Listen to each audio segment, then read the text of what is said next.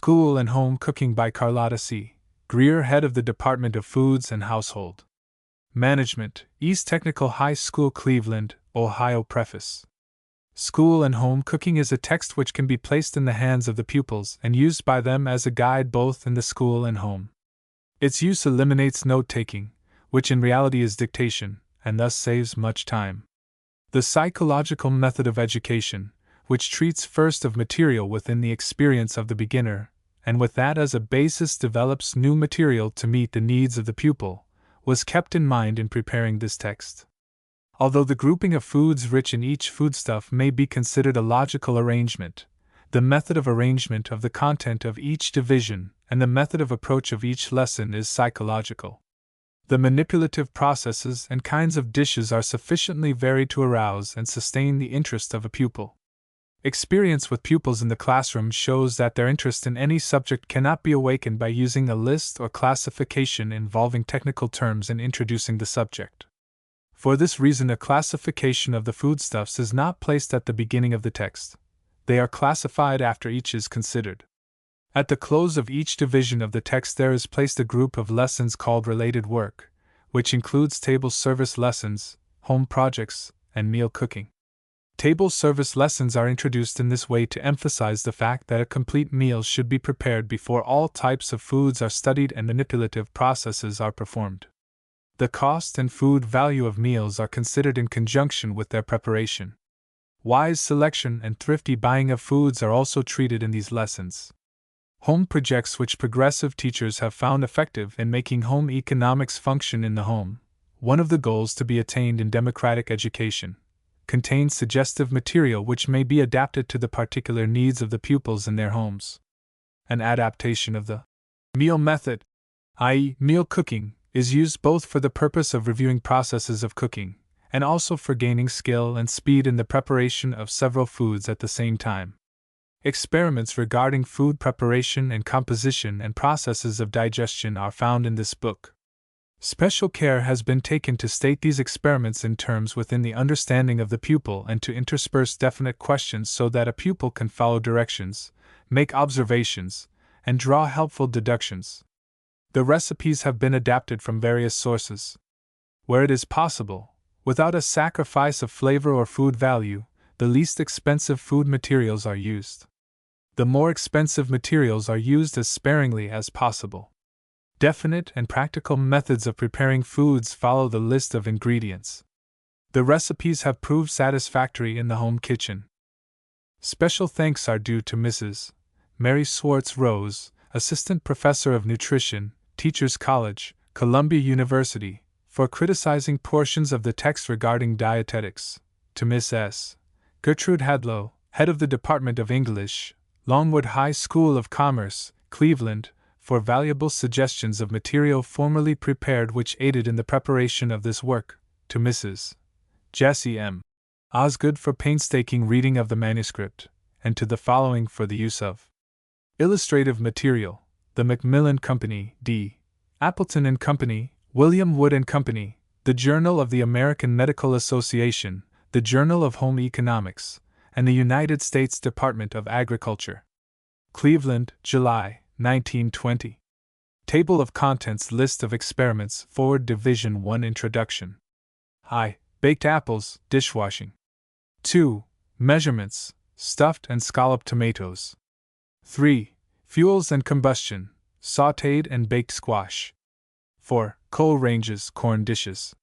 V. Gas ranges, scalloped fruit. 6. Stoves and heating devices, stuffed peppers, butterscotch apples. Division 2 Body regulating food, water. 7. Water and beverages A.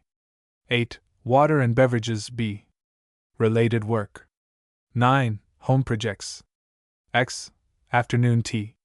Division 3 Body building and body regulating foods, rich in ash, mineral matter. 11. Fresh vegetables A. 12. Fresh vegetables B. 13. Fresh fruits. Related work lesson. 14. Review, meal cooking. 15. Home projects. Division 4 Energy giving or fuel foods, rich in carbohydrates.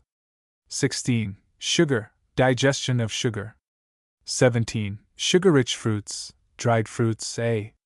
18. Sugar-rich fruits, dried fruits B. 19. Cereals, starch and cellulose. XX. Cereals, rice A. 21. Cereals, rice B. 22. Cereals and the fireless cooker. 23. Cereals for frying or baking. 24.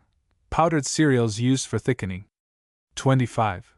Toast, digestion of starch. 26. Root vegetables A. 27. Root vegetables B. 28. Root vegetables C. 29. Starchy foods cooked at high temperature. Related work. XXX. Dining room service. 31. Cooking and serving breakfast. 32. Review, meal cooking. 33. Home projects. Division 5. Energy giving or fuel foods, rich in fats and oils.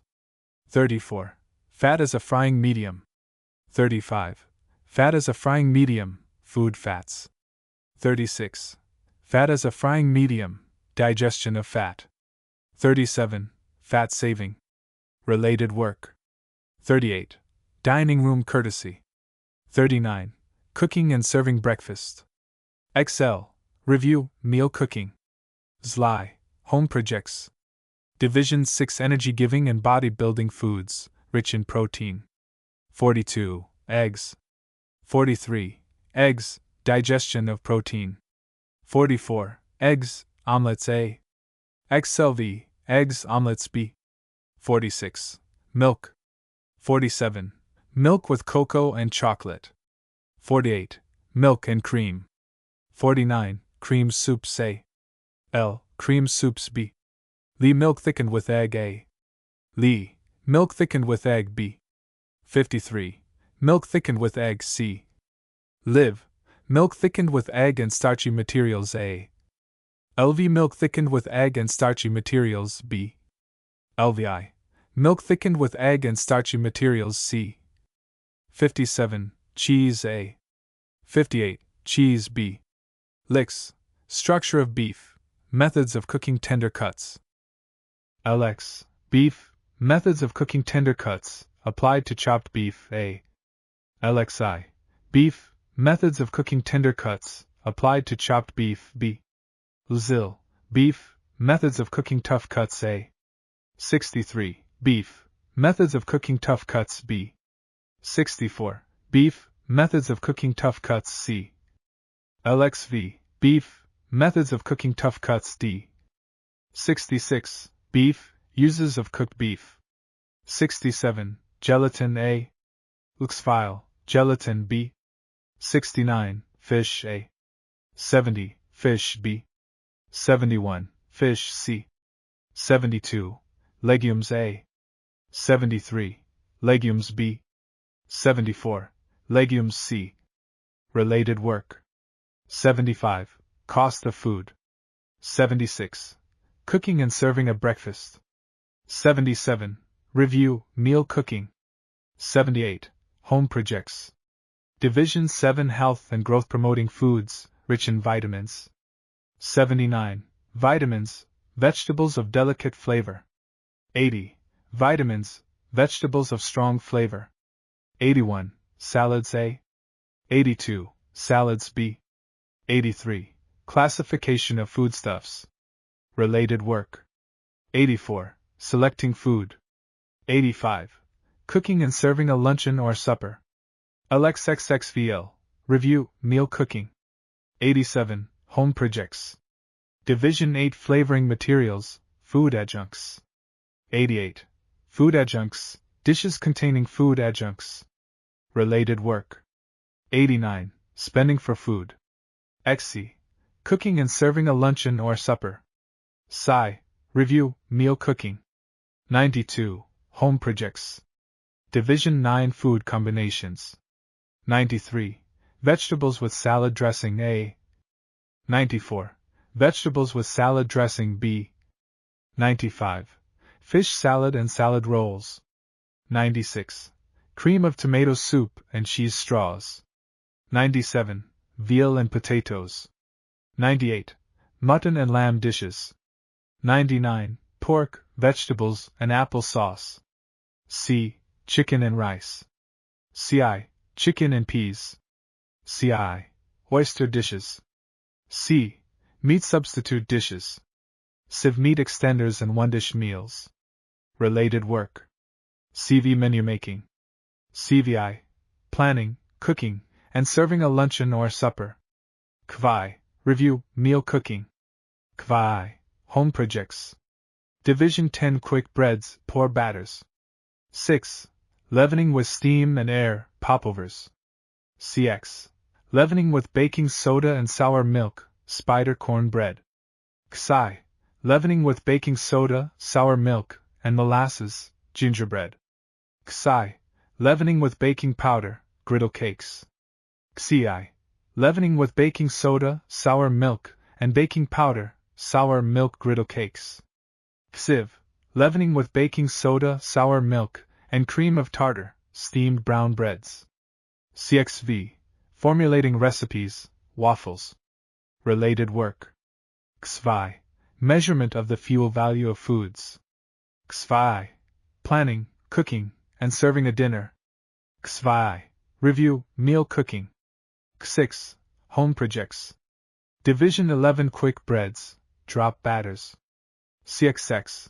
Fine and coarse flours, muffins. XI. Comparison of wheat and other grains, muffins. XI. Baking powder loaf breads. XI. Eggs for quick breads, cream puffs. Related work. XIV. Food requirement. CXXV. Planning, cooking, and serving a dinner. XVI. Review, meal cooking. XVI. Home projects. Division 12. Quick breads, soft doughs. XVI. Method of mixing fat in quick breads, drop biscuit. XVI. Quantity of fat in quick breads, short cake. CXXX. Cut biscuit. Related work. XVI. Measurement of the fuel value of food applied to the daily food requirement. XCI. Planning, cooking, and serving a dinner. XCI. Review, meal cooking. XIV. Home projects. Division 13. Yeast breads, stiff doughs. CXXXV. Yeast, loaf bread. XXV. Wheat flour, bread sponge. XXV. Modifications of plain white bread. XXV. Rolls and buns. Related work. XX. Food for girls and boys. CXL. Planning a day's diet, cooking and serving a meal. XLI. Review, meal cooking. XLI. Home projects. Division 14. Cake. XLI. Cake without fat, sponge cake. XLIV. Cake containing fat, 1 egg cake. CXLV. Cake containing fat, plain cake and its modifications. A. XLV. Cake containing fat, plain cake and its modifications. B. XLVI. Cake containing fat, cookies. XLVI. Cakes without eggs. Related work. XLIX. The luncheon box. CL. Planning and preparing box luncheons. CLI. Review, meal cooking. CLI. Home projects. Division 15. Pastry. CLI. Pies with under crust. CLIV.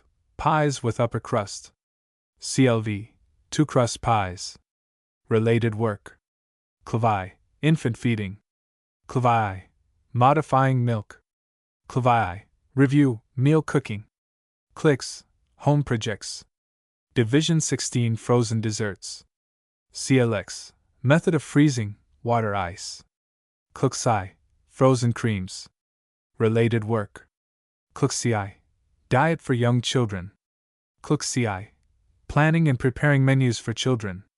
CLXIV. Review, meal cooking. CLXV. Home projects. Division 17. Food preservation. CLXV. The principles of preserving food. CLXVI. Processing with little or no sugar, canned fruit. CLXVI. Processing with much sugar, preserves, jams, and conserves. CLEX. Processing with much sugar, jellies. CLXX. Processing with vinegar and spices, relishes. CLXI. Canned vegetables. CLXCI. dried vegetables. Related work. Cluxii, the sickroom tray. Clexive, preparing trays for the sick and convalescent. CLXXV, review, meal cooking. CLEXVI, home projects. Division 18 supplementary. I. Thanksgiving sauce. 2. Thanksgiving desserts. 3. Christmas sweets. 4. Christmas candy. List of experiments. 1. Measurement equivalence. 2. Use of the wooden spoon. 3. Lack of draft. 4. Presence of draft. 5. The regulation and purpose of a gas mixer. 6. The dissolving power of water. 7. Presence of gases in water. 8. Simmering and boiling of water. 9. Tannin in tea. 10. The solubility of granulated sugar in cold water. 11. The solubility of granulated sugar in hot water. 12. The solubility of powdered sugar. 13. The solubility of caramel. 14. The starch test. 15. The effect of cold water on starch. 16. The effect of heat on starch. 17. Stiffening of cooked starch. 18. The structure of starch. 19. Separation of cellulose and starch. 20. The difference in the nutritive value of boiled rice and rice cooked over boiling water. 21. Retention of heat. 22. Starch grains in boiling water. 23. Separation of starch grains with cold water. 24. Separation of starch grains with sugar. 25. Separation of starch grains with fat. 26. The change of starch into dextrin. 27. The solubility of dextrin. 28. Starch in cracker. 29. Action of saliva upon starch. 30. The effect of soaking starchy vegetables in water. 31. Temperature at which fats and oils decompose or burn. 32. Bread fried in cool fat. 33. The temperature of fat for frying. 34. Saponification of fat. 35. Action of oil and water. 36. Emulsion of fat. 37. The coagulation of egg white. 38. The solubility of albumin. 39. Temperature at which eggs coagulate. 40. Comparison of cooked and boiled eggs. 41. Effect of beating a whole egg. 42. Comparison of eggs beaten with a Dover egg beater and with a wire spoon. 43. Effect of beating egg yolk and whites separately. 44. Separation of milk into foodstuffs. 45. Scalding milk. 46. Comparison of the conducting power of metal and earthenware. 47. Effect of rennet on milk. 48. Separation of curd and whey. 49. Effect of acid on milk. 50. Division of muscle. 51. Effect of dry heat on A. Connective tissue, B. Muscle fiber. 52. Effect of moisture and heat on A. Connective tissue, B. Muscle fiber. 53. Comparison of starch and dextrin for thickening. 54. Effect of cold water on meat. 55. Effect of boiling water on meat. 56. Effect of salt on meat. 57. Effect of cold water on gelatin. 58. Effect of hot water on gelatin. 59. Effect of soaking fish in water. 60. Effect of boiling fish rapidly. 61. Effect of acid on milk. 62. Neutralization of acid by means of soda. 63. Protein in oyster liquor. 64. Leavening with steam and air. 65. Comparison of thick and thin quick breads. 66. Preparation of flour for quick breads. 67. Action of baking soda on sour milk. 68. Chemical change. 69. Quantity of baking soda to use with sour milk. 70. Action of baking soda on molasses. 71. Quantity of baking soda to use with molasses. 72. Effect of cold water on a mixture of cream of tartar and baking soda. 73. Effect of hot water on a mixture of cream of tartar and baking soda. 74. Effect of hot water on baking powder. 75. Starch and baking powder. 76. Comparison of the time of action of different types of baking powders. 77. Conditions for growth of the yeast plant. 78. Protein in flour. 79. Mixtures for freezing. 80. Effect of air, light, and drying upon the growth of molds. 81. Effect of moisture and light upon the growth of molds. 82. Effect of moisture and darkness upon the growth of molds. 83. Effect of moisture and low temperature upon the growth of molds. 84. Growth of molds on cut fruit. 85. Growth of molds upon whole fruits. 86. Growth of molds on other foods. 87. Growth of molds upon wood. 88. Growth of molds upon cloth. 89. Contamination of fresh food by means of moldy food. 90. Growth of bacteria. 91. Effect of boiling upon the growth of bacteria. 92. Effect of preservatives on the growth of bacteria. 93. Use of sugar as a preservative. 94. Pectin in fruit juice. 95. Pectin in the inner portion of orange and lemon peel. Illustration: Blessed be the feast with simple plenty crowned. Forward. One of the slogans of the World War, "Food will win the war," showed that food was much more important than many persons had believed. It confirmed the fact that food was not merely something that tastes good or relieves the sensation of hunger, but that it was a vital factor in achieving one of the noblest ideals of all time. The subject of food is a broad one that is growing in interest. Many present-day scientists are finding a lifework in food study.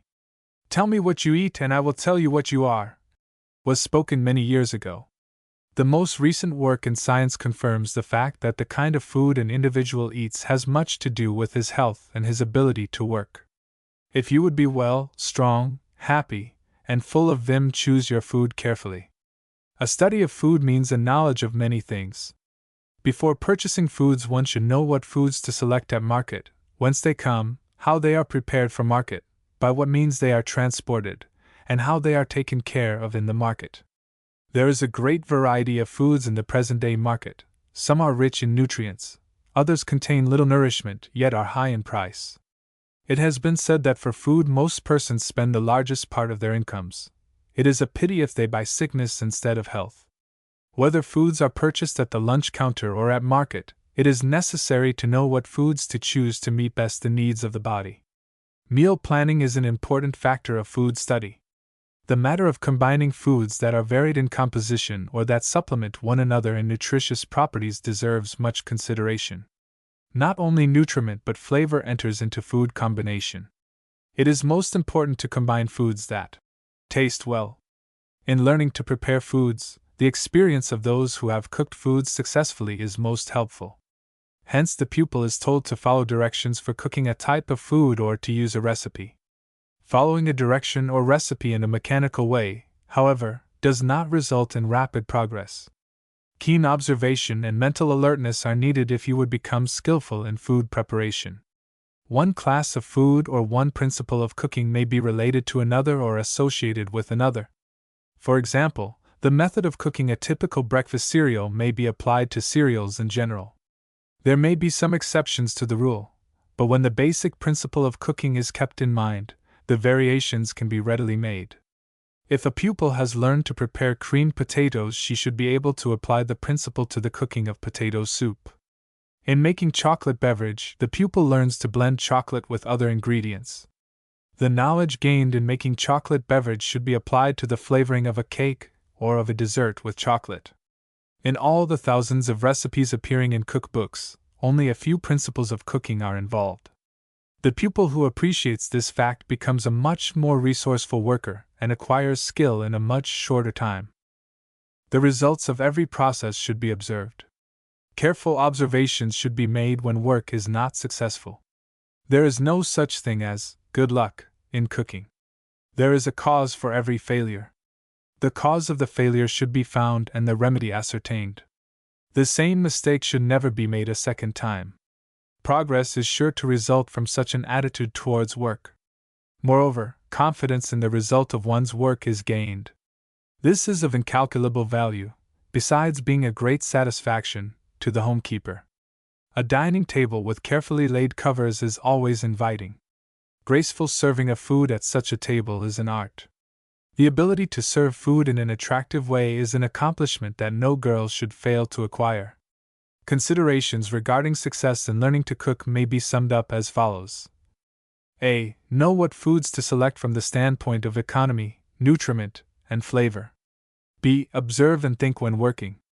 Relate or associate one class of foods with another, and one principle of cooking with another. C. Note the results of your work. Know why the results are successful or why they are unsuccessful. Food selection, food combination, and food preparation are all important factors of good cooking. It is to be hoped that the pupil will realize that the study of food and cooking means the ability not only to boil, broil, and bake, but to select, combine, use, and serve food properly. All this demands much earnest thought and effort. School and Home Cooking Division 1 Introduction Lesson I Baked Apples, Dish Washing. Baked apples stuffed with raisins. 6 apples seeded raisins 6 tablespoonfuls brown sugar 6 tablespoonfuls water. Wash the apples.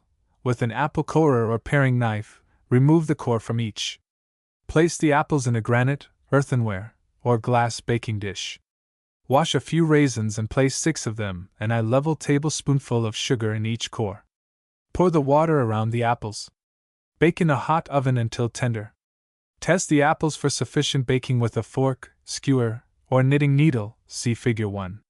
During baking, occasionally baste the apples, i.e. take spoonfuls of the water from around the apples and pour it on the top of them.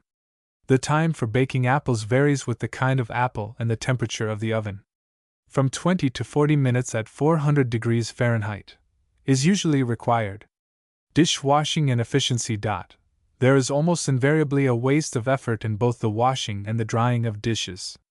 This may be due to A. Poorly arranged dishwashing equipments. B. Inadequate utensils for dishwashing. C. Lack of forethought in preparing the dishes for washing and too many motions in washing and drying them. Since dishwashing is one of the constant duties of housekeeping, efficiency methods, i.e. methods which accomplish satisfactory results with the fewest motions and in the least time, should be applied to it. The washing of dishes, invariably considered commonplace, may become an interesting problem if it is made a matter of motion study.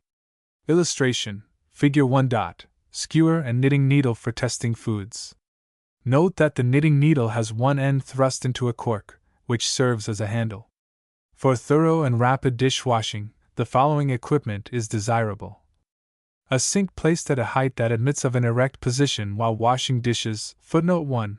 In case it is necessary for one to wash dishes at a sink which is placed too low, the dishpan may be raised by placing it on an inverted pan or on a sink rack, which may be purchased for this purpose, and equipped with 2 draining boards, one on each side of the sink, or with 1 draining board on the left side. Dish and draining pans. Dish drainer. See Figures 4 and 5. Dish rack. See Figures 6 and 7. Dish mop. See Figure 3. Wire dishcloth or pot scraper, see Figure 3. Dish cloths, not rags. Dish towels.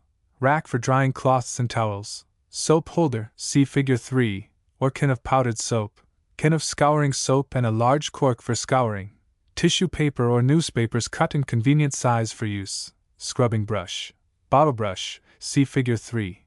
Rack made of slats for drying brushes, see Figure 2. Preparing dishes for washing. If possible, as soon as serving dishes, i.e. dishes used at the dining table, are soiled, scrape away bits of food from them. The scraping may be done with A. A piece of soft paper. B. Plate scraper, see Figure 3. C. A knife or spoon.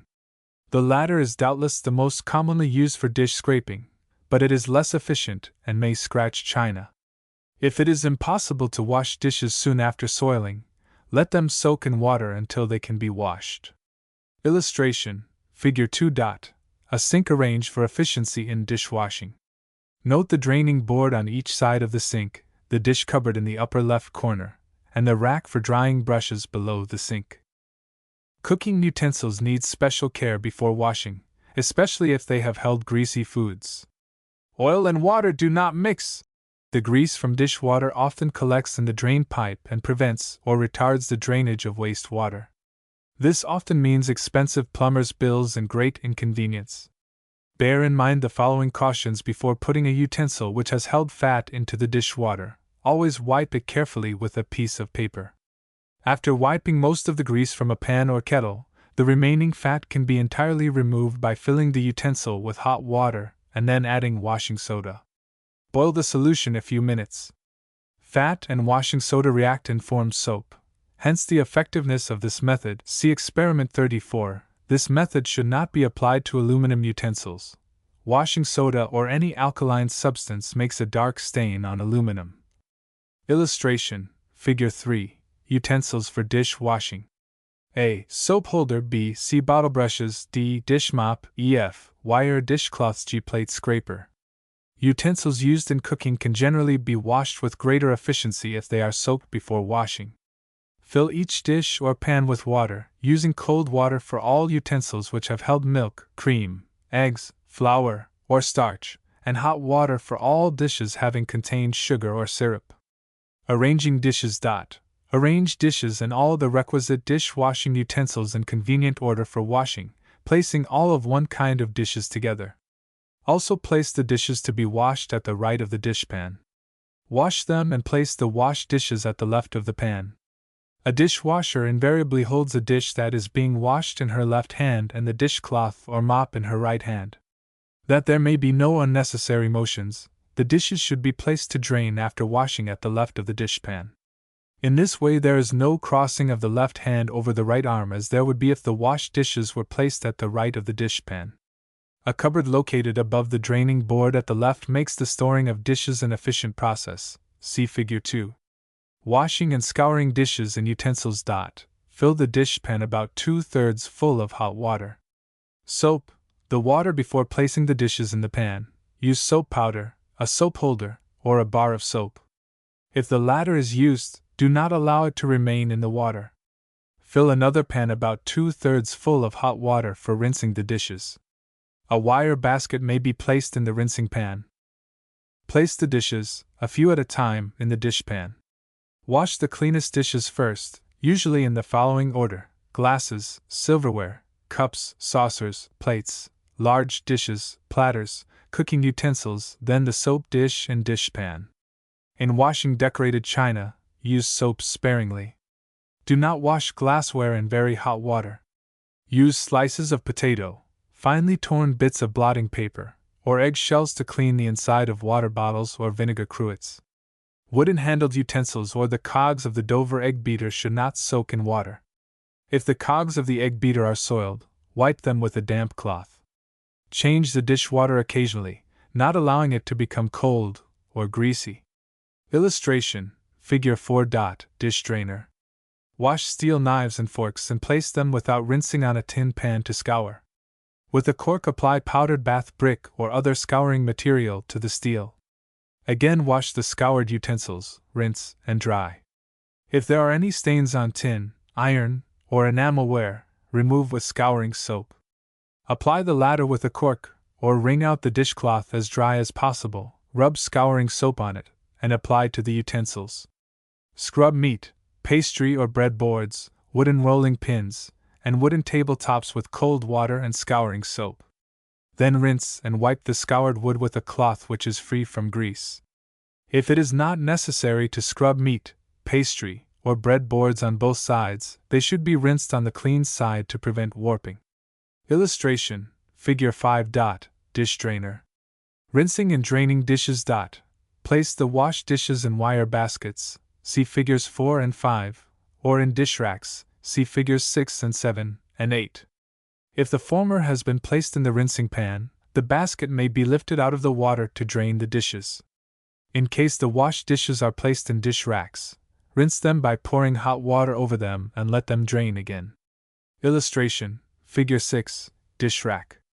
Drying dishes and utensils. If such dishes as plates, platters, and saucers are placed upright to drain and are rinsed with very hot water, no towel drying is required. Glassware and silver should be dried with a soft towel. Towels made from flour sacks or from glass toweling are good for this purpose. Coarser towels may be used to dry cooking utensils. To prevent rusting, dry tin, iron, and steel utensils most thoroughly. After using a towel on these wares, it is well to place them on the back of the range or in the warming oven. Woodenware should be allowed to dry thoroughly in the open air. Stand boards on end until dry. Illustration: Figure 7. Dish rack. Care of dish towels and cloths. Use dish towels and cloths for no other purpose than washing and drying dishes.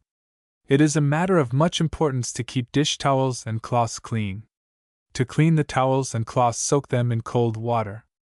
Then wash in hot soapy water and rinse them well. Wring, stretch, and hang to dry on a rack, or preferably in the sun at least once a week. Boil the towels. First soak, wash, and rinse them as directed above.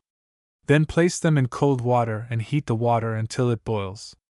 Wring, stretch, and hang to dry. Illustration: From Home Furnishing, by Alice M. Kellogg. Figure 8. A rack for drying dishes. Care of the sink. If the sink is of porcelain or enamel, it may be cleaned with soap, but not with scouring soap or powder. The latter wears away the smooth finish, makes it slightly rough and hence more difficult to clean. Before applying soap to a sink, wring out the cloth used in cleaning it as dry as possible, and then with the hand push any water standing in the sink down the drain pipe. Then apply soap to the cloth and wash the sink. Do not let the water run from the faucet while cleaning the sink. If the dirt and grease on a sink do not yield to soap, apply a small quantity of kerosene. After cleaning, rinse the sink by opening the hot water faucet, letting a generous supply of water flow down the drain pipe so as to rinse the trap. The drain pipe and trap of a sink needs special cleaning occasionally. This is often done by pouring a solution of washing soda down the drain. If this is used, special care should be taken to rinse the drain with much hot water. As previously explained, grease and washing soda form soap. If the latter is allowed to remain in the trap, it may harden and stop the drain pipe. Because of the formation of soap and the possible stoppage of the drain pipe when washing soda is used, kerosene is advised. To use this, first flush the drain with about half a gallon of hot water. Immediately pour in 1/2 cupful of kerosene. Let the kerosene remain in the trap for at least 5 minutes. Then rinse with another half gallon of water. Kerosene emulsifies grease and makes it easy to rinse away. Suggestions for personal neatness in the school kitchen and at home. For both comfort and cleanliness, a washable gown should be worn in the kitchen, or the gown should be well covered by an apron. It is advisable to cover the hair with a hair net or cap. Rings are an inconvenience when worn in the kitchen. The hands should be washed before preparing or cooking food, and after touching the hair or handkerchief. It is desirable to have a hand towel conveniently placed. Clean cooking means clean tasting. This can be done by taking some of the food with the cooking spoon and then pouring it from the cooking spoon into a teaspoon. Taste from the teaspoon. Questions: Are apples sold by weight or by measure, i.e. by the pound or peck? What is the price per pound or per peck of apples? Why should dishes which have held milk, cream, egg, flour, or starch be rinsed with cold water? Why should dishes having contained sugar or syrup be soaked in hot water? Why should greasy dishes and utensils be wiped with paper and then rinsed with hot water before washing? Why should not a bar of soap soak in dishwater? Why not fill the dishpan with soiled dishes? Why should glass be washed in warm, not hot water? Why should not wooden-handled utensils and the cogs of the Dover egg beater soak in dishwater? Why should glass and silver be wiped with a soft towel? Why should tin, iron, and steel utensils be dried most thoroughly? Why should woodenware be allowed to dry in the open air? See Experiment 87. Why should dish towels be placed in boiling water during laundering? Why should scouring soap or powder not be used in cleaning a porcelain or enamel sink? What is the purpose of wringing out dry a sink cloth and letting no water run from the faucet while cleaning a sink? Lesson 2: Measurements: Stuffed and Scalloped Tomatoes. Experiment 1. Footnote 2. The pupil should record each experiment in a notebook in a methodical way, giving a. the aim of the experiment, b. the process, c. the result, and d. The conclusion or practical application. Measurement equivalence. In measuring solid materials with teaspoon, tablespoon, or standard measuring cup, see Figure 9. Fill the measuring utensil with the material and then level it with a knife. Use both water and flour or sugar for the following measurements. A. Find the number of teaspoonfuls in 1 tablespoonful. B. Find the number of tablespoonfuls in 1 cup. C. Find the number of cupfuls in 1 pint. Half a spoonful is obtained by dividing through the middle lengthwise. A quarter of a spoonful is obtained by dividing a half crosswise. Illustration, Figure 9, utensils for measuring and weighing foods. An eighth of a spoonful is obtained by dividing a quarter diagonally. A third of a spoonful is obtained by dividing twice crosswise. A set of measuring spoons, see Figure 9, is most convenient for measuring fractional teaspoonfuls. Need of accuracy. When learning to cook, it is necessary to measure all ingredients with exactness. Experienced cooks can measure some ingredients for certain purposes quite satisfactorily, by eye. The result is satisfactory, however, only when the cook has established her own standards of measurements by much practice. Even then, many housewives are not sure of success. For certain foods, the ingredients should always be measured accurately, no matter how skillful the cook. As far as possible, the exact quantity of a recipe is given in this text. When the quantity of an ingredient is too small for practical measurement, merely the name of the ingredient is given and no definite quantity indicated. When large quantities of materials are to be measured, a quart measure on which the pint and half-pint quantities are indicated usually proves more convenient than a measuring cup. Many foods, especially fats, are more conveniently weighed than measured. Kitchen scales are a useful equipment for cooking, see Figure 9. The amateur should, however, train her eye to approximate measurements. She should learn to estimate the size of saucepans and other cooking utensils, and also of serving dishes. Measure by cupfuls the capacity of several utensils in constant use and thus establish a few standards of measurement. Also, it is well to be on the alert to learn the proper quantity of food to buy at market, and the proper quantity of food to cook for a stated number of persons. She would make a sad failure who would prepare just enough rice to serve 4 persons when 6 were to be seated at the table. She might be able to cook the cereal well and to tell many interesting facts concerning its growth, composition, and preparation, yet for the lack of a little homely knowledge the meal would be disappointing. A thrifty housekeeper would not buy enough lettuce or spinach for 10 people when there were only 6 to be served. In the school kitchen, always note the quantity of the materials used, and then observe the quantity of the finished product. Experiment 2. Use of the wooden spoon. Place a tin and a wooden spoon in a saucepan of boiling water. After the water has boiled for at least 5 minutes, grasp the handles of the spoons. Which is the hotter? Which would be the more comfortable to use when stirring hot foods? What kind of spoon, tin or wood, should be used for acid foods? Why? See suggestions for cooking fruits. Explain why it is that the handles of teakettles, knobs on covers for saucepans, etc., are of wood. Stuffed tomatoes. 6 ripe tomatoes, 2 cupfuls soft breadcrumbs, 1½ teaspoonfuls salt - pepper, 3/4 teaspoonful mixed herbs, 2 tablespoonfuls butter or substitute. Wash the tomatoes, remove a slice from the tops, and take out most of the seed portion. Add the seasoning to the breadcrumbs, melt the fat, then add the seasoned breadcrumbs to the fat. Fill the tomatoes with the prepared crumbs, place them in an oiled baking pan, and bake slowly, about 20 minutes, until the tomatoes are soft but not broken, and the crumbs brown.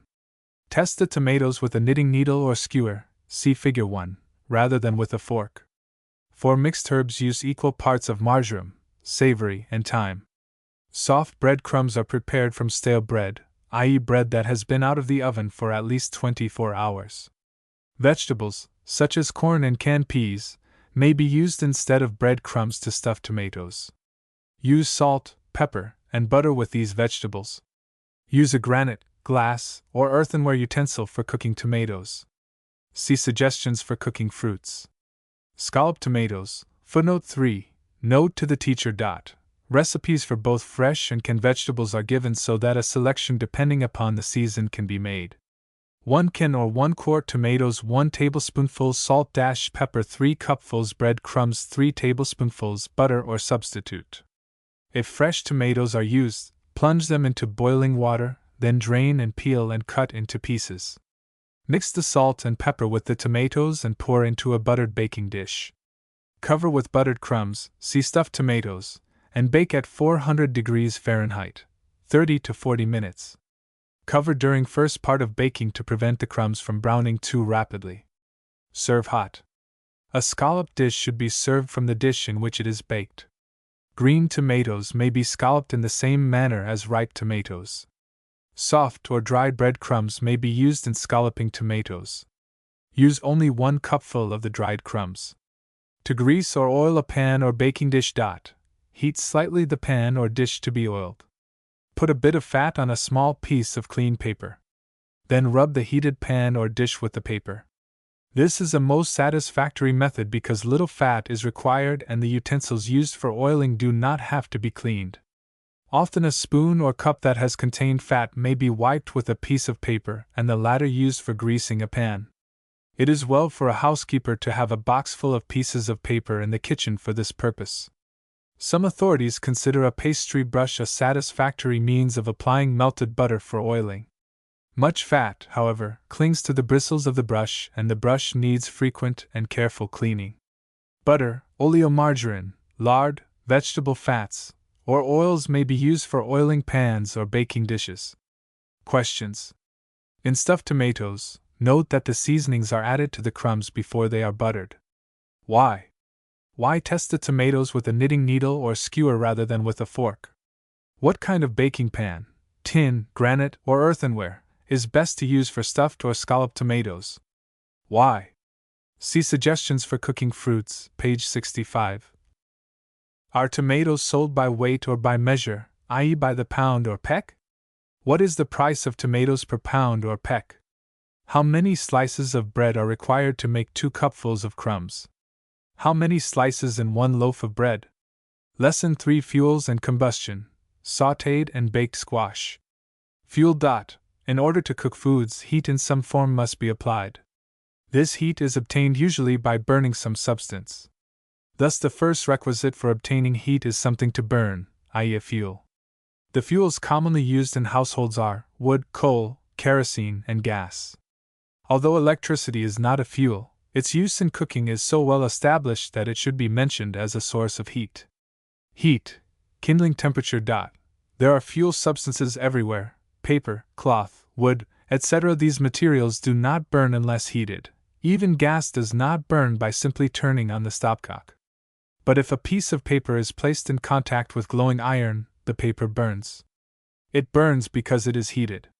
If the blazing paper is placed in contact with kindling wood and coal, the kindling wood soon begins to burn because it is heated by the burning paper. The coal burns when it is heated by the burning wood. All fuels must be heated before they will burn. When one thinks of the ease with which paper catches fire, and of the difficulty of making hard coal burn, it becomes evident that some substances require only a small amount of heat before they will burn, while others require much heat. Different materials, then, require different degrees of heat to burn. The phosphorus and other substances on the tip of a match ignite readily. The heat that is developed by rubbing the tip over some surface is sufficient to make the phosphorus burn. The burning phosphorus and other substances heat the matchstick to the temperature at which it begins to burn. The burning matchstick applied to paper heats the latter to the temperature at which it burns. The temperature to which a substance must be heated in order to burn and continue to burn is called the kindling temperature of that substance. Draft, oxygen. Experiment 3, Lack of draft. A. Place a short candle on a pan. Light the candle and put a tall, slender lamp chimney over it. Does the candle continue to burn? Why? B. Again light the candle and replace the chimney, but this time support it on 2 sticks of wood or on the handles of a knife and fork so that it will not rest directly on the pan. Place a saucer or a piece of cardboard over the top of the chimney.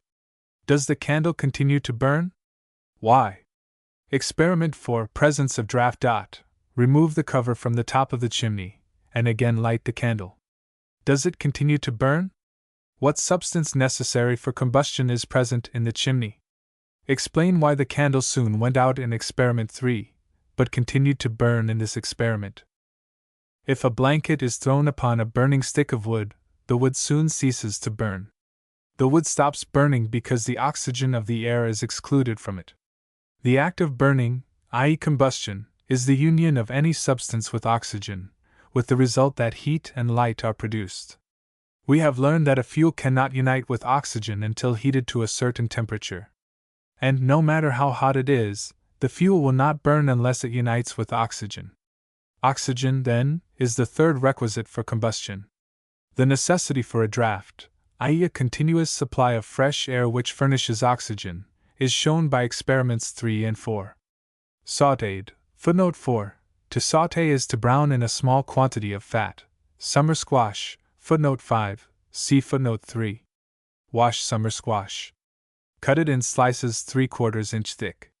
Do not remove the skin or the seeds. Dip each slice in flour. In a frying pan, put some fat and heat it.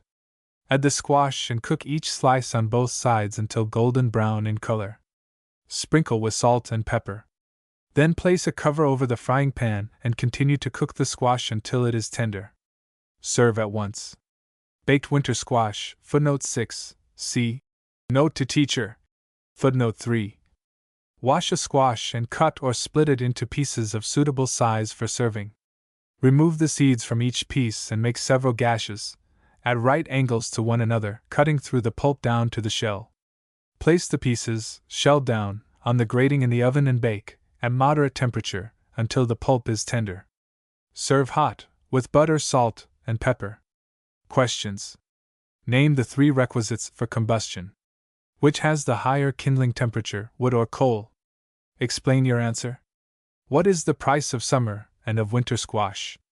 How much of each kind of squash is required to serve 6 persons? Lesson 4. Coal ranges, footnote 7, note to the teacher.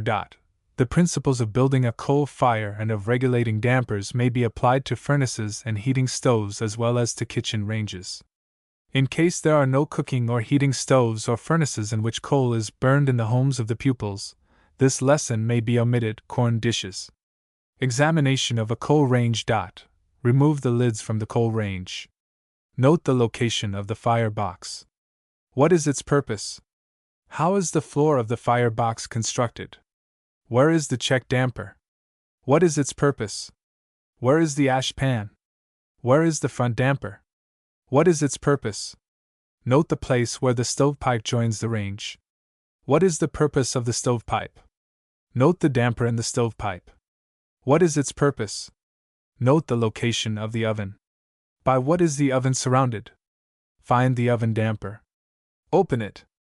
In what direction do the hot gases pass out when the oven damper is open?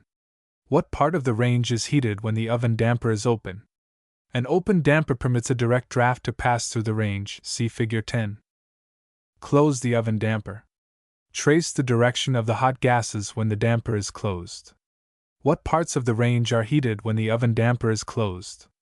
A closed oven damper permits an indirect draft to pass through the range, see Figure 11. How should the front, oven, check, and chimney dampers be arranged when the fire is kindled? Products of combustion. What is found deposited on the inside of the stovepipe of a coal range? To what is the upper end of the stovepipe joined? What does one often see coming from the top of a chimney? Illustration, Figure 10. Coal range showing course of direct draft. In the previous lesson it was found that when a material burned, it united with oxygen. It is a matter of common observation that when all solid fuels, coal, wood, paper, burn, they decrease in size, and that fuel gas is consumed. Apparently only a few ashes remain when solid fuels have been burned, and only a disagreeable odor remains when gas has been burned. Yet soot is deposited in the stovepipe and smoke issues from the chimney. Both solid and gaseous materials, such as ashes, soot, and smoke, are formed when fuels burn. Such materials are called products of combustion. Fire building in a coal range. It is necessary to have the fire box, ash pan, and other parts of the stove clean before building a fire. After cleaning, Place a generous layer of loosely crumpled paper over the bottom of the firebox, then about 4 layers of kindling wood, placed so that there are air passages between the pieces, and on top of the wood put 2 shovelfuls of coal. Regulate the dampers for a direct draft, replace the stove lids, and brush the surface of the stove. Illustration: Figure 11. Coal range showing course of indirect draft. Before lighting the fuels, polish the range in the following manner. To the nickel of the stove apply whiting and ammonia or any satisfactory metal cleanser. To the iron of the stove apply oil rather than blacking. Light paraffin oil may be used for this purpose. Apply the oil with cotton waste, or a soft cloth. Care should be taken not to apply an excess of oil. Polish with soft cotton or woolen cloth. One should remember, however, that oil must be used with caution. It should never be applied to a stove containing burning fuels. If the stove cloth, saturated with oil, is not destroyed after using, it is well to keep it in a covered tin can or stone jar. After polishing the stove, light the fuels. When the wood is reduced to glowing embers and the coal is burning, add more coal. If this burns well, change the dampers to make an indirect draft. Green corn. In selecting corn for cooking, choose those ears that are filled with well-developed kernels, from which milky juice flows when pressed with the thumb. Cook as soon as possible after gathering. To boil green corn, remove silk and husk from the corn. Place the ears in boiling water.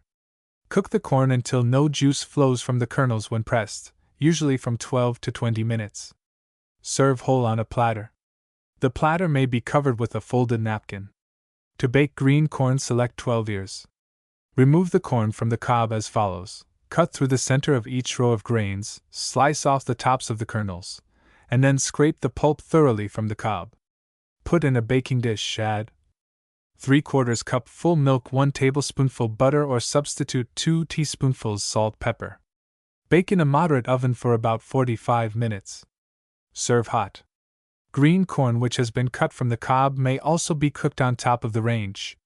To the corn cut from 12 ears, add the same ingredients, using less milk. Cook at simmering temperature until tender. Scalloped corn. 1 can corn, 2/3 cup full milk, 1 1/4 teaspoonfuls salt, pepper, 2 tablespoonfuls butter or substitute 2 cupfuls soft bread crumbs. Mix the corn, milk, and seasonings. Mix the crumbs and fat, and place 1/4 of them in the bottom of a buttered baking dish. Add 1/2 of the corn mixture, then another 1/4 of the crumbs, the remainder of the corn mixture, and finally the remainder of the buttered crumbs. Bake at 400 degrees Fahrenheit for 45 minutes. Questions. Explain why it is necessary to have the firebox, ash pan, and other parts of a coal range cleaned before building a fire. If both hard and soft woods are used in building a fire, which should be placed next to the paper? Explain your answer. What is the advantage in using oil rather than blacking and cleaning a range? Explain why a stove cloth, saturated with oil, should be kept in a covered tin can or stone jar. Compare the method of mixing the crumbs in scalloped tomatoes and in scalloped corn. Which contains the more moisture, corn or tomatoes? From this explain the difference in mixing. What is the price of 12 ears of green corn or of 1 can of corn? Lesson V. Gas ranges, scalloped fruit. Examination of a gas burner. Inspect a gas burner and find the following parts. A. Supply pipe. B. Stopcock. C. Burner. D. Mixer. See Figure 12. To light a gas burner, observe the following directions, and in the order named. A. Strike the match. B. Turn the stopcock. C. Apply the match to the open burner. D. If necessary, regulate the stopcock and mixer, so that the flame is blue in color. Illustration, courtesy of Clark Stove Co. Figure 12. Gas burner showing mixer. Experiment 6. The regulation and purpose of a gas mixer. Light a gas burner, and then completely close the mixer of the burner. If the mixer is stationary, it may be closed by wrapping a piece of paper about it. What is the color of the flame? Now open the mixer. What is the color of the flame? What substance has been mixed with the gas by opening the burner? What is the purpose of the mixer? Examination of a gas range. Inspect a gas range and find the following parts. A. Top burners, regular, giant, and simmering, see Figure 13. B. Stopcocks of top burners. C. Oven burners. D. Stopcocks of oven burners. E. Pilot, if there is one. F. Baking oven. G. Broiling oven. H. Warming oven and its burner, if there is one. I. Supply pipe. J. Stovepipe. The method of lighting oven burners varies in different ranges, and for this reason it is impossible to give directions for lighting which will apply to all oven burners. There is, however, one important direction that should always be borne in mind. Always open the oven door before lighting the oven burners. If such caution is not observed, the gas may escape into the oven and cause an explosion. In case there is a pilot lighter, open the oven door and see that the oven burners are turned off before lighting the pilot. Illustration, courtesy of Clark Stove Co. Figure 13, gas burners A, giant, B, regular, C, simmering. Adjusting a gas burner. The products of combustion of fuel gas that most interest the housekeeper are carbon and carbon dioxide. Carbon dioxide is not a poisonous gas, but it does not support animal life. Air containing much carbon dioxide does not contain enough oxygen for perfect respiration, hence the need of an outlet for the products of combustion of a gas stove. Good flue construction is quite as necessary for a gas range as for a coal range, see Figure 14. When gas burns with a yellow flame, it deposits soot on cooking utensils and does not give as much heat as it should. This is caused by incomplete combustion. Moreover, carbon monoxide, which is present in some gas, may escape without burning. This is an exceedingly poisonous gas and when inhaled even in small quantities may cause serious effects. Hence it is specially necessary for a housewife to see that the gas burner is clean, well regulated, and properly constructed, so that sufficient air can mix with the gas to produce a blue flame. Conserving gas. According to authoritative information, footnote 8, United States Fuel Administration Bulletin. Use and conservation of natural gas. The demands for natural gas are now greater than the available supply. Food and trees can be grown. Water supplies are constantly replenished by nature, but there is no regeneration in natural gas. It is thought that natural gas forms so slowly that millions of years will be required to make the present concentrated supply. As far as we are concerned, when the present supply is used up, it is gone forever. Since natural gas is a most efficient fuel, every housekeeper and householder should feel obligated to waste none of it. Suggestions for conserving gas follow. 1. See that the mixer is properly adjusted so that the flame is light blue in color. 2. In selecting a gas stove, see that the burner is so located that the cooking surface is the correct distance above the burner. The tip of the flame should touch the bottom of the utensil. If it is necessary to have a long flame in order to bring this about, there is considerable waste of gas. 3. If the flame is long, the gas pressure is greater than necessary. Regulate the gas pressure by adjusting the valve in the supply pipe. A short flame will save gas and produce satisfactory results, provided the cooking surface is the proper distance above the burner. 4. After the contents of a cooking utensil boils, turn the gas cock so that only gentle boiling takes place. A food becomes no hotter in rapidly boiling than in gently boiling water. 5. When possible, use the simmering burner rather than the regular or giant burner. 6. Let the flame touch only the bottom of the cooking utensil. There is a wastage of gas when the flame streams lip the sides of the cooking utensil. 7. Turn off the gas immediately when fuel is not needed. Matches are cheaper than fuel gas. Care of the gas range. Daily care. If any substance on the stove cannot be removed easily, loosen it with a knife, and then wipe the stove with a newspaper. Clean the stove with waste or a cloth having a little light paraffin oil on it. Polish with soft cotton or flannel cloth. Remove the tray that is beneath the top burners, and wash.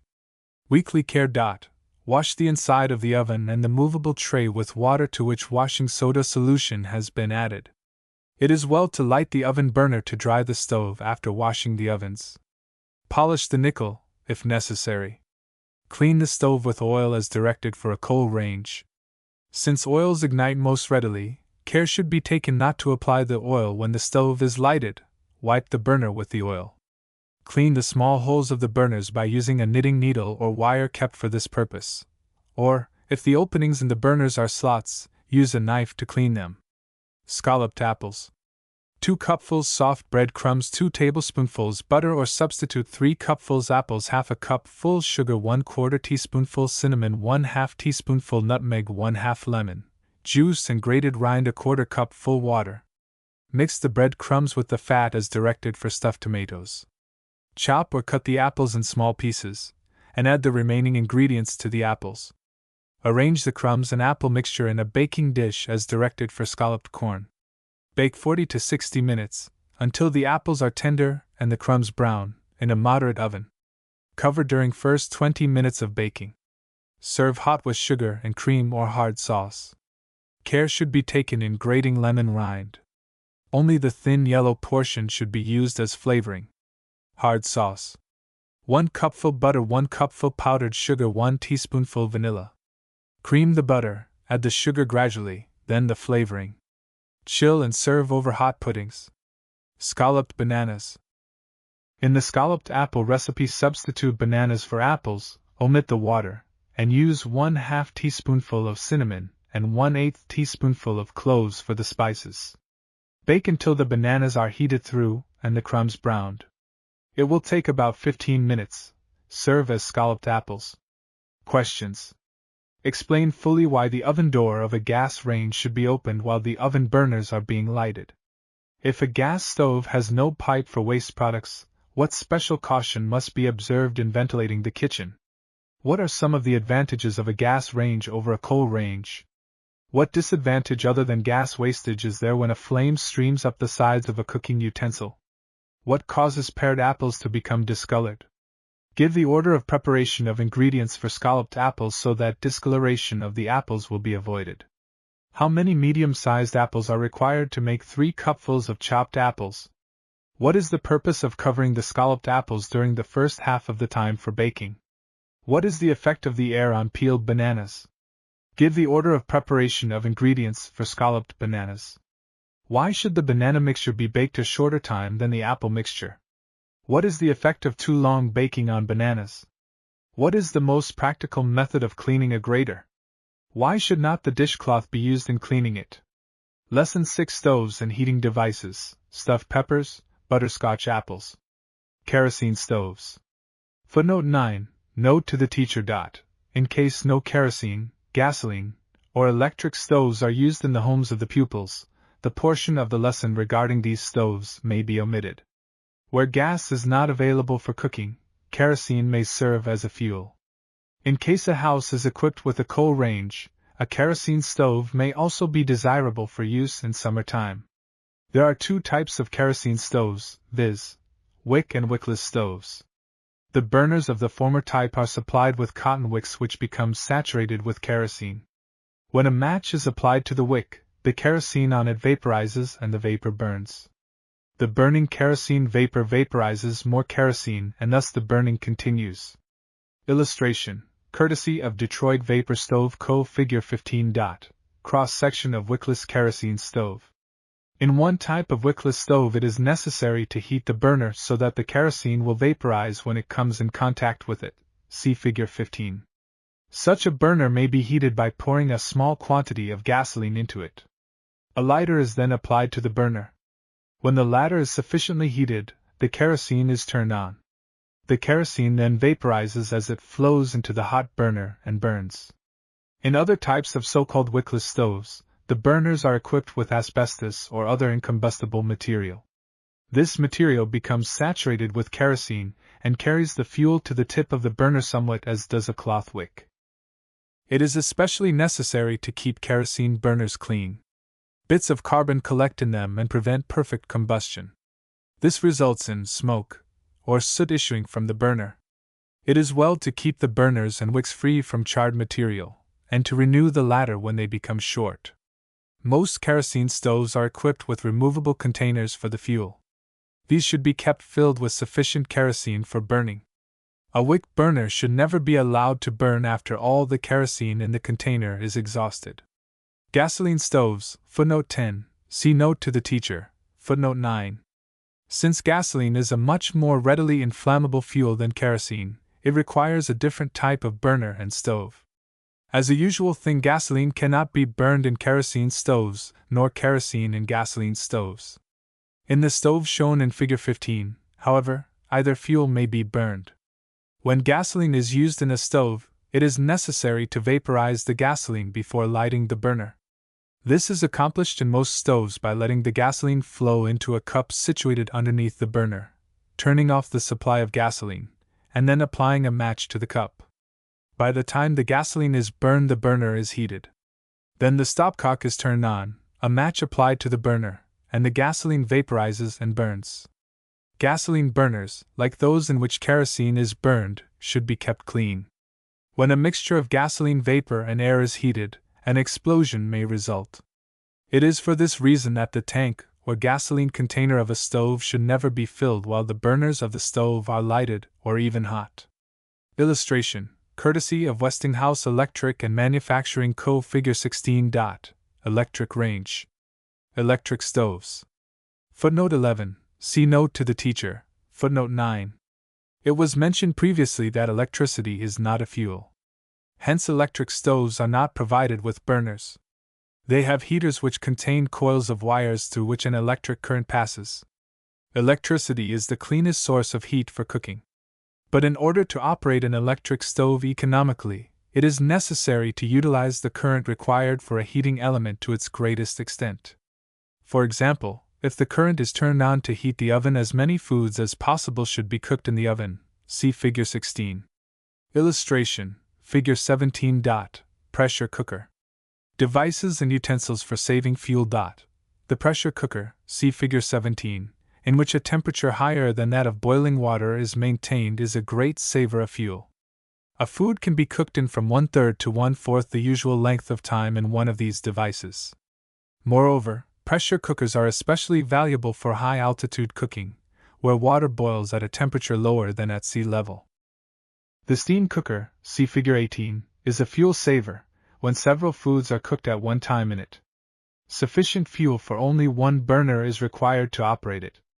The so-called clover leaf pans or utensils of such shape that 2 or 3 can be placed over one burner or heater save much fuel or current, see Figures 16 and 27. The fireless cookers described in Lesson 22 are practical fuel and heat savers. Stuffed peppers, footnote 12, a choice of either stuffed peppers or butterscotch apples may be made for this lesson. 6 green peppers, 1 cupful cooked meat, chopped 1 tablespoonful scraped onion, 1 teaspoonful salt, 2 cupfuls soft bread crumbs, 1 tablespoonful butter or substitute. Illustration, courtesy of Toledo Cooker Co. Figure 18. Steam cooker containing various foods. Cut a slice from the stem end of each pepper or cut each pepper lengthwise in halves. Remove the seeds. Mix the chopped meat, onion, and salt. Mix the bread crumbs and fat as directed in stuffed tomatoes. Combine the ingredients and stuff the peppers with the mixture. Place the peppers in a baking dish or pan, and pour enough boiling water into the dish or pan to cover the bottom of it. Bake in a moderate oven, 375 degrees Fahrenheit, for 30 to 45 minutes or until the peppers are tender. Serve hot in place of meat. If desired, a 1/4 cup full fresh or canned tomatoes may be added to the stuffing mixture. Cooked rice may be substituted for the bread crumbs.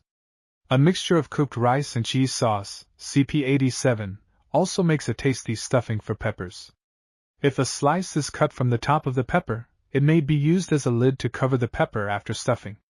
Butterscotch apples, footnote 13, see footnote 12.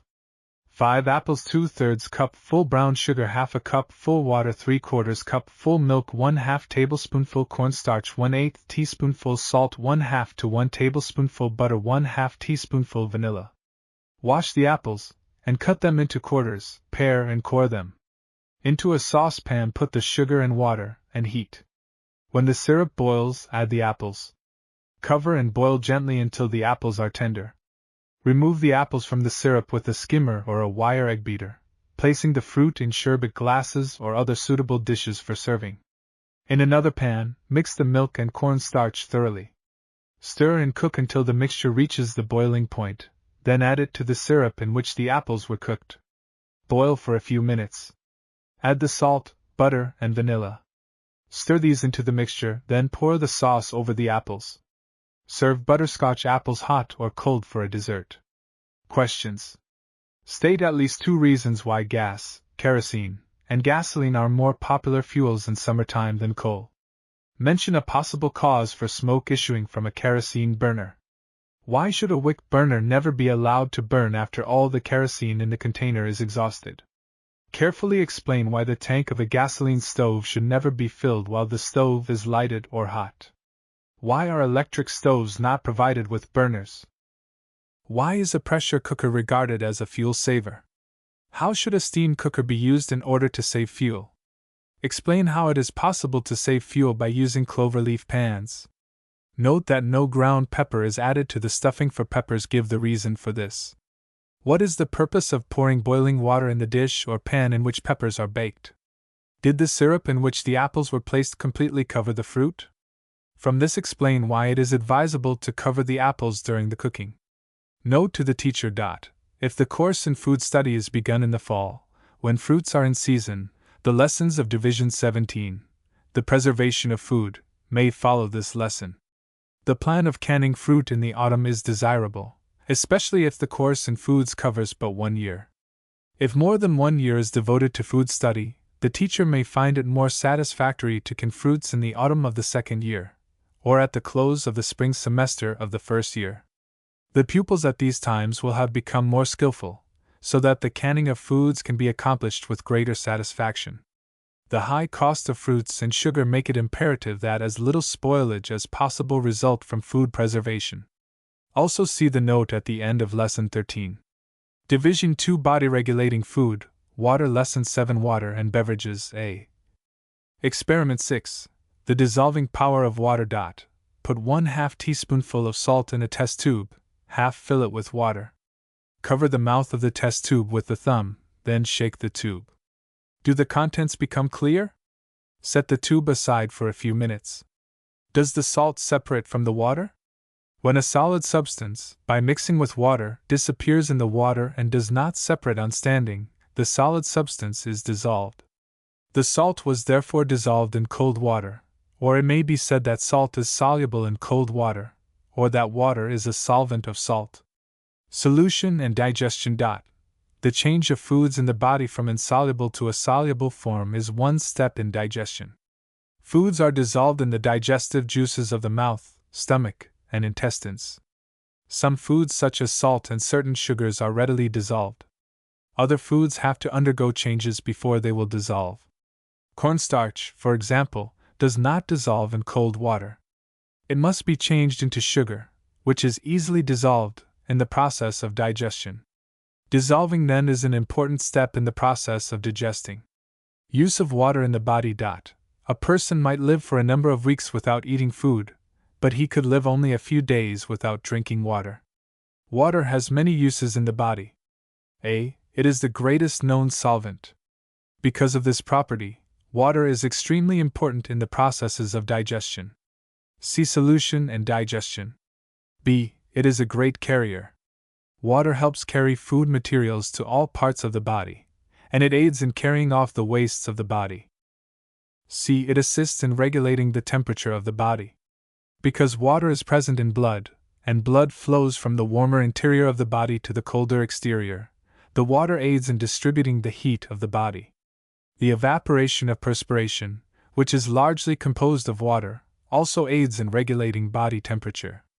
It is thus readily seen that water is needed to keep the machinery of the body working smoothly. The uses of water may be summed up in the statement: water aids in regulating body processes. Foreign materials in water. Since water is such a ready solvent, it contains many foreign materials. In passing through the air and in flowing through the ground, it dissolves many substances.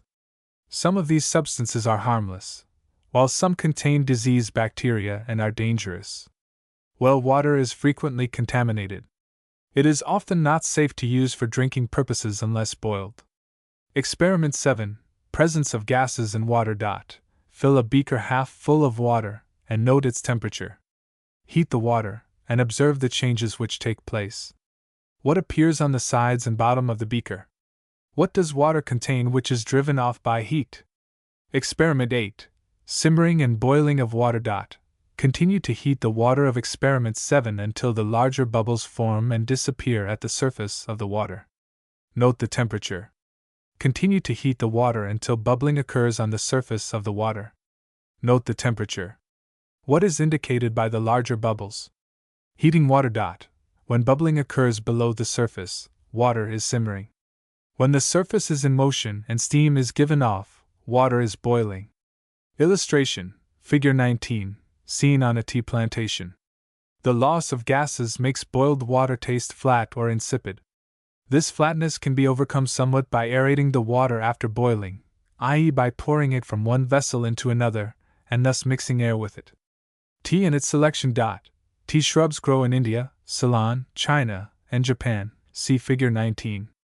The buds and leaves of these shrubs are cut and dried and sold as tea. In buying tea, the size of the dried leaves should be noted. The smallest leaves are those which have grown nearest the tip of the twig and hence are the youngest. These make the choicest tea. The older and larger leaves make tea of less fine flavor. Flowery Pekoe and Orange Pekoe are choice India teas. These brands consist of the buds and youngest leaves. Another point to consider in buying tea is its color. Tea leaves are either black or green. The chief difference between black and green tea is that black tea leaves are fermented after picking, while green are not. Tea leaves contain flavoring and stimulating materials and a substance called tannin, sometimes called tannic acid, which interferes with digestion. The presence of tannin in both black and green tea can be shown by the following. Experiment 9. Tannin in tea. A. Put 1/2 teaspoonful of black tea in a cup. Add half a cup full of boiling water.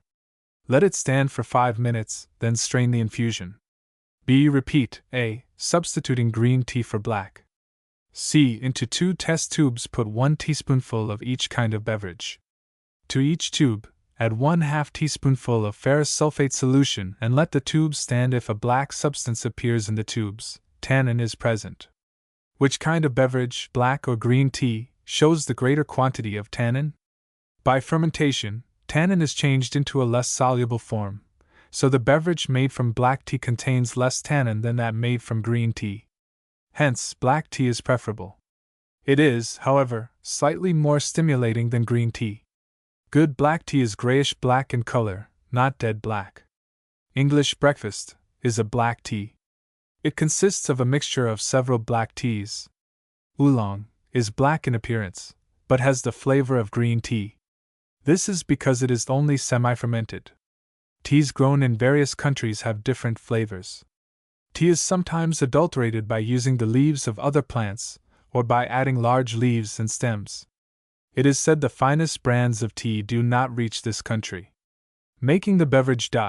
Because tea contains tannic acid, an earthen, enamel, china, or silver teapot should be used. A tin teapot should never be used. See suggestions for cooking fruits.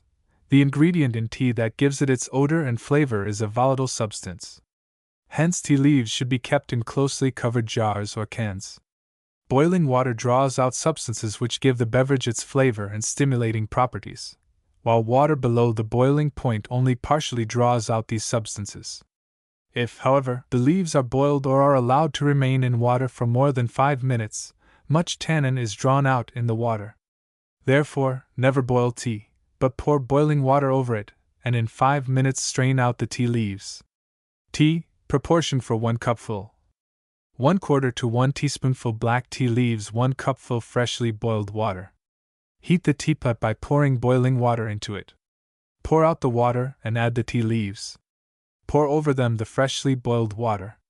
Place the teapot in a warm place to steep, and in 5 minutes strain out the tea leaves.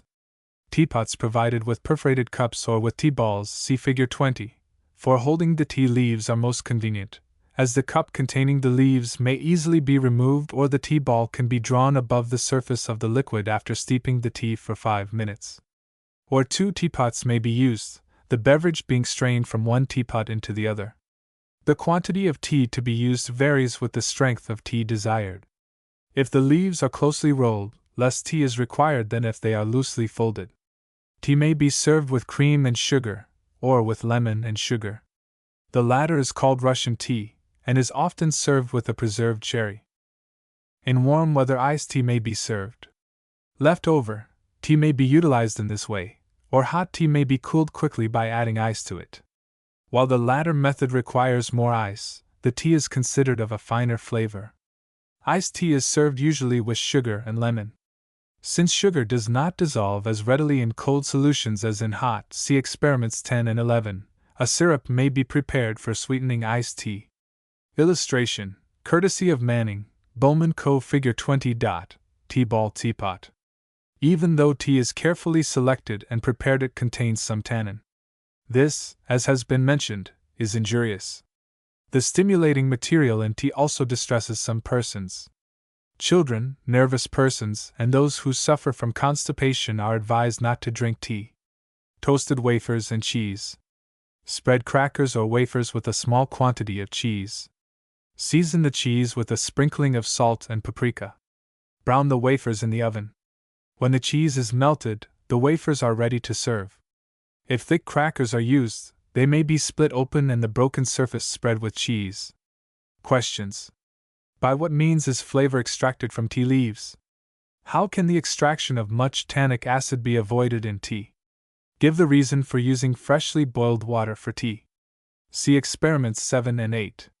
Which is the better kind of tea to use, black or green? Explain. Why should tea be strained after steeping 5 minutes? From your grocer, learn the names and prices of 2 green and 2 black teas. From what countries do they come? How many cupfuls in 1 pound of tea leaves? How many teaspoonfuls in a pound? Determine the approximate number of wafers in a pound. Also estimate the quantity of cheese needed for 1 pound of wafers. Lesson 8. Water and beverages. B. Water as a beverage. Most foods contain water. Not only moist foods such as milk and watermelon, but solid foods such as potatoes and rice contain water. The water present in foods, however, is not sufficient for the needs of the body. It is necessary to use water as a beverage.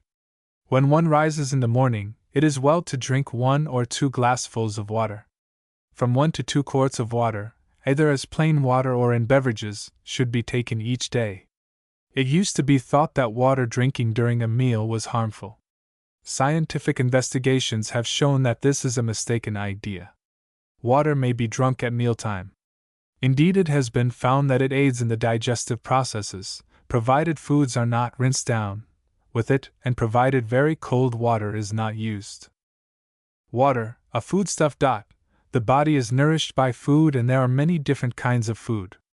Moreover, most foods are made up not of one substance, but of a number of materials. The chemical substances of which foods are composed are called nutrients or foodstuffs. Footnote 14. The difference between the scientific and popular meaning of the word foodstuffs should be noted.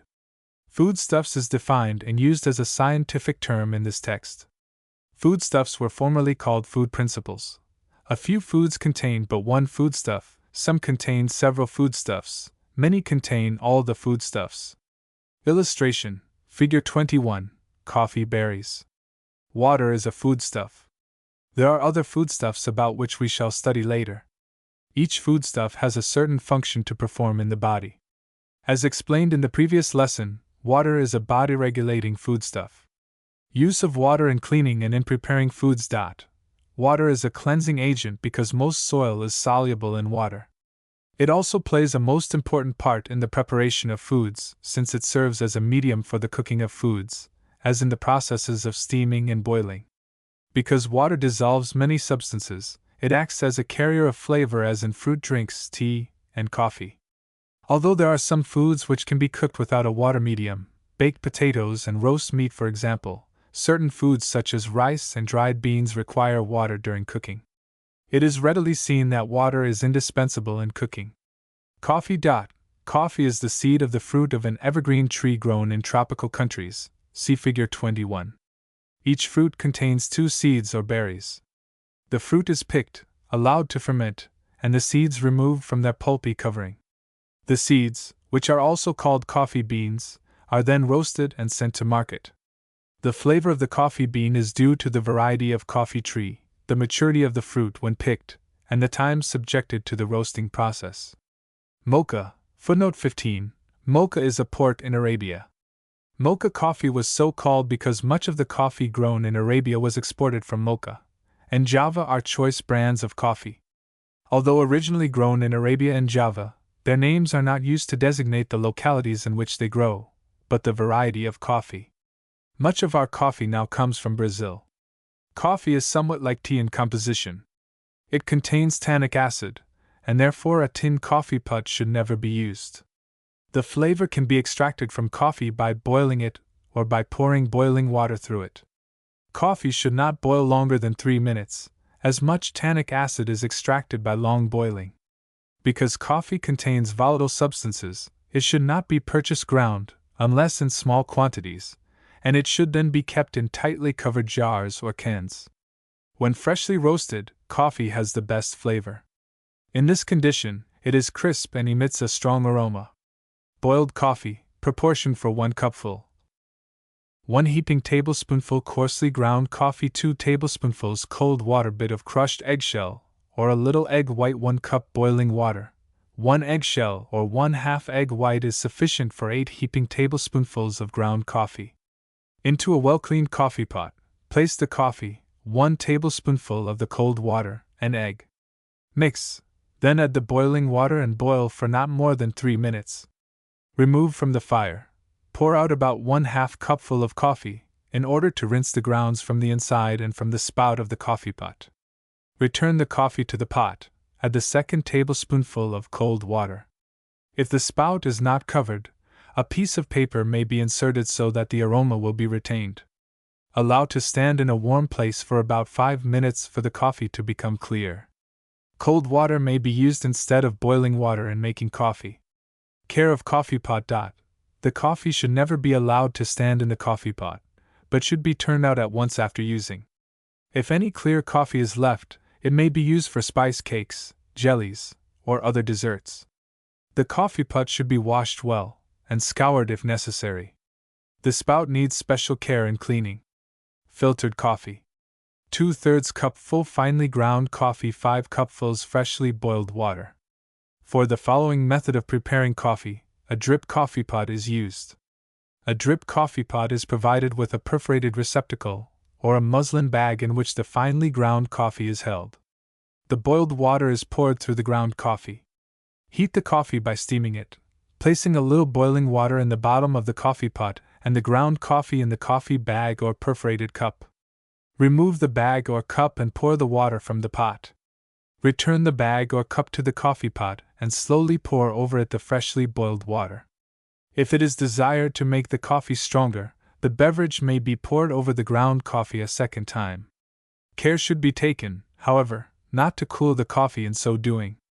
Wash the coffee bag in clear cold water and dry in the air. Renew the bag occasionally. Black, or after dinner coffee may be prepared in a drip coffee pot.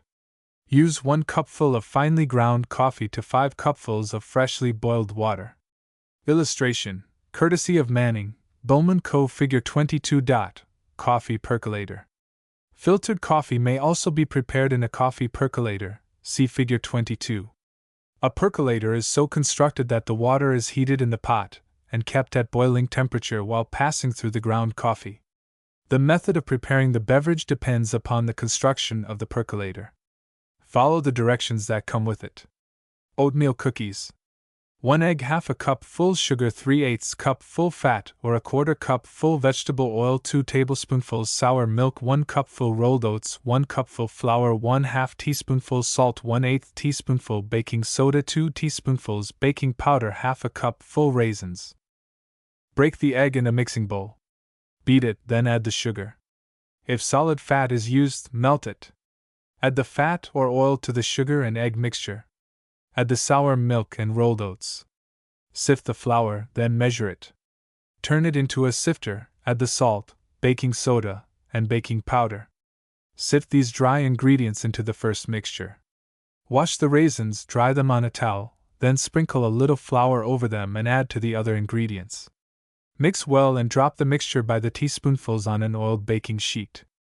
Bake in a moderate oven, 375 degrees Fahrenheit, until golden brown in color. These cookies may be served with coffee. Questions. How long should coffee boil? Why not boil it longer? When the coffee is poured from the coffee pot, examine the grounds and then explain the use of the egg white and eggshell in preparing coffee. Why is a cupful of coffee poured out and returned to the coffee pot after the coffee is boiled? Why should cold water be added to coffee after boiling? In what form, ground or whole, should coffee be purchased? Why? In what kind of jars should tea and coffee be kept? Explain. How many cupfuls in 1 pound of coffee? Estimate the number of heaping tablespoonfuls in 1 pound of coffee. What is the average price per pound of coffee? Related work Lesson 9. Home projects, footnote 16, note to the teacher. One of the most insistent ideas of modern educators is that the pupil be taught not merely to get him ready to live, footnote, but that he be taught to live. It is thought that the processes of present growth will serve as the best training for future needs. If the schoolgirl is living in her home, she is in immediate need of such training as will help her contribute her share to the workings of her home. To a certain degree, success in school activities can be measured by the way they function in the home. Perhaps there is no more effective way of making the schoolwork function in the home than by the educative process called the project. Stevenson defines a project as a problematic act carried to completion in its natural setting, while Kilpatrick says a project is a whole-hearted purposeful activity proceeding in a social environment. In order to aid the pupils in their homework, it is necessary to know the needs of the home. If possible, interest and cooperation of the pupils' mothers in this matter should be secured. It is hoped that the afternoon tea suggested in the following lesson may afford means for the teacher to become acquainted with the mother, to find out something of the needs of the home, and to secure the mother's cooperation for her daughter's work in the home. In order to assign definite projects to the pupils, it will be necessary to confer with the girl. By discussing plans for homework, you can doubtless discover what type of work interests her, and what she can contribute with profit to her home.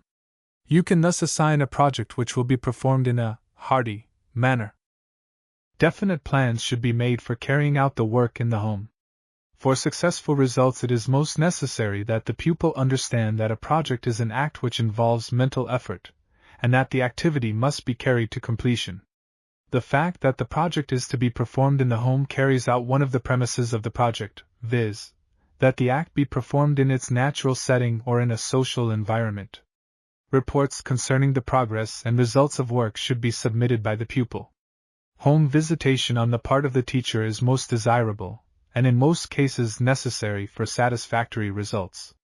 The following articles regarding projects are most illuminating.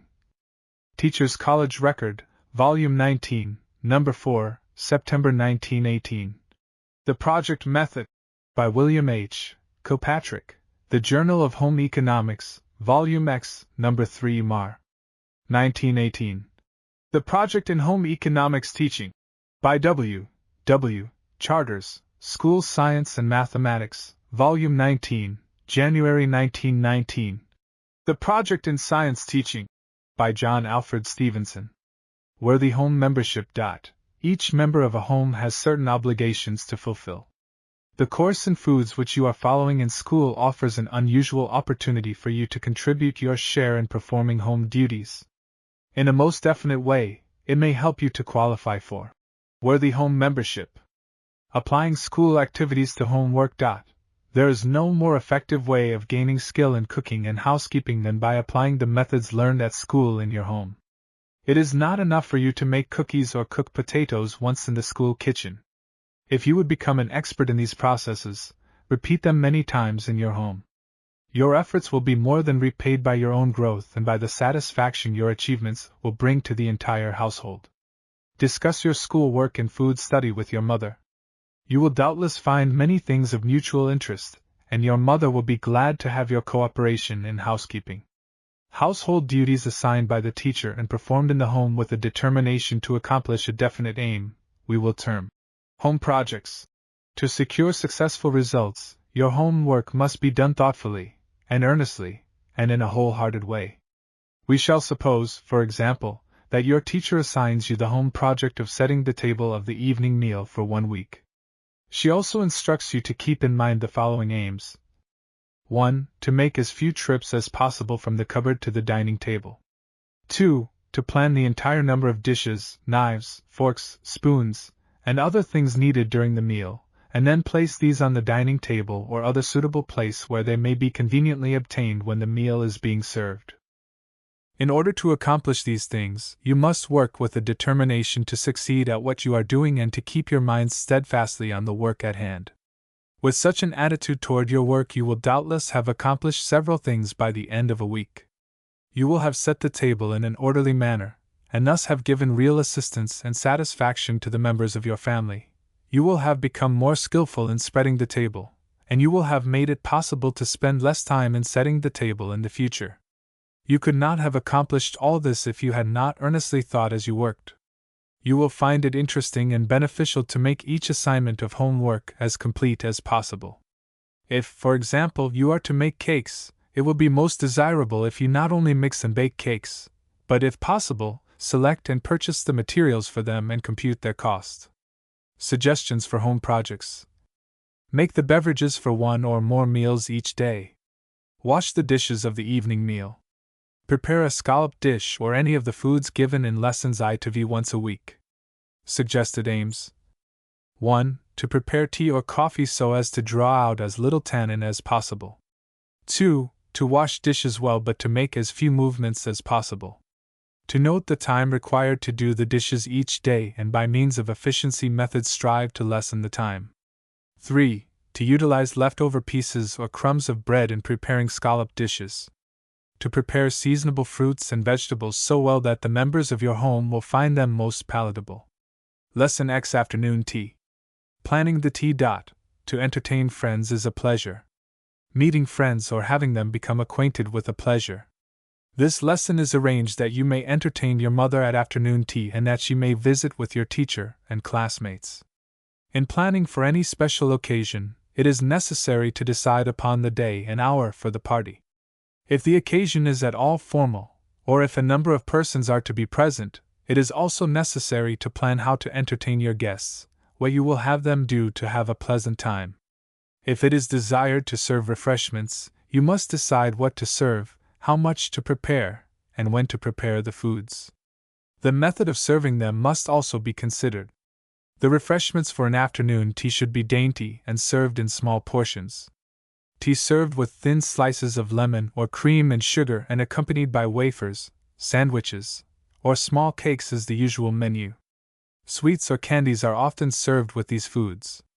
The following menu may be prepared for your first tea: tea with lemon, or cream, and sugar, toasted wafers with cheese or oatmeal cookies, coconut sweetmeats. From previous work, estimate the quantity of tea, lemons, or cream, sugar, wafers, or cakes you will need.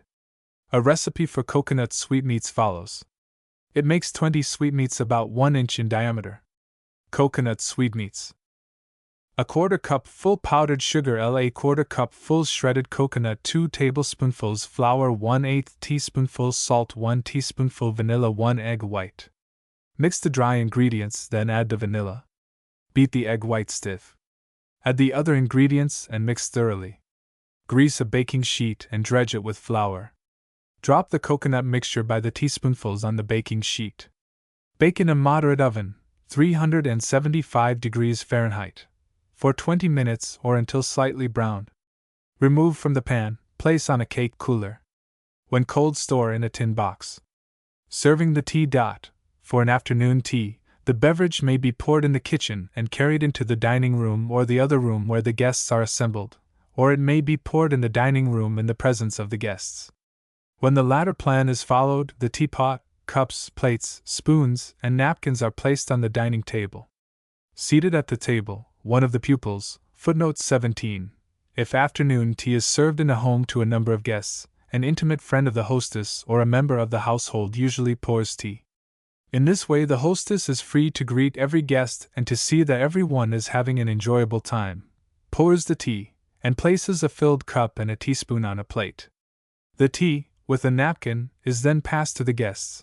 The lemon or cream and sugar, wafers or cakes and sweets are also passed.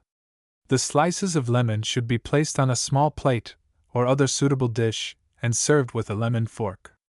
Wafers, sandwiches, or small cakes should be placed on plates or in dainty baskets. No article of silver is provided in serving them. The guests take them from the plates with their fingers. Those who are serving the tea should be watchful and note when the guests have drunk their tea and relieve them of cup and plate.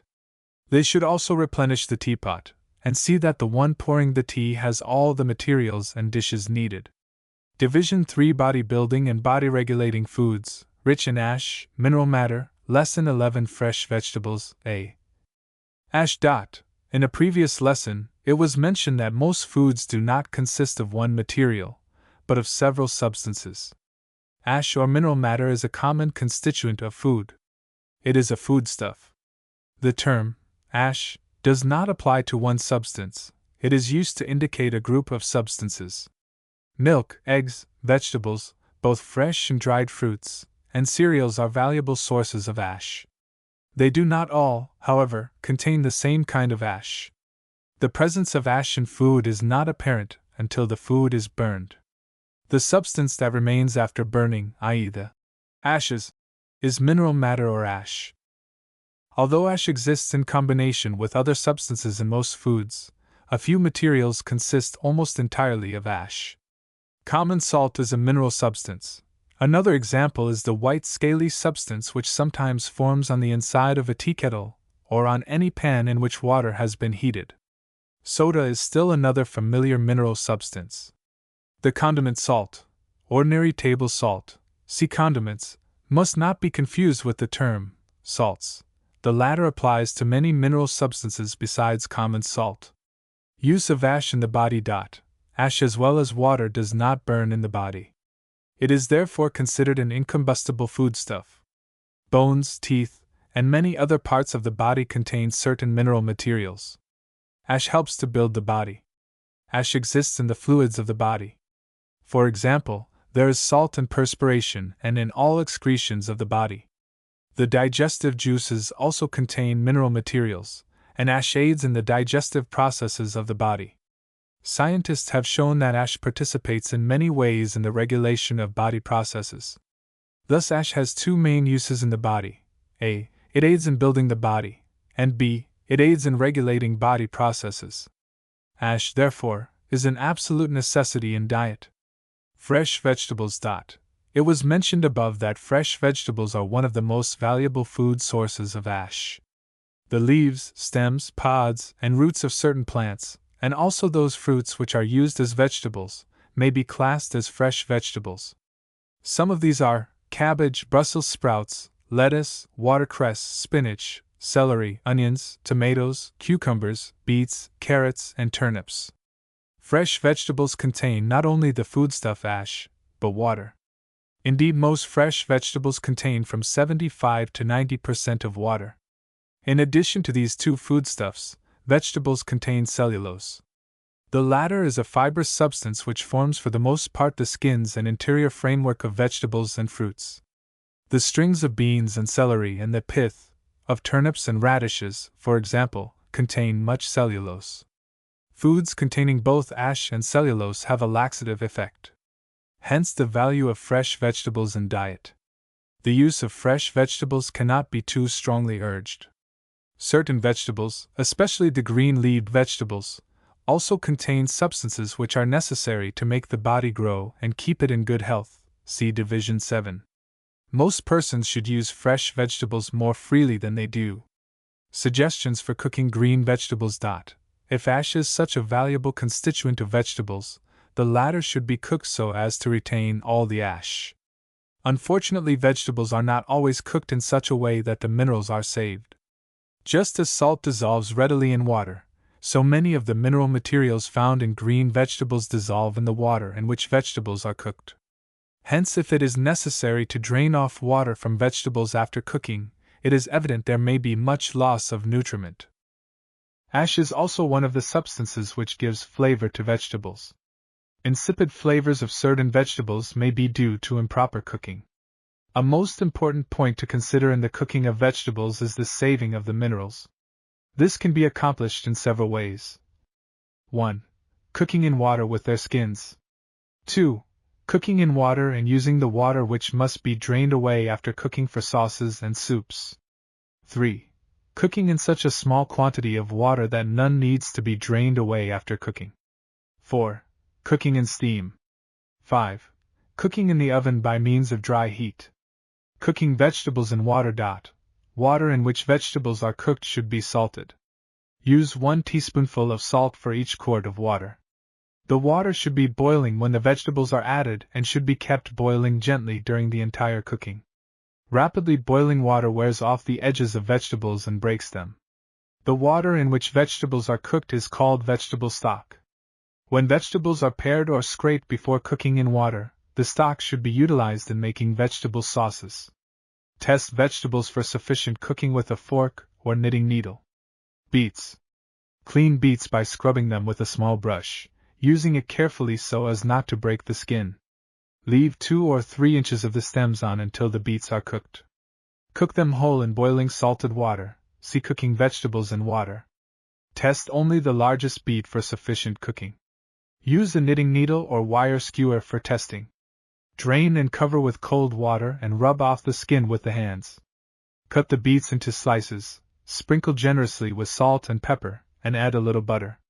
A small quantity of vinegar may be added, if desired. Serve hot. Beets may also be served with a sauce. Prepare the sauce like white sauce, using for the liquid 3 parts of water and 1 part of vinegar. Beets may be pickled by slicing them or by cutting into cubes and placing in plain or spiced vinegar. Serve cold. Scallop tomatoes with onions. 2 cupfuls sliced onions, 2 cupfuls tomatoes, 1 tablespoonful fat, salt, and pepper, 1 cupful breadcrumbs. Parboil the onions for 15 minutes. Drain. Footnote 18. When the water is drained from the onions, there is a loss of nutriment. In cooking onions, however, we usually consider it advisable to lose some food value for the sake of flavor. C. Nutriment versus flavor. Into a greased baking dish put a layer of tomatoes, then 1 of onions, and sprinkle with salt and pepper. Repeat until all the vegetables are added. Mix the breadcrumbs and fat as directed for stuffed tomatoes. Sprinkle these crumbs on top of the vegetables. Bake in a moderate oven, 400 degrees Fahrenheit, for 30 minutes or until the onions are tender. Serve hot. Broiled tomatoes. Wash and cut tomatoes in halves crosswise. Do not peel them. Place them, with cut surface up, in a frying pan without fat. Cook on top of the range or in the oven at a low temperature for about 30 minutes, or until the tomatoes are soft, but not broken. Add a bit of butter to each half of tomato and season with salt and pepper. Serve at once. Questions. Since sugar is manufactured from beets, the latter must contain considerable sugar. From this fact and the results of Experiment 11, explain why beets must not be pared or cut in pieces before cooking. State another reason why beets should not be pared or cut into pieces before cooking. Also give the reason for leaving a portion of the stem on beets during cooking. Explain why only 1 beet should be tested for sufficient cooking, and why it should be tested with a knitting needle or wire skewer rather than with a fork. What is the price of beets per pound? How many beets in a pound? Carefully explain how the nutriment is retained by cooking beets and tomatoes according to the recipes of this lesson. What is the advantage and disadvantage in draining water from onions after parboiling them? Lesson 12. Fresh vegetables. B. Food prejudices. Most persons have decided likes and dislikes for certain foods. These opinions very often have no reasonable foundation. One taste of a food poorly prepared or a disparaging remark heard in childhood may be the cause for a lifetime's aversion for a food. There is no better way to overcome food prejudices than by learning to prepare foods well, to make them tasty and nutritious, and to appreciate their nutritive value. Food prejudices, like most others, may be overcome by a thorough knowledge of the subject. Come to the school kitchen with an open mind.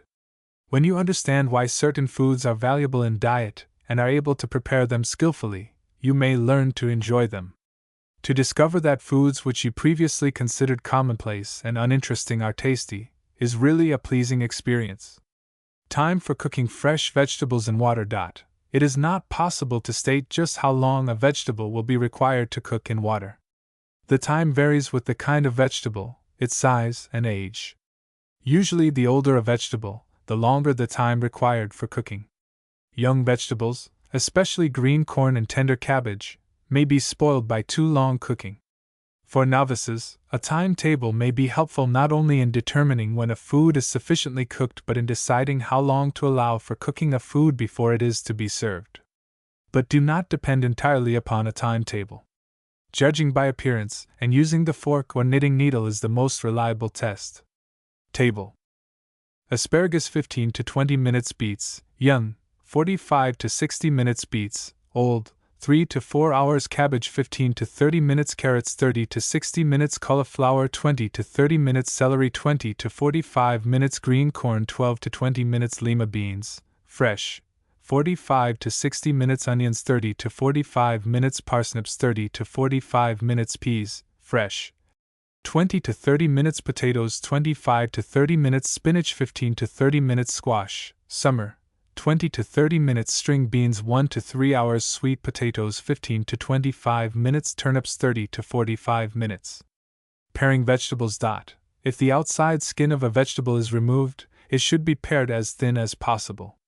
The covering of the carrot and new potato is so thin that it can be removed by scraping, thereby saving the valuable nutritive substances just beneath the skin. Turnips are an exception to the rule. A thick layer of cellular material covers them. For this reason, a thick paring is cut from turnips. Cut a turnip in two and note the thickness of its skin. Mashed turnips: 6 medium turnips, salt and pepper, 2 tablespoonfuls butter or substitute. Scrub and pare the turnips. Cut each into cubes. Place in the top part of a steamer, see Figure 31, and cook until tender when tested with a fork or knitting needle. Mash the turnips with a potato masher. Add butter or substitute, and enough salt and pepper to season. Serve hot. Buttered carrots: 4 cupfuls carrots, cut into strips, 2 tablespoonfuls butter or substitute, 2 teaspoonfuls salt - pepper. Scrub and scrape carrots, cut them into strips. Put them in a saucepan and add water to a depth of 1 inch. When the carrots are tender and only a small amount of water remains, add the butter or substitute and seasonings. Continue to cook slowly until almost all of the remaining water has evaporated. Serve the vegetables and surrounding liquid hot. Young string beans cut in halves lengthwise and parsnips cut in strips may be cooked in the same way. Adapted from a United States Department of Agriculture recipe. Questions: why should the outside skin of a vegetable be pared as thin as possible? What is the exception to this rule? How should vegetable stock be utilized? Why? Housekeepers usually add milk to potatoes when mashing them. Why is moisture not added to mashed turnips? What advantage is there in steaming turnips rather than cooking them in water? Why are carrots cooked in a small quantity of water rather than a large amount? What are the prices of turnips and carrots per pound? How many of each of these vegetables in a pound? Lesson 13: Fresh fruits. Fruit, a necessity. An authority. Footnote 19, c. Feeding the Family. p. 240, by Mary Swartz Rose, Ph.D., on diet says that at least as much money should be spent for fruits as for meat, eggs, and fish. Fruit should no longer be considered a luxury but a necessity in diet. Fruits as well as vegetables are effective in preventing constipation, the common disorder which may lead to serious disturbances. Most fruits, especially those containing considerable acid, such as lemons, oranges, and apples, are laxative. Prunes and figs are also valuable in constipation. Blackberries are unlike other fruits in this respect, they are constipating. A disease called scurvy is often due to a lack of fresh vegetables and fruits in diet. Orange juice is especially valuable in preventing scurvy. Fruits are valuable not only because they aid in preventing constipation and scurvy, but because they contain ash. Fruits are rich in mineral matter. Kinds of fruits. In a broad sense, fruits are seed vessels. This classification includes many foods that are ordinarily considered vegetables. So in this text, seed vessels that are used as desserts are termed fruits. Rhubarb is not properly a fruit, it is a vegetable, but because it is used in the diet the same way as fruit, it is classed as such. Fruits are sometimes classified as food fruits and flavor fruits. This distinction depends upon the quantity of sugar and water that fruits contain, those containing much sugar, such as ripe bananas and dried fruits, being called food fruits, and those containing much water and less sugar, such as oranges and strawberries, being termed flavor fruits. This classification may be somewhat misleading, however, for all fruits may be considered food fruits. Fruits containing much water are generally rich in ash and other valuable substances and hence have decided food value. When to add the sugar to cooked fruits, before or after cooking, is a practical problem for every housewife. Fruits contain acids, and most cooked fruits require the addition of sugar to make them palatable. The flavor of fresh fruit is generally popular. In cooking fruit, it is desirable to retain the fresh fruit flavor. Housekeepers have found that a less desirable flavor results. The fruit loses more of its fresh flavor if the sugar is cooked with the fruit. Moreover, when sugar is cooked with fruit, a syrup is formed, which is more apt to scorch than a mixture of fruit and water. For these reasons, it is well to add sugar to fruit after cooking, unless it is desired to preserve the shape of the fruit or unless fruit is made into jelly. Fruit is cooked in a syrup if it is desired to preserve its shape. Suggestions for cooking fruits. Fruits should be washed, cut into pieces, and then pared or peeled, unless they are to be strained after cooking. For some fruits it is not necessary to remove the skins before straining. We have all seen the dark stain on a steel knife that has been used for paring fruit or certain vegetables. This black substance is formed by the action of the acid of the fruit or vegetable on the metal. It is disagreeable in taste and may produce harmful results. For this reason, all fruits should be cooked in granite, earthenware, or glass utensils. The characteristic odors from cooking fruits indicate loss of flavor. This can be prevented somewhat by cooking fruits at a low, simmering temperature in a covered utensil. The casserole used on top of a range or in the oven is most desirable for cooking fruits. Slow cooking prevents some fruits from breaking into pieces. Fruit sauces. Cook fruit in enough water to keep from scorching. When the fruit is tender, remove it from the fire, stir or beat until smooth, or press through a colander or strainer. Add the sugar at once and stir until the sugar is dissolved. Use 1/8 to a quarter cup full of sugar for each cupful of cooked fruit. If fruit is somewhat lacking in flavor, it is often improved by adding spices or other flavoring. Some apples are made more palatable by adding cinnamon, nutmeg, or lemon juice. Stewed fruits. Make a syrup of sugar and water, using 1 cupful of water and 1/2 to 1 cupful of sugar. When the syrup is boiling, add the fruit and cook gently until tender. If the syrup is not thick enough when the fruit is tender, remove the fruit from the syrup, cook the syrup until of proper consistency, and then pour over the fruit. Very firm fruit, such as quinces and sweet apples, as well as some unripe fruits, should be cooked in clear water until tender and then sweetened. Comparison of fruit sauce and stewed fruit. Use the same kind of fruit and the same quantity of sugar, and make a fruit sauce and a dish of stewed fruit. Compare the fruit cooked by the two methods as to flavor and appearance. Which is more like fresh fruit in flavor? At what time during its preparation should sugar be added to cooked fruit? Explain your answer clearly. Give 2 exceptions to this rule. Should sugar be added to cooked fruit while the fruit is hot or after it is cool? Why? See experiments 10 and 11.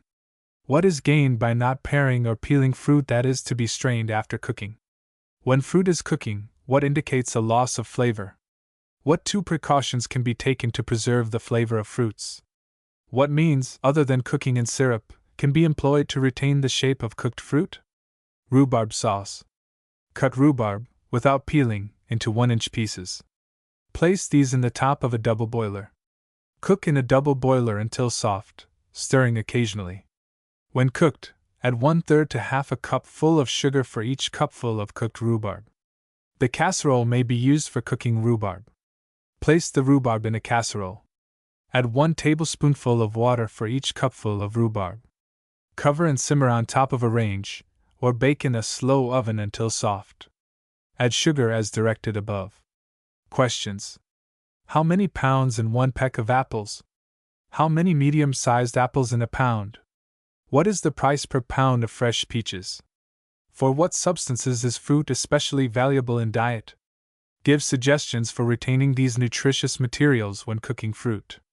Make a list of fresh fruits, stating when each is in season. Note to the teacher.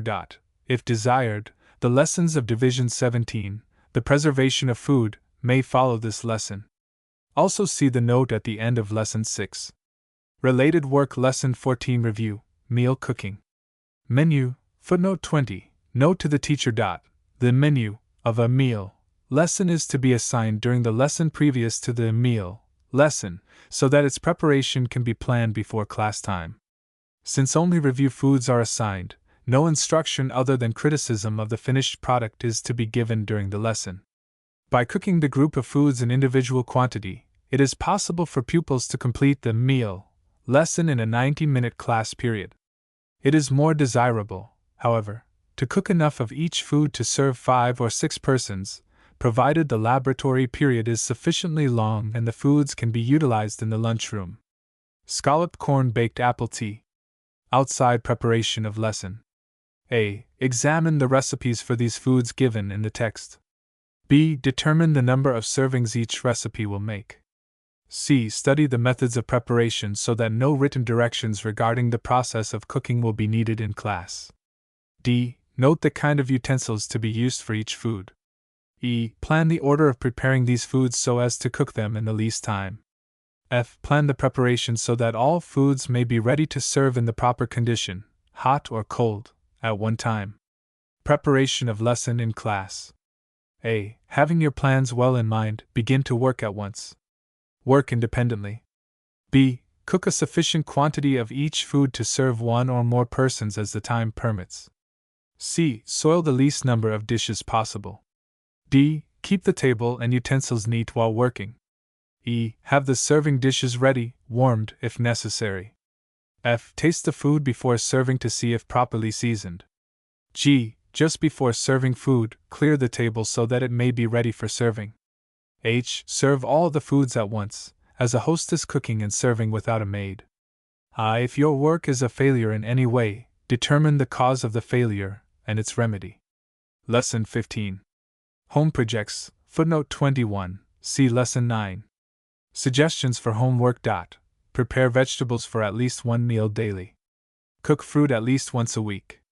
Suggested aims: 1. To cook vegetables in such a way that no nutriment is lost. 2. To retain as much of the nutriment and fresh flavor of the fruits as possible. Division for energy-giving or fuel foods, rich in carbohydrates. Lesson 16 Sugar, digestion of sugar. Energy, fuel. An automobile is a machine. The use of gasoline in this machine gives it energy, or the power to move. The human body is also a machine.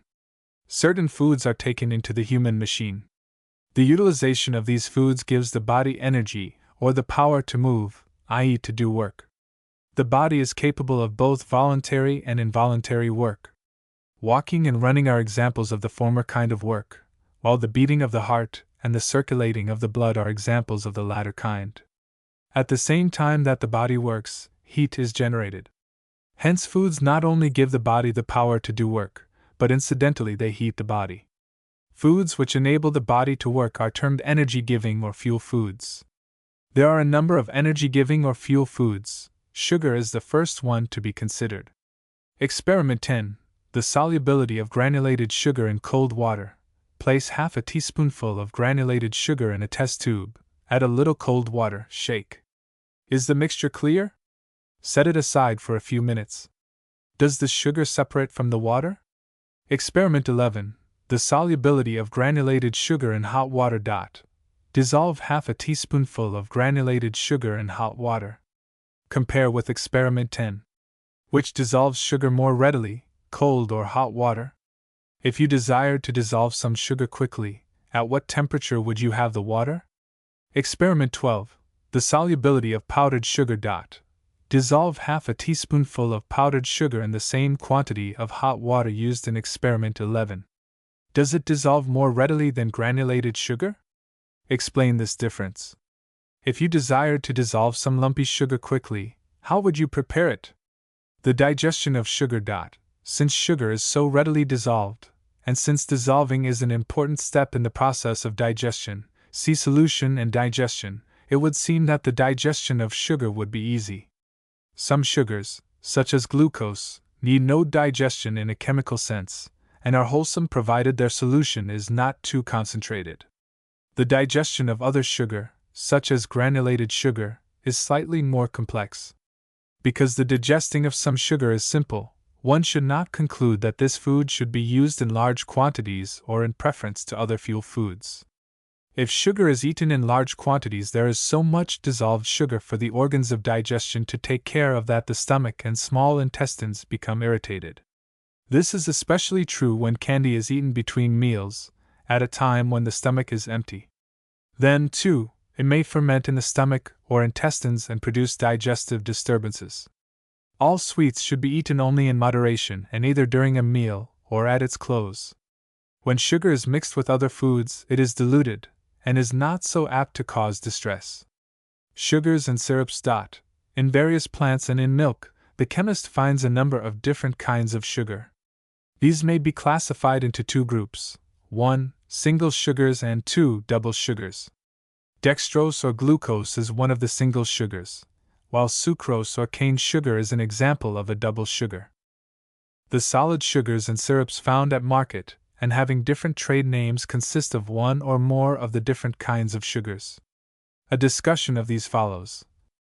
A. Granulated sugar is made either from the sugar cane or sugar beet. The juice is pressed or soaked out of these plants, then purified, refined, and crystallized. Powdered sugar is prepared by crushing granulated sugar. Confectioner's sugar is a very finely ground form of cane or beet sugar. Granulated sugar is 100% sugar.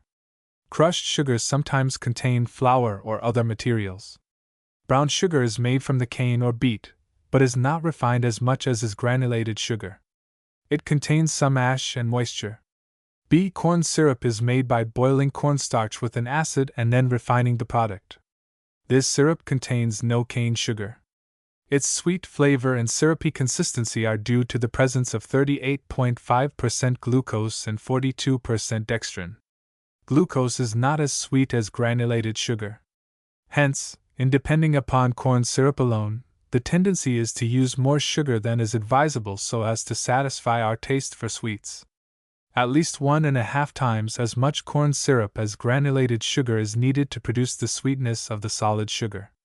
A mixture of corn syrup and granulated sugar is often used for sweetening foods. C. Molasses and sorghum. Molasses is a byproduct of cane sugar. In addition to sugar, it contains certain mineral materials such as lime. Since it is especially necessary that foods given children contain lime, the use of molasses in place of sugar may be recommended for children. One should remember, however, that much sugar of any kind is not good for children. Molasses contains some acid. Because of modern methods of sugar refining, however, molasses is less acid than the syrup of former days. It also differs in flavor. Sorghum is a syrup prepared from the sorghum plant. It contains ash and has a characteristic flavor. If the flavor of molasses or sorghum is too strong to be pleasant, a mixture of equal parts of corn syrup and molasses or sorghum may be found desirable. Mixtures of different syrups sold under various trade names may be purchased. D. Honey is sugar extracted from flowers. Its limited supply and cost prevent its general use. It is not so rich in mineral matter as is molasses. E. Maple syrup and sugar. Maple syrup and sugar are prepared from sap extracted from the maple tree. They both have a distinctive flavor in addition to their sweet taste. Maple sugar contains approximately 83% of sugar, while maple syrup contains about 71%. Peanut candy. 2 cupfuls granulated sugar or 1 cupful granulated sugar and 1 cupful corn syrup, dark, 3/4 cup full chopped peanuts, 1/4 teaspoonful salt. Mix the peanuts and salt and place in the warming oven to heat. If sugar is used alone, put it in an iron pan. Place the pan over a low flame and stir constantly until the sugar is changed to a light brown syrup. If a combination of sugar and syrup is used, put them in a pan, stir, and cook until the mixture is very brittle when tried in cold water. Add the chopped peanuts and salt to either kind of syrup, stirring them in as quickly as possible. Pour immediately into a hot, unbuttered pan. When slightly cooled, divide into squares with a chopping knife. Puff cereals or shredded coconut may be used instead of peanuts. Commercial salted peanuts may be used also. When the latter are used, the salt in the recipe above should be omitted. Caramelized sugar. It should be noted that when heat is applied to granulated sugar, the latter liquefies and becomes brown in color. This brown liquid is called caramel. The process of making it is called caramelization. When sugar is caramelizing, it reaches a high temperature. The melting point of tin is near the temperature of caramelized sugar. The enamel of granite ware is apt to chip off if subjected to great changes of temperature. Iron is not affected by the highest cooking temperature, hence it is desirable to use an iron utensil for caramelizing sugar. Note: when cane or granulated sugar is caramelized, a small quantity of an injurious substance called furfural is formed. See Journal of Home Economics, Volume 9, April, 1917, page 167. The more sugar is heated, the more of the injurious substance is produced. Also, cane sugar yields more furfural than glucose, the kind of sugar that is present in corn syrup. When caramelized sugar is boiled with water, however, the furfural is expelled. In making peanut candy, the caramelized sugar cannot be boiled with water, hence it is desirable to use a combination of granulated sugar and corn syrup and heat the mixture until it is only light brown in color. Experiment 13. The solubility of caramel. Immediately after removing the candy from the iron pan, pour hot water into the pan. Allow it to stand for several minutes, then examine. Is caramel soluble in water? Does it dissolve more or less readily than granulated sugar? What practical application can be drawn from this experiment with regard to washing a pan in which sugar has been caramelized? Questions. Weigh 1 pound of granulated sugar. How many cupfuls does it measure? Weigh 1 pound of powdered sugar. How many cupfuls does it measure? What is the price per pound of granulated and of powdered sugar? What is the price of corn syrup per can? How much does a can measure? Calculate the cost of peanut candy made entirely with granulated sugar and that made with granulated sugar and syrup. Note the proportion of unshelled to shelled peanuts. How many unshelled peanuts are required for 1 cupful of shelled peanuts? Why is an iron rather than a granite pan used for making peanut candy? What is the advantage of heating the pan? Why is it necessary to pour the mixture into the pan immediately after adding the peanuts? Why is a mixture of granulated sugar and corn syrup used in the making of peanut candy rather than corn syrup? See corn syrup. From your work in physiology, explain the relation of the digestion, absorption, and assimilation of foods. Lesson 17. Sugar-rich fruits. Dried fruits. A. Dried fruits. The wrinkled skins of dried fruits indicate that there has been a loss of some material. The water of fresh fruits evaporates as they are dried. Hence, dried fruits contain very much less water than fresh fruits. But weight for weight, they contain a greater quantity of sugar and ash. Like all fruits, dried fruits are especially valuable for their ash. They are also valuable for their sugar. 3/4 of the weight of most dried fruit is sugar. Dried fruits such as raisins, dates, figs, and prunes are valuable sweets for boys and girls. It is much better to eat one of these fruits than candy. This is because the sugar is mixed with other materials and, as explained previously, does not irritate the digestive organs as does the concentrated sugar existing in most candies. See the digestion of sugar. The fact that mineral materials exist along with sugar is another point in favor of the sweet fruits. All the above-mentioned fruits contain iron. Very young children are fed prune juice because of its laxative effect. The unpopularity of prunes is unfortunate. This may be because prunes were formerly one of the cheapest fruits or because they are cooked and served in the same way too often. A pleasing variation may be made by combining them with other food materials. Many kinds of very tasty desserts containing prunes may be made. Many varieties of prunes may be cooked without the addition of any sugar. Desirable results can often be secured by combining prunes and other dried fruits with tart fruits such as apricots, apples, and rhubarb. Raisins are a favorite food of mountain climbers and those tramping long distances. They serve as a satisfying diet on such trips because of their high sugar content. Sugar has been mentioned previously as energy giver. Since they are a dried fruit, a small quantity furnishes much food. This is an advantageous factor in carrying them. General rules for cooking dried fruits. Wash the fruit carefully. Place it in the saucepan in which it is to be cooked and pour enough cold water over the fruit to cover it. Cover the saucepan and allow the fruit to soak for several hours or overnight. Then cook the fruit at simmering temperature in the water in which it was soaked. When the fruit is tender, remove the saucepan from the fire, add sugar if desired, and stir carefully until the sugar is dissolved. Serve cold. Prunes. Prepare according to the general rule. For each 2 cupfuls of prunes add about a quarter cupful of sugar and 1 tablespoonful of lemon juice. The sugar may be omitted and only the lemon juice added. Apricots. Prepare according to the general rule. For 1/2 pound of apricots add half a cupful of sugar. To prepare raisins for cooking. Raisins that are sold in packages need only slight washing. Before using, they should be separated and examined for any bits of stem that have not been removed before packing. It is desirable to cut each raisin in halves when used for cakes and breads. Raisins that are sold by bulk need careful washing. Place seeded raisins in a strainer and pour cold water over them. Drain well. If the raisins are to be used at once or in a cake, dry them on a towel. If raisins are to be seeded, cover them with boiling water. When they are soft, drain and press out the seeds. To prepare currants for cooking. Package. Currants need but little washing, but they should be examined carefully for bits of stem before using. To clean bulk currants, place them in a colander or strainer, shake flour over them, and rub the floured currants between the hands.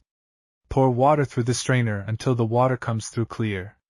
If the currants are to be used in a cake, dry them in the sun, on a towel, or in a cool oven. Mix fruit sauce. 1/2 pound dried apricots, 1 pint water, 1 cupful raisins, 1/4 teaspoonful salt, 1 lemon juice, 1 orange juice and grated rind, 5/8 cupful sugar. Soak the apricots for several hours or overnight in the water. Add the other fruits and cook the mixture at simmering temperature until the apricots and raisins are tender. Add the sugar and salt. Stir until dissolved. Serve the sauce cold as a dessert. Questions. Weigh 1 cupful of dried fruit and record weight. Weigh and measure soaked fruit, 1 cupful before soaking, and record weight and measure. To what is the increase in measure of the soaked fruit due? What use should be made of the water in which dried fruit is soaked? What does this water contain? See Experiment 10. What is the purpose of soaking dried fruit before cooking? What is the purpose of covering the fruit while soaking? Using the data regarding fresh fruit obtained in Lesson I, and that obtained by weighing dried fruit before and after soaking, estimate the difference in the cost of 1 pound of fresh and of soaked dried fruit. State 2 reasons for combining raisins with apples and apricots in baked apples and mixed fruit sauce. Lesson 18. Sugar-rich fruits, dried fruits. B. Desserts and food value. Very often dried fruits and nuts are used as accessories after a meal. Under these conditions they are digested often with difficulty, because the meal itself has taxed the digestive organs. These foods should be considered as a part of the meal and should not be added after enough other foods have been eaten. Not only dried fruits and nuts but other desserts often prove distressing, not because they are unwholesome, but because too much food has been eaten. Prune pudding. 1 cupful cooked prunes, seeded and chopped, half a cup full sugar, 1 cupful chopped nuts, half a cup full milk or prune water, 1 teaspoonful vanilla, 1 tablespoonful butter or substitute, melted 3 crackers, rolled fine, or half a cup full dried bread crumbs, 1 teaspoonful baking powder, salt. Mix all the ingredients. Pour into a buttered baking dish. Place the baking dish in a pan of hot water. Bake in a moderate oven for 20 minutes, or until the mixture is firm. Serve hot or cold with plain or whipped cream. Date pudding. Half a cup full sugar, 1 egg, 2 tablespoonfuls milk, 1/3 cup full flour, 1 teaspoonful baking powder, salt, 1 cupful dates, seeded, and cut in pieces, 1 cupful California walnuts, chopped. Mix the sugar, milk, and egg. Mix the remaining ingredients, then add to the first mixture. Mix, and turn into an oiled baking dish or pan. Bake in a moderate oven from 30 to 40 minutes, or until it is firm. Serve hot or cold with plain or whipped cream. Questions: how many dry, uncooked prunes are required to make 1 cupful of cooked prunes? See questions, Lesson 17. What are the prices per pound of figs and dates? How many will the above recipes serve? What ingredients in these puddings scorch readily? Why is prune pudding surrounded with hot water during baking? Lesson 19. Cereals, starch and cellulose.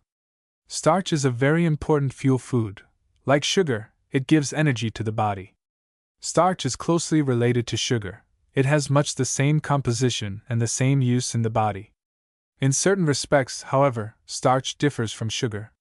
Experiment 14. The starch test. Put a drop of tincture of iodine on cornstarch, flour, rice, cream of wheat, wheatina, oatmeal, tapioca, potato, meat, and egg. What is the result? If a substance contains starch, it changes to a blue color when tincture of iodine is added to it. From these experiments, determine in which class, animal or vegetable, the starchy foods belong. Experiment 15. The effect of cold water on starch. Mix half a teaspoonful of cornstarch or flour with cold water in a test tube or glass cup. What happens to a solid substance when it is dissolved? See Experiment 6. Set the mixture aside for a few minutes, then note its appearance. Is starch soluble in cold water? What important difference between starch and sugar does this experiment show? Experiment 16. The effect of heat on starch. Hold to the light the starch and water mixture from Experiment 15. Is it opaque or transparent? Turn the mixture into a saucepan, heat, and stir it. Return the mixture to the test tube or cup and again hold it to the light. What change was caused by heating it? Set the mixture aside for a few minutes. Have the starch and water separated as in the uncooked starch? Can you say it is insoluble, like uncooked starch? Can you say it is soluble, like sugar? What term indicating a half-dissolved condition can you apply to the cooked starch? Experiment 17. Stiffening of cooked starch. Place the test tube containing cooked starch from Experiment 16 in cold water. After 10 minutes, examine it. Can you pour it out of the tube? How does cooked starch change when cooled? Experiment 18. The structure of starch. Examine starch under the microscope. While you are still looking through the microscope, make a drawing of several grains of starch. Insert this drawing in your notebook. Cellulose. Cellulose is a tough substance found in the fiber of wood. As previously mentioned, the outside covering of vegetables and fruits and their interior framework contain much cellulose. The fibrous material found in rolled oats consists almost entirely of cellulose. Experiment 19. Separation of cellulose and starch. Place a heaping teaspoonful of rolled oats in a cup and add just enough water to cover it. Allow it to stand for at least 15 minutes. Pour the mixture into a cheesecloth and press out the moisture and much of the starch, catching it in a saucepan. Rinse the starch out of the cloth as thoroughly as possible by holding it under running water. Examine the substance remaining in the cloth. Tear it into pieces. Is it tough? Does it suggest any common material? What is it? Heat the contents of the saucepan. What is this substance? The tiny grains of starch shown under the microscope, see Figure 23, contain both starch and cellulose. The latter forms the outer covering of the microscopic grains. Starchy vegetables contain much cellulose, A, in the outside covering, B, in the interior framework, C, in the covering of the starch grains. Illustration, from Household Chemistry by J. M. Blanchard. Figure 23. Grains of starch. A. Potato starch. B. Cornstarch. Much magnified. Some plants rich in cellulose can be eaten in the raw state. But certain fibrous foods, especially cereals or grains, are irritating if eaten in the uncooked condition. It is necessary to soften them if used as food. Now, cellulose itself is not soluble in cold or hot water, nor is it softened by boiling in water. But other materials existing with cellulose are softened or changed by cooking. Hence, changes in these substances in contact with the cellulose brought about by boiling water soften the food and separate cellulose fibers. Heat and moisture applied to starchy foods serve three important purposes. A. They soften the food. B. They change the starch to a paste or make it semi-soluble. C. They improve the flavor. Cellulose is not a fuel material. It does not serve in the body as an energy giver. Its value in diet is due to the fact that it is bulky and furnishes ballast for the alimentary canal. It stimulates the flow of the digestive juices as it brushes against the walls of the digestive tract, and thus aids in the digestion of foods and in the elimination of waste material. Carbohydrate, a foodstuff. Because sugar, starch, and cellulose have somewhat the same composition and some properties in common, they are grouped into one class, viz. Carbohydrate. Sugar, starch, and cellulose are all included in the term carbohydrate. Carbohydrate is one of the foodstuffs. Sugar is a food containing only the carbohydrate foodstuff. Cereals contain not only carbohydrates but other foodstuffs.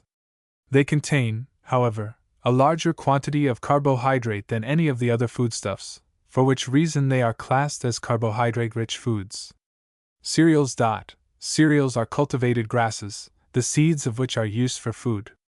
The most important are wheat, Indian corn or maize, rice, oats, rye, and barley. From these many different kinds of flours, meals, and breakfast foods are prepared.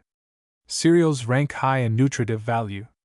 Many of them contain about 75% of starch. They also contain ash and a substance which builds the body.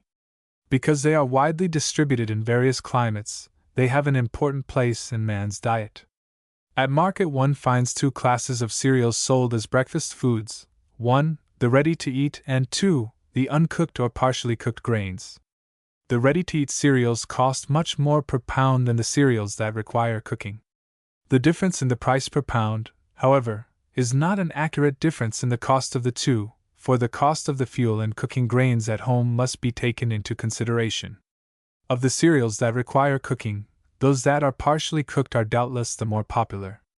Many of these, such as rolled oats or wheat, are steamed and rolled.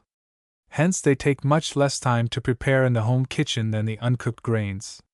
All breakfast cereals require long cooking to make them most palatable, the time of cooking depending upon the character of the cellulose and the method of preparing the cereal for market. Most partially cooked grains are improved by a longer cooking than is usually given them. It is interesting to measure equal quantities of a rolled cereal and cook one quantity for 20 minutes and the other for 1.5 hours and taste each. The superior flavor and texture of the well-cooked cereal is well worth the additional length of time of cooking. Grains are also found on sale in bulk and in package. The latter cost more but ensure greater cleanliness.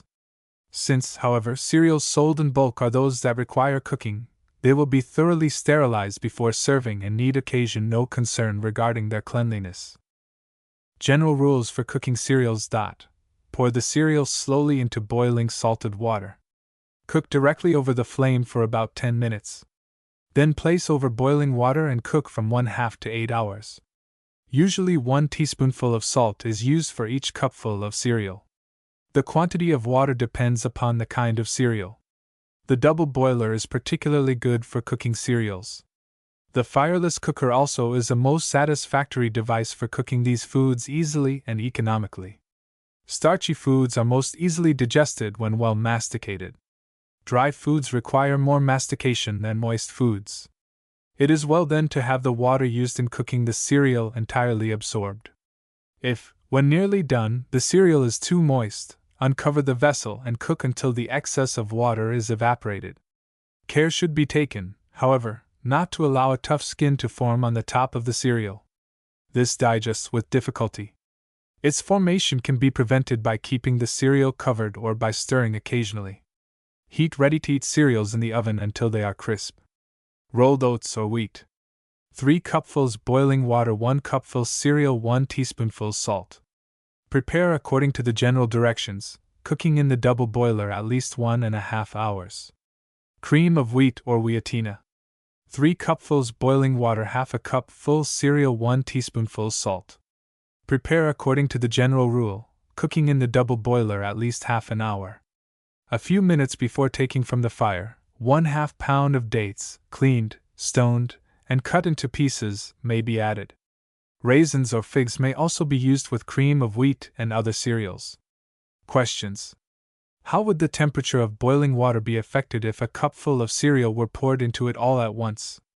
From this explain why cereals should be added slowly to the boiling water. Compare the cooked and uncooked cereal. How does it change in appearance and quantity? Why are cereals not cooked entirely over the naked flame? What is the price, weight, and measure of a package of rolled oats or wheat? Of a package of cream of wheat or wheatina? What is the cost of the quantity of cereal indicated in the recipes above? Calculate the difference in the cost per pound of ready-to-eat and uncooked cereals. Lesson XX Cereals, Rice A. Polished and unpolished rice. At market one finds 2 kinds of rice, one white and pearly in appearance called polished rice, and the other, gray or brown and lusterless, called unpolished rice. In preparing rice for market, the outer husks of the grain are removed and the rice is cleaned. It may then be sold as unpolished rice, or it may be further treated by rubbing or polishing to make it ready for market. Rice is subjected to this latter process merely to satisfy the demand of purchasers. The food value of polished rice is inferior to that of the unpolished grain. Much valuable ash and other material are lost. Indeed, a certain disease, footnote 22, beriberi, a disease common among those inhabitants of Oriental countries whose diet consists almost entirely of polished rice and fish, due to improper nourishment, has been cured by giving the sufferer rice polishings. The flavor of rice is also impaired by polishing it. Unpolished rice is much the more valuable food. It requires, however, longer cooking than polished rice. Soaking in water before cooking shortens the length of time required for cooking. To clean rice. To wash rice, put it in a strainer and allow the water from a faucet to run through the strainer. Rub the rice between the hands. Rice, cooked over boiling water. 3 cupfuls boiling water, 1 teaspoonful salt, 1 cupful rice. Follow the general rules for cooking cereals. When the rice is added to the boiling water, stir it to prevent adhering to the pan. Cook over hot water, i.e. in a double boiler, until the grains are soft, usually about 45 minutes. The above ingredients may be placed in a steamer, see Figure 31, and cooked in steam until the rice grains are tender. It is then called steamed rice. Rice is most palatable combined with various fruits. Energy-giving or fuel foods. Illustration, Figure 24. A cupful of rice before and after boiling. The large utensil was required to boil it. The water drained from it is in the jar. Boiled rice. Footnote 23. Reserve some of the cooked rice of this lesson for the following lesson. 3 quarts boiling water, 1 cupful rice, 2 teaspoonfuls salt. Add the salt to the boiling water. When the water boils rapidly, add the rice slowly, so that the water does not stop boiling. Boil rapidly for 20 minutes or until the grains are soft. Turn into a colander or strainer to drain. Rinse with hot water, drain well, then sprinkle with salt. Save the water from the boiled rice for the experiment below and for preparing cheese sauce for class work. When the rice is boiling, decide whether or not it should be covered tightly. Experiment 20. The difference in nutritive value of boiled rice and rice cooked over boiling water. Pour a little of the water from the boiled rice into a test tube. Cool the rice water and test it with iodine for starch. Is any of the starch from rice cooked over boiling water wasted? Which method of cooking rice leaves more nutriment in the cooked product? Cheese sauce made with rice water. 1 pint rice water, 1 tablespoonful cornstarch, 1 teaspoonful salt, 1/4 teaspoonful mustard, 1/6 teaspoonful paprika, half a cup full cheese grated or cut into pieces. Mix the cornstarch with about 2 tablespoonfuls of cold rice water. Heat the remainder of the liquid. Add the cornstarch mixture to the hot rice water. Stir and cook for about 10 minutes. Then add the seasonings and cheese. Continue stirring and cooking until the cheese is blended with the other ingredients.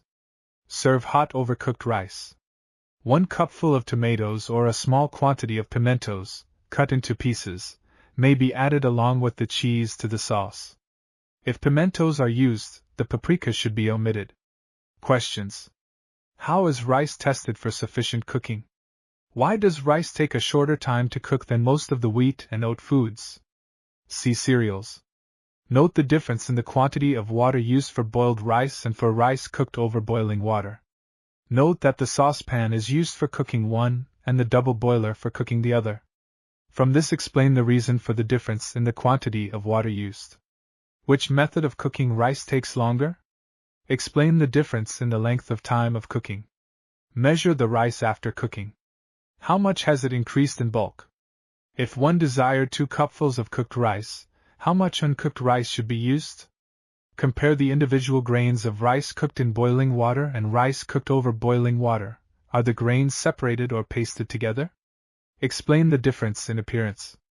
What ingredients do cereals contain that make it possible to mold them? See Experiment 17. Which is the better for molding, boiled rice or rice cooked over boiling water? Why? What is the advantage in using rice water rather than plain water to prepare cheese sauce? What other use could be made of rice water? Lesson 21 Cereals, Rice B. Rice pudding. Steamed rice may be prepared for a simple dessert by using both milk and water. Follow the recipe for rice cooked over boiling water, using 1½ cupfuls of water and ½ cupfuls of milk. Cook the water and rice until the water is absorbed, add the milk, and continue cooking over water. Serve with cream and sugar, or with a suitable sauce.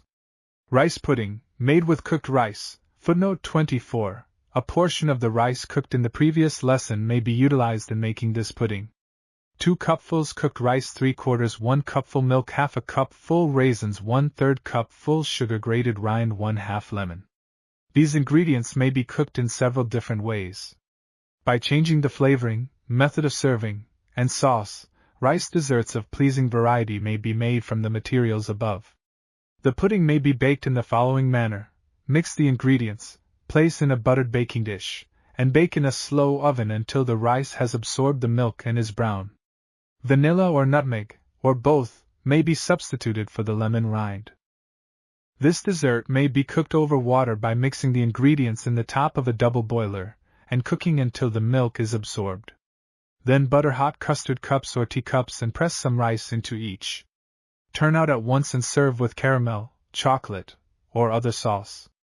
Lemon sauce, in which dates, cut into pieces, have been cooked, makes a tasty sauce for this pudding. When lemon sauce and dates are used, the raisins should be omitted and the pudding flavored with nutmeg. Caramel sauce. 1/3 cup full sugar, 2 tablespoonfuls flour, 1 tablespoonful butter, or substitute 1 cupful milk, 1/2 teaspoonful vanilla salt. Mix the sugar, flour, and butter in a frying pan, then heat the mixture to caramelize the sugar, stirring constantly. Scald the milk in a double boiler. When the sugar is caramelized, add it to the hot milk and heat the mixture until the caramelized sugar is dissolved. Add the salt and vanilla. Footnote 25. If the sauce is to be served cold, it is well to allow the cooked mixture to cool before adding the vanilla. See flavoring extracts. Serve hot or cold over puddings. Questions. Why is it advisable to use a double boiler for cooking rice? See Lesson XX. If rice is cooked in a double boiler and milk is to be added, why should not the milk be added until the rice mixture is placed over hot water? See statement regarding the scorching of milk and questions, Lesson 24. Which method of cooking the rice pudding, baking or cooking over water, requires more milk? Explain your answer. Also explain why a definite quantity of milk cannot be stated in the recipe. See Note. Lesson 16. Is any of the injurious substance formed in caramelizing sugar present in caramel sauce? Lesson 22 Cereals and the fireless cooker. The fireless cooker. The fact that fuels are expensive and that the supply of some fuels is diminishing makes it advisable to conserve heat. This can be done in no more satisfactory way than by means of a fireless cooker. It has been said that future historians, in summing up the great achievements of the first quarter of the 20th century, will probably name as the most important wireless telegraphy, aviation, and fireless cookery. The fireless cooker cannot be used with all methods of cooking, but its possibilities are many. Illustration, courtesy of McRae Refrigerator Co. Figure 25. Insulated wall of a refrigerator. The principle of fireless cookery. In experiment 2, it was found that wood did not transmit heat rapidly, while tin did. Another familiar illustration will show the difference between wood and metal in transmitting heat. A metal doorknob feels very cold on a winter day, because the metal conducts the heat away from the hand rapidly, while a wooden knob is comfortable to touch. Wood is termed a poor conductor of heat. Metals are good conductors of heat. Paper, hay, excelsior, sawdust, cork, wool, feathers, and many other materials are poor conductors of heat. If any hot substance is surrounded by any of these poor conducting materials, the heat of that substance is retained for some time. Also, if any cold substance is surrounded by a poor conductor, the substance remains cold. In throwing a piece of carpet or newspaper over an ice cream freezer, to prevent the ice from melting, one makes use of the latter principle. Illustration, Figure 26. Fireless cooker having excelsior packing. The walls of a well-built refrigerator consist of a number of layers of non-conducting materials, see Figure 25. To understand the principle involved in cooking without fire, try the following. Experiment 12, retention of heat. Fill 2 tin measuring cups half full of boiling water. Immediately enclose 1 cup of water in a paper bag or wrap paper about it so there will be considerable air space between the cup and paper. After 15 minutes, insert a thermometer into the water in each of the cups. Which is hotter? What has kept in the heat of the hotter water? The fireless cooker is a device containing cooking kettles which are surrounded by some poor conductor. When food is heated thoroughly, the heat can be retained for a number of hours by placing the hot food in the fireless cooker. Illustration, Figure 27, fireless cooker with stone discs. Note the kettles of various shapes. In the ordinary fireless cooker, it is possible to cook all foods that can be cooked in water at a temperature below the boiling point of water, i.e. simmering temperature. Another type of fireless cooker has a metallic or an enamel lining and is provided with movable stone discs. Both the stones and food are heated on a range and then introduced into the cooker in such a way that the stones are under and over the kettle of food. By this arrangement, foods can be cooked at a higher temperature than in the ordinary fireless cooker, see Figures 26 and 27. There are also electric fireless cookers, see Figure 28. Such cookers are equipped with a heating element which is placed in the bottom of the insulated box. With these, it is not necessary to heat the food before placing it in the cooker. The uncooked food is put into the cooker and the current turned on. By means of a clock arrangement, the current may be cut off when the desired length of time of heating has passed. Illustration, courtesy of the Standard Electric Stove Co. Figure 28. Electric fireless cooker. Has a heating element in the bottom of the cooker. The principle of the fireless cooker is used on some of the modern gas and electric ranges. The walls of the ovens of these ranges are surrounded by insulating materials. When an oven is heated and has reached the desired temperature, the gas or electricity is cut off, but the baking temperature is retained for some time. The top burners of some gas ranges have a fireless cooker attachment in the form of an insulated hood. The food is first heated over the burner, then the hood is lowered over the food, and the gas is cut off. The food continues to cook, however, by the retained heat, see Figure 29. Suggestions for using a fireless cooker. One should keep the following in mind in using the ordinary fireless cooker. Illustration, courtesy of the Chambers Manufacturing Company Figure 29. Gas range having fireless cooker attachment, insulated oven and hoods. 1. Have the food heated thoroughly before placing in the fireless cooker. This direction does not apply to an electrical fireless cooker such as shown in Figure 28. If the foods are small, as cereals, 5 minutes boiling is usually sufficient cooking on the range. If large in size, as a piece of beef, 30 minutes is required to heat it through. 2. After heating, place the covered kettle containing the food into the cooker immediately. It is well to have the cooker near the range so as to waste but little heat while getting the food into the cooker. 3. The kettle should be well filled. A small quantity of food should not be placed in a large kettle. It is possible, however, to fill the large kettle almost full of boiling water, then rest a wire rack on the rim of the kettle and place a small pan containing the food in the wire rack, see Figure 26. Or place the food in a pan with sloping sides and broad rim, such as a pudding pan, which may be set in the large kettle so as to rest on the rim. 4. Do not open the cooker to see how the food is getting along. If the box is opened, the food must be removed at once. The food may, however, be reheated and returned to the cooker. It is sometimes necessary to follow this plan, where food requires very long cooking. 5. The length of time a food must be left in the fireless cooker varies with the kind of food and style of cooker. In many of the homemade boxes, the water does not remain hot enough for cooking after 12 hours, in some, for not more than 8 hours. If foods require longer cooking than this, they should be removed and reheated as mentioned above. Food should never be allowed to become cool in a fireless cooker. 6.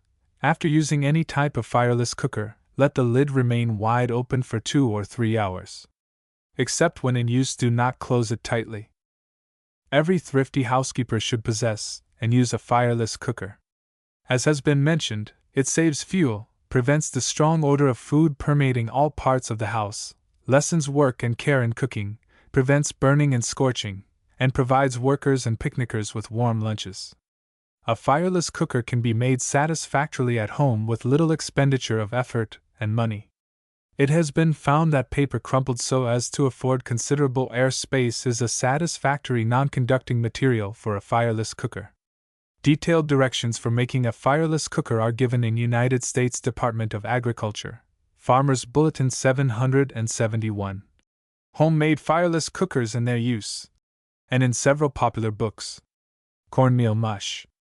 4 cupfuls boiling water, 1 cupful cornmeal, 1 teaspoonful salt. Mix the ingredients in the small pan of the fireless cooker and cook directly over the flame of a range, boiling for 5 minutes, and stirring occasionally. Cover and place in the large kettle of the fireless cooker which contains boiling water. Place in a fireless cooker for 5 to 10 hours. Note: if cornmeal mush is to be cooked over a flame in a double boiler, prepare according to the general rule for cereals and cook over boiling water for at least 3 hours. Cornmeal mush for frying. 2 cupfuls cornmeal, 2 tablespoonfuls flour, 2 teaspoonfuls salt, 2 cupfuls cold water, 1 quart boiling water. Mix the dry ingredients, add the cold water, and mix thoroughly. Place the boiling water in the small pan of the fireless cooker. Stir the cornmeal mixture into the boiling water and cook 10 minutes directly over the flame, stirring constantly. Cover and place in the large kettle of boiling water. Place in the fireless cooker 5 to 10 hours. Remove the pan of mush from the water and allow the mush to cool. Note: cornmeal mush for frying may be cooked over a flame in a double boiler according to the recipe given above. Cook it for several hours. Rice and tomatoes. Half a cup full rice, 1 tablespoonful butter or substitute 1/2 teaspoonful celery salt, 1/4 cupfuls boiling water, 1 cupful tomatoes, 1 slice onion, 1 teaspoonful salt, 1/8 teaspoonful pepper. In the small pan of the fireless cooker cook, over a flame, the rice, onion, and fat, stirring constantly until they are slightly brown. Add boiling water and cook until the water is almost absorbed. Add the tomatoes and seasoning and heat the mixture until it boils. Cover and place in the large kettle of boiling water belonging to the fireless cooker. Place in the fireless cooker for 3/4 hour. This food may be served as a border around meat. Questions. In your own way, explain the principle of cooking without fire. What ingredient does cornmeal mush for frying contain that plain cornmeal mush does not? What is the use of this ingredient in cornmeal mush for frying? See wheat flour and cornmeal. How does the method of preparing cornmeal mush for frying differ from the usual method of cooking cereals? How many cupfuls of cornmeal in 1 pound? Of rice in 1 pound? What is the price per pound of cornmeal and rice? Lesson 23: Cereals for frying or baking. fried, or baked mush. Cut cornmeal mush for frying into slices 1/3 inch thick.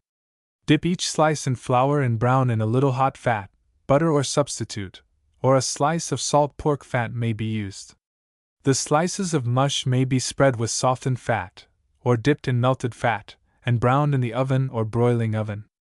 Instead of spreading the mush with fat, the slices may be dipped in cracker or fine dried bread crumbs, then dipped into egg mixture, 1 egg beaten and diluted with 1 tablespoonful of water, and again dipped into cracker or bread crumbs. Place the breaded slices in a dripping pan, put fat in bits over the top and bake for about half an hour or until the crumbs are brown. Hot mush may be served plain or with syrup. In the same way, leftover wheatina, cream of wheat, farina, and other breakfast cereals may be molded, cooled, and then fried or baked. French toast. 1 or 2 eggs, 1 cupful milk, 1/4 teaspoonful salt, 6 or 8 slices of stale bread. Beat the eggs slightly, add the salt and milk, and dip the bread in the mixture. Heat a griddle or frying pan and place a little butter or substitute, or a combination of butter and some other fat, in the pan. Brown the bread on one side in the hot fat. Place a bit of fat on the top of each slice, turn, and brown the other side. Serve hot. A mixture of powdered sugar and cinnamon, or syrup, is sometimes used in serving French toast. Syrup. Half a cup full corn syrup, dark, 1/4 cup full boiling water, 2 tablespoonfuls brown sugar, 1/8 teaspoonful salt, 1 teaspoonful vanilla. Mix the corn syrup, sugar, water, and salt. Heat until the boiling point is reached. Cool and then add the vanilla. If it is desired to serve the syrup hot, its flavor is improved by the addition of 1 teaspoonful of butter. Questions. In preparing French toast, what care must be taken in dipping the stale bread in the milk and egg mixture? Since it is desirable to serve the slices of toast whole, which are the better for French toast, large or small pieces of bread? What is the advantage of placing a bit of fat on each slice of bread just before turning it? Why is it advisable to add butter to the syrup only when the latter is to be served hot? What is the purpose of adding sugar to corn syrup? See corn syrup.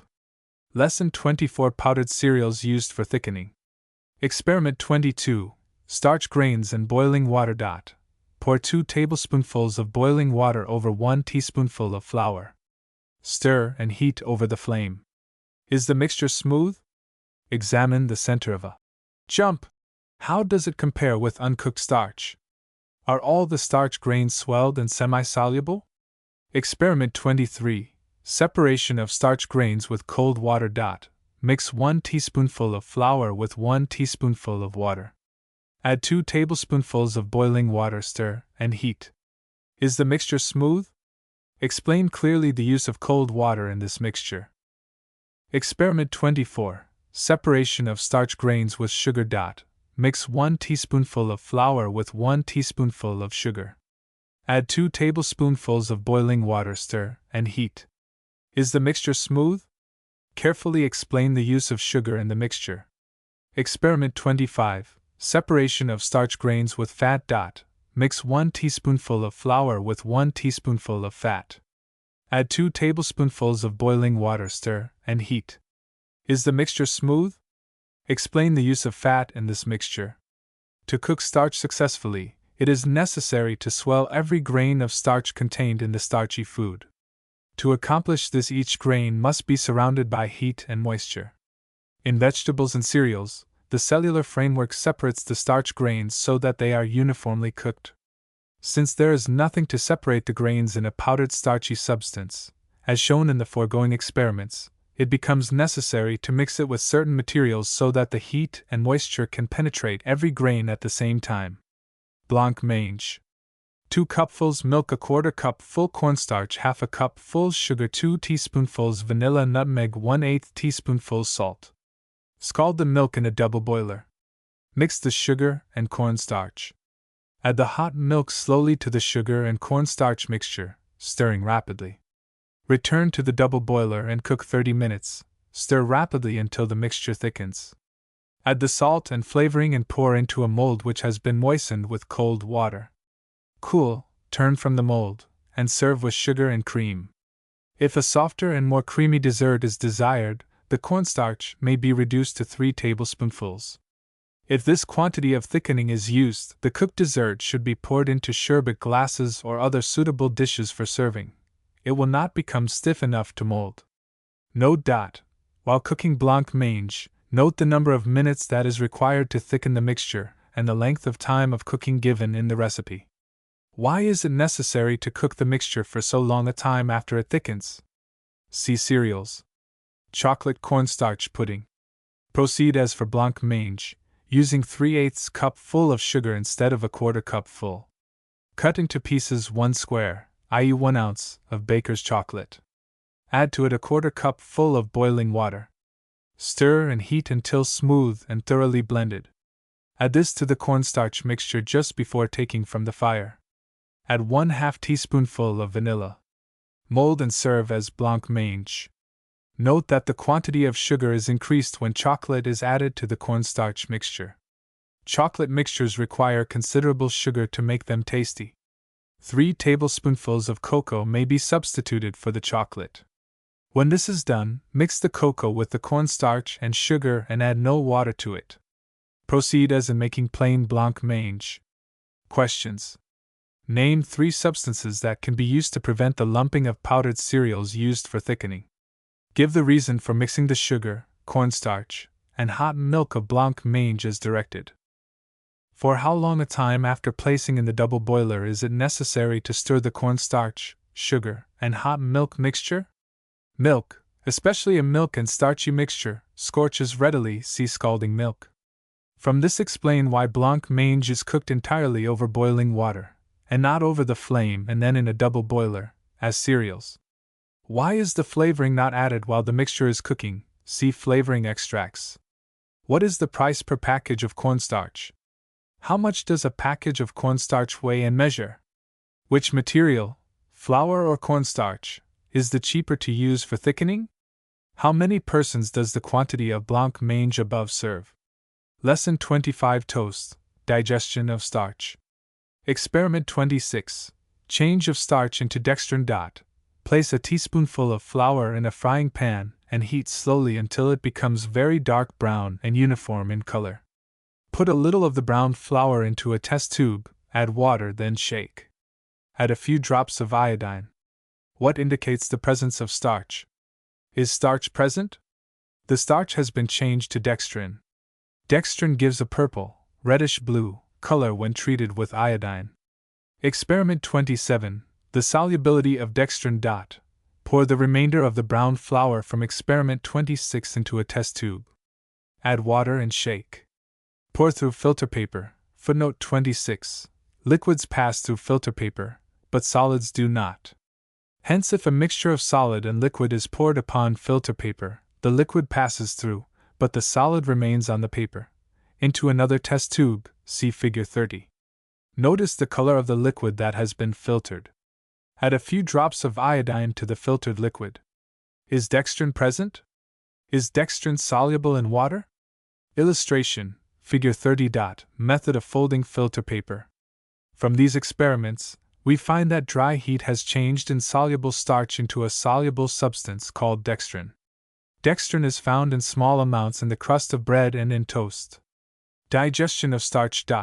It was found in a previous lesson, Lesson 16, that sugar is entirely soluble in water, and since digestion and solution are closely related, the digestion of some sugar is simple. Starch was found to be insoluble in cold water and only semi-soluble in hot water. In the process of digestion, it would seem that some change must take place in the starch to make it soluble. Such a change does take place. Starch is changed into a soluble carbohydrate, or a sugar, before it is digested. Substances called enzymes, which are in the saliva of the mouth, footnote 27, ptyalin and amylopsin, are the ferments found in the mouth and intestines, respectively, and in the digestive juices of the intestines, footnote 28. Ptyalin and amylopsin are the ferments found in the mouth and intestines, respectively, cause this change. To show that this change takes place to some extent in the mouth, try the following experiments. Experiment 28. Starch and cracker. Test a bit of cracker with iodine for starch. What indicates the presence of starch? Does the cracker contain starch? Experiment 29. Action of saliva upon starch. Thoroughly chew a bit of cracker. As you chew the cracker, note that it becomes sweeter in flavor. Remove from the mouth and place upon a piece of paper. Test it with iodine. A purple, reddish-blue color indicates a soluble carbohydrate. See experiment 27. What substance does the masticated cracker contain? Explain the change that has taken place in the cracker by mastication. Toast. Bread is properly toasted when it is dried out thoroughly and then browned on the outside. Both the crumb and the crust of the toast are thus made crisp. Crisp toast crumbles during mastication. Fresh bread contains much moisture. When it is toasted quickly, the moisture is enclosed in the interior of the slice, and the resulting toast is very soft. This kind of toast is almost as difficult to digest as fresh bread. Instead of toast breaking into bits during digestion, it remains in a solid mass and is digested with difficulty. Give at least 2 practical methods of toasting bread to produce the desired kind of toast. Cream toast. 1½ tablespoonfuls butter or substitute 1/2 teaspoonful salt, 2 tablespoonfuls flour, 2 cupfuls milk, or cream, 6 to 8 slices of toast. Heat the fat. When it bubbles, add the flour and salt, mixing thoroughly. Add a small portion of the milk. Heat and stir continually until it thickens. Add another portion of the milk and proceed as before. Continue until all the milk has been added. The sauce is sufficiently cooked when it reaches the boiling point after the last quantity of milk has been added. Pour this sauce over dry or moist toast. Moist toast is prepared by dipping dry toast quickly into hot, salted water or hot milk. If the crust has not been cut from bread for toasting, only the outer edges of the toast may be moistened. The flavor of butter in cream toast is pleasing. To secure some butter flavor and at the same time economize, a combination of butter and a mild-flavored fat or oil may be used. Questions. Give the reason for mixing flour and fat as directed in white sauce. See experiment 25. What is the proportion of fat and flour? What is the proportion of flour and liquid? Using this proportion, how much flour should be used for 1 cupful of liquid? What is the use of flour in white sauce? Note the consistency of the sauce, and keep it in mind as a standard of comparison for the thickness of other sauces. What should be the condition of the crumb of toast to be most quickly digested? Give reasons for your answer. Lesson 26. Root vegetables. A. Plant roots. Plants used for food have their stored up food largely in the form of starch, and to some extent in the form of sugar. The parts of the plant underneath the ground as well as the seeds serve as a storehouse for the plant. All roots and tubers contain carbohydrates, although not in so large a proportion as cereals. Those most commonly used as foods are potatoes, tapioca, parsnips, carrots, beets, and turnips. Potatoes and tapioca contain the most starch in this group. Parsnips, carrots, and beets contain a little starch and much sugar. Turnips contain much cellulose. Carrots, parsnips, and beets are also rich in cellulose. All root vegetables as well as leaf and stem vegetables contain ash. Comparison of vegetables cooked with or without the skins, and in water or in steam. Footnote 29. Note to the teacher. This lesson can be conducted most expeditiously by dividing the class into groups of 6 and having each group clean, prepare, and cook in water and in steam, potatoes and carrots as directed above. Clean, prepare, and cook in water pared and unpared potatoes, scraped and unscraped carrots, and cook in steam pared potatoes and scraped carrots. Clean the vegetables by scrubbing with a brush. Cook them in gently boiling water. Use the same quantity of water in each case, when cooked in water, and add 1 teaspoonful of salt to each quart of water. When the vegetables are tender, test with a fork or knitting needle, drain each thoroughly, catching the water in a bowl. Dry each vegetable by shaking the saucepan containing it over a flame. Pour into a test tube a little of the water from each water-cooked vegetable. Cool, and then test with iodine for starch. Also pour some of the water from each water-cooked vegetable in an evaporating dish. Boil the water until the moisture is entirely evaporated. Then continue to heat the contents of the dish until charred material appears and then disappears. Is any solid material left? If so, it is mineral matter. Which vegetables, those cooked in water, with or without the skins, lose the more starch and ash? Which vegetables without the skins, those cooked in water or those cooked in steam, lose the more starch and ash? As far as saving nutriment is concerned, which method of preparation is better for vegetables cooked in water? Which method of cooking is better for vegetables without the skins? Peel the vegetables that were cooked with the skins. Cut all into dice. Prepare about half as much white sauce as you have of the vegetable, using the ingredients for the sauce in the following proportion: 1½ tablespoonfuls flour, 1/2 teaspoonful salt, 1 tablespoonful butter, or substitute 1 cupful liquid. For the liquid of the sauce for those vegetables cooked in water without the skins, use half milk and half vegetable stock. Use only milk for the sauce for the vegetables cooked in water with the skins and for steamed vegetables. For method of making white sauce, see cream toast, add the vegetables to the sauce, reheat, and serve. Divide the vegetables among the pupils of each group so that each tastes the 6 vegetables. Which vegetables, those cooked with or without the skins, have the more pleasing color? Which vegetables, those cooked with or without the skins, have the more pleasing flavor?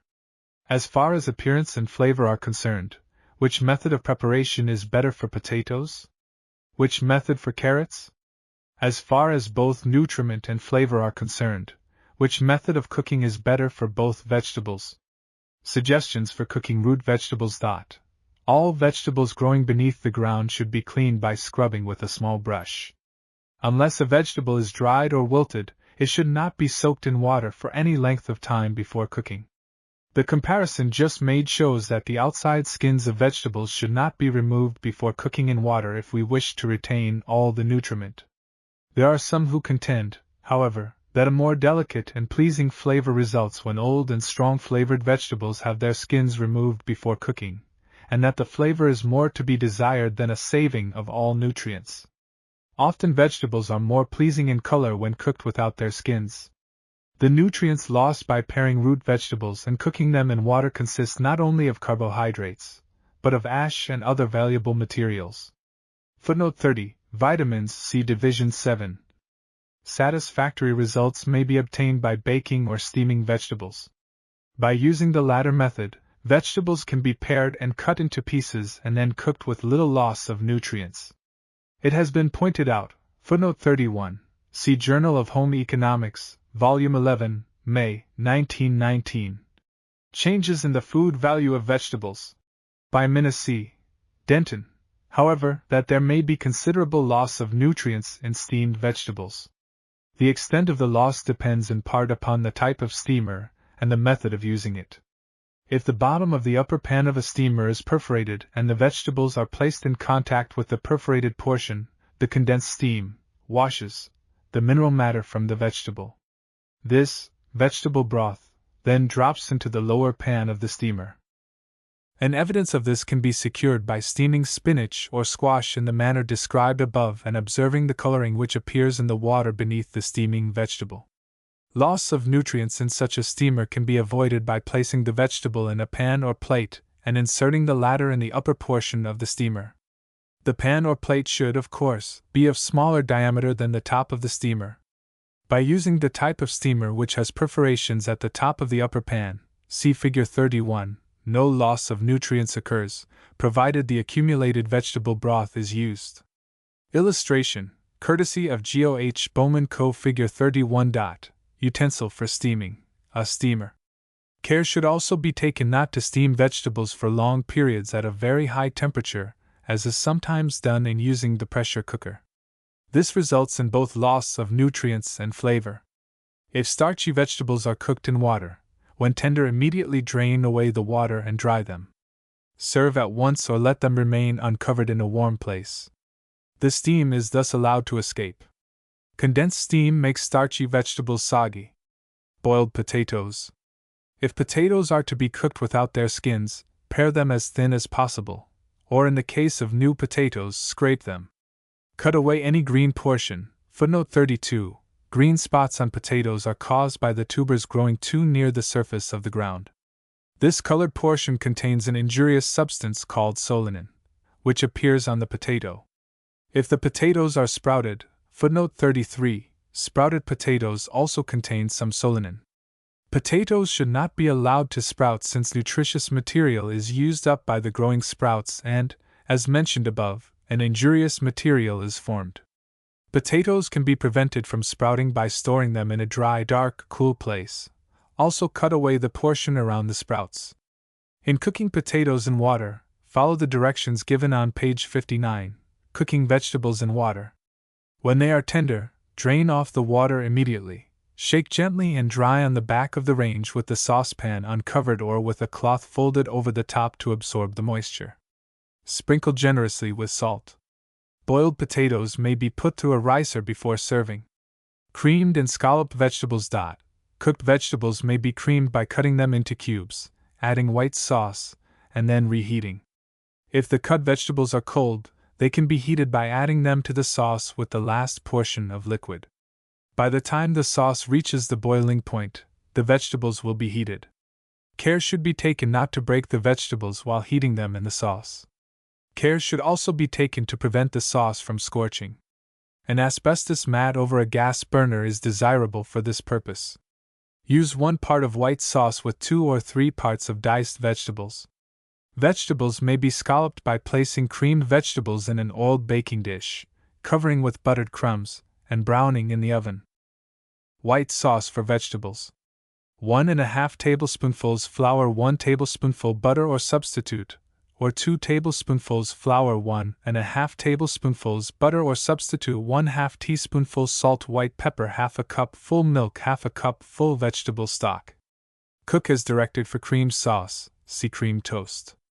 The thickness of white sauce for vegetables depends upon the kind of vegetable.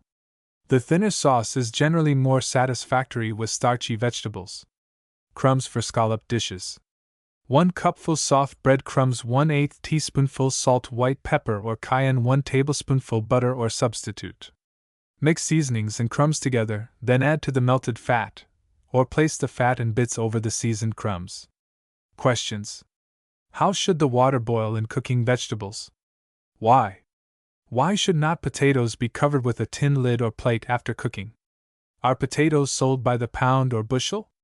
What is the price per pound or bushel? Mention at least 3 ways of cooking root vegetables so as to retain their nutriment. Lesson 27, Root Vegetables B.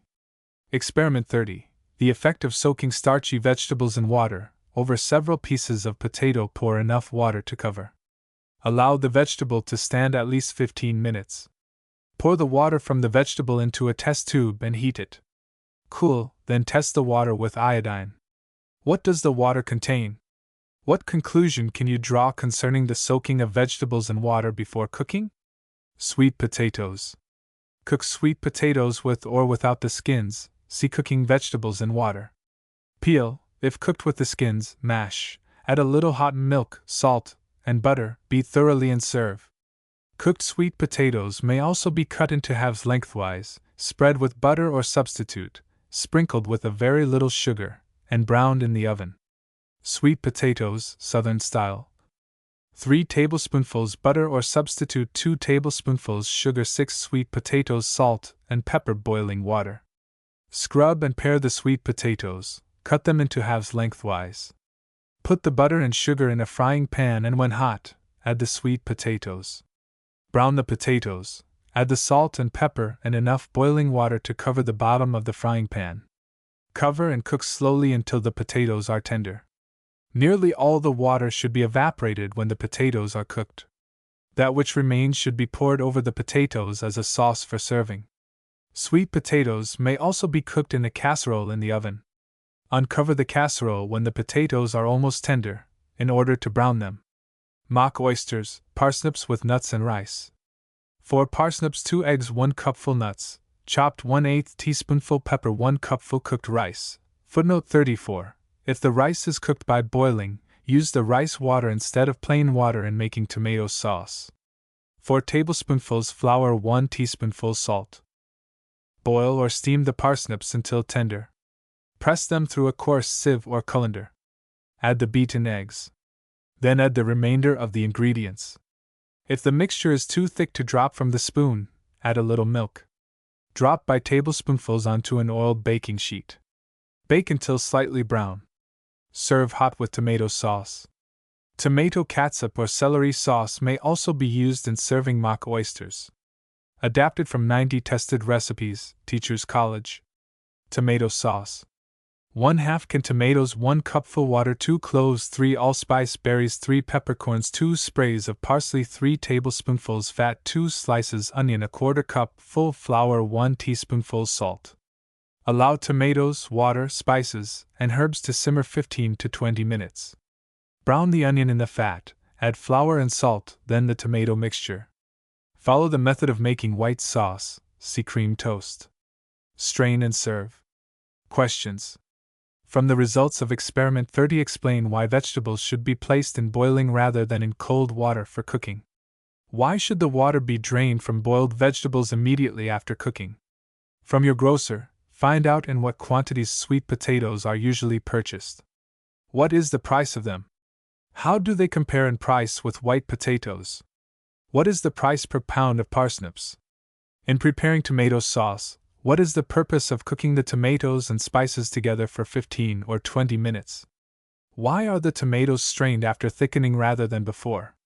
Lesson 28, Root Vegetables C. Tapioca is a food material prepared from the roots of the cassava plant grown in South America. Like many other foods prepared from the roots of plants, it consists of a large percent of starch. In its preparation, tapioca is heated so that the starch is partially cooked. Tapioca is prepared for the market in 2 forms, pearl tapioca and minute or granulated tapioca.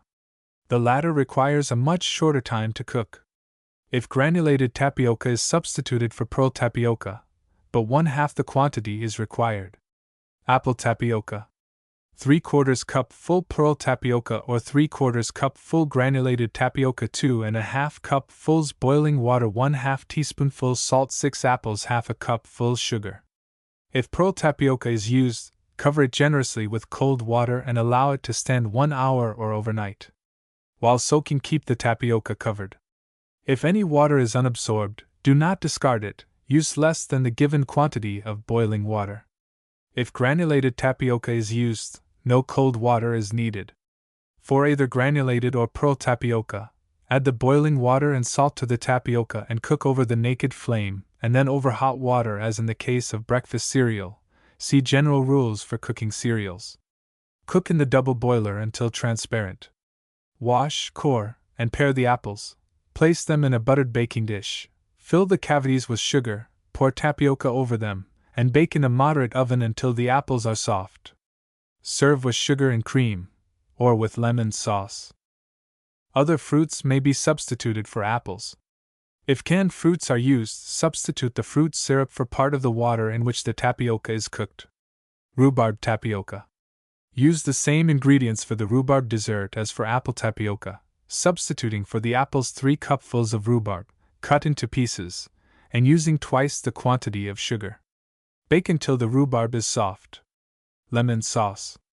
3/4 cup full sugar, 2 tablespoonfuls flour, 2 cupfuls boiling water, 1 lemon, juice and rind, 1 tablespoonful butter. Mix sugar and flour thoroughly, then slowly add the boiling water. Cook 10 minutes. Add the lemon juice and rind, then the butter. Stir until the butter is melted, when the sauce will be ready to serve. For economy, the butter may be omitted. It adds to the flavor, however. Sweet sauces.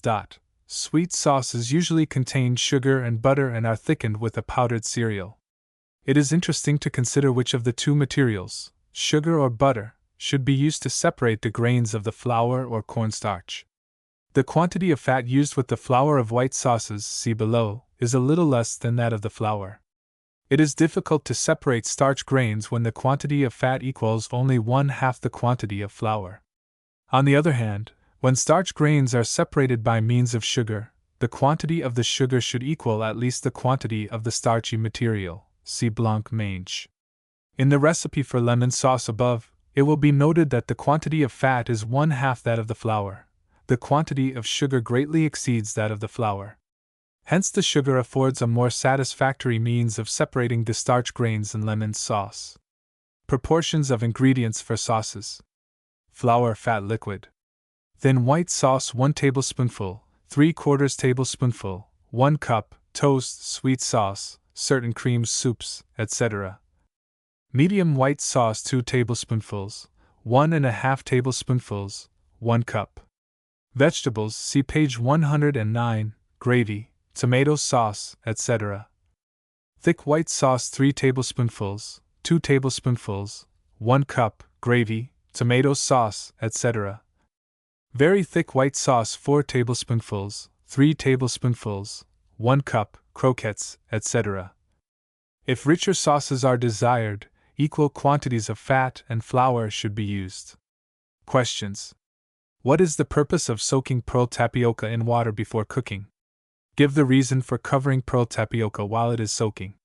Why is it necessary to cook it in a double boiler? What is the use of flour in lemon sauce? Why is the flour mixed with the sugar before adding the boiling water? See experiment 24. How long does it take the flour to thicken? How long a time does the recipe give for cooking the flour mixture? What is the purpose of cooking it for so long a time? What precautions can be taken to prevent the sauce from scorching? If, after cooking the required length of time, the sauce is not thick enough, what is the simplest method of thickening it? For a sauce recipe in which very little fat and no sugar are given, devise a method of preparing smooth sauce. Lesson 29. Starchy foods cooked at high temperature. Steam under pressure.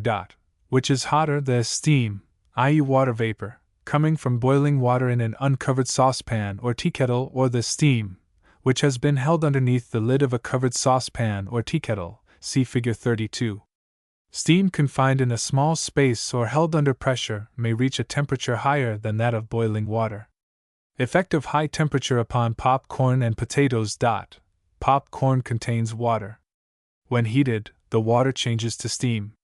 The covering of cellulose holds the steam in the kernel. When the steam expands and reaches a temperature far above the boiling point of water, it finally bursts the covering and the starch swells at once. Illustration, figure 32. Steam, without pressure, and steam, which has been under pressure. In baking potatoes, the water contained in them vaporizes. The vaporized water or steam is held under pressure by the skin of the vegetable. The steam thus becomes hotter than boiling water, hence a baked potato is cooked at a higher temperature than a boiled potato, and no nutrients are lost. Popcorn. Moisten popcorn with cold water. Almost cover the bottom of a popper with the kernels. Hold the popper first at some distance from the heat, and then gradually bring it closer, shaking it well all the time to keep the corn from burning. The corn should not begin to pop before 3½ minutes. When popping commences, most of the kernels should open. If there is some time between the popping of the first and last kernels, the corn will become tough. Buttered popcorn. No. 4 quarts freshly popped corn, 1/4 cup full butter salt. Melt the butter and pour it over the corn, stirring with a spoon. Sprinkle at once with salt from a salt shaker, continue stirring. Buttered popcorn. No. 2. 1 tablespoonful butter, and 1 tablespoonful oil or 2 tablespoonfuls oil, 1/2 cup full shelled popcorn. Salt. Put the fat in a large frying pan. When melted, add the salted corn. Stir until the corn is evenly coated with fat. Cover closely and heat gradually, shaking the pan vigorously all the time. Bake potatoes. Scrub potatoes and place them on the grate of a hot oven, 500 degrees Fahrenheit. Potatoes should be baked in a hot oven, to prevent them from becoming waxy or soggy. Bake until soft when tested with a fork or knitting needle, usually 50 to 60 minutes. Break the skin at once to allow the steam to escape, or make 2 gashes in the top of each potato, one at right angles to the other. Gently press the potatoes so that the steam may escape. Serve in an uncovered dish. Place the steaming potatoes on a folded napkin for serving. Stuffed potatoes.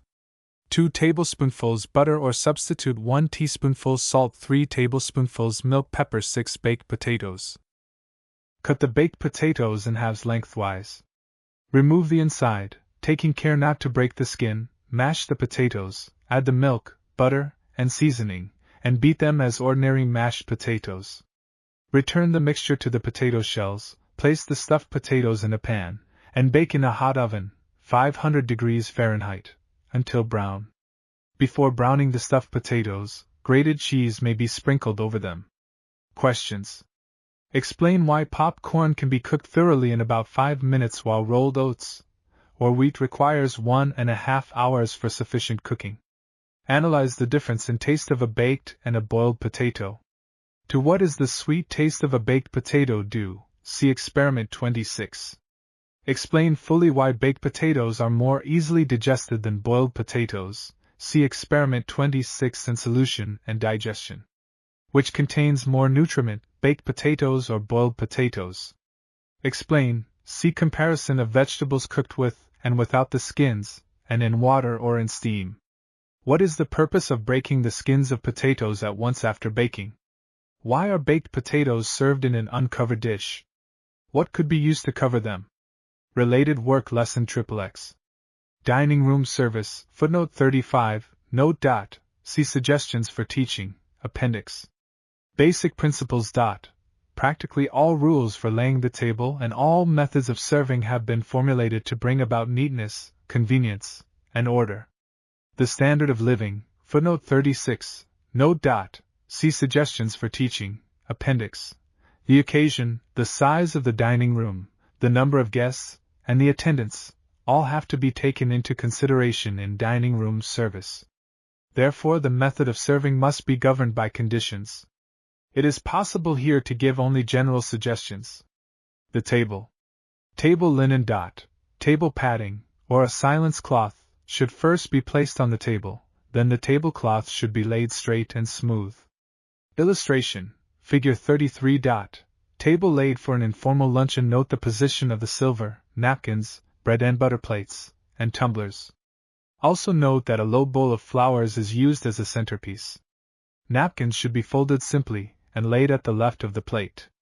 A dinner napkin is folded 4 times, a luncheon napkin is folded twice to form a square, or 3 times to form either a triangle or an oblong. If desired, the tablecloth may be omitted for breakfast or luncheon. Doilies with pads underneath them, lunch or breakfast cloths, or table runners, see Figure 33, may be used instead of the tablecloth. The 2 latter coverings are especially practical, since they are more quickly laundered than tablecloths. Their initial cost is also usually less than that of a tablecloth. Doilies may be placed on the serving tray. They are also often used on plates containing crackers, bread, and cakes. Baked potatoes, corn, and hot breads may be served in a folded napkin. China and glassware. The term, cover, means the space, with its china, silver, and glassware, allowed for each guest. At least 22 inches of space should be allowed for a cover, see Figure 33. The quantity of china on the table depends upon the occasion and the style of serving. In any form of service, the first course, if cold, may be placed on the table before the guests are seated. If the first course is a hot food, it is always placed on the table after the guests are seated. For informal occasions, and sometimes for formal occasions, the bread and butter plate is used. It is placed beyond the tines of the fork. Glasses are placed beyond the tip of the knife. A sugar bowl and cream pitcher, salts, peppers, etc., may also be placed on the table. A salt and a pepper shaker should be placed so as to be accessible to each 2 covers. Dishes containing olives or nuts are sometimes placed on the table before the guests are seated. For breakfast, the coffee pot, hot water pitcher, milk and cream pitchers, spoon tray, and cups and saucers may be placed so as to form a semicircle about the hostess's place. The coffee pot should be placed at the right, and the cups and saucers at the left. If tiles or stands for the coffee pot and hot water pitcher are used, they should also be a part of the table service. A large tray may be used to hold all of the coffee service. If the serving is to be done without a maid, it is advisable to place all the china, glass, and silver to be used for the meal either on the table or on the serving table. Silver. Convenience and order have determined the customary way of placing the silver at each cover. At the right of the plates place the knives, the spoons, and the forks that are to be used without knives, as for oysters, fish, or salad. At the left, place all the forks that are to be used with knives.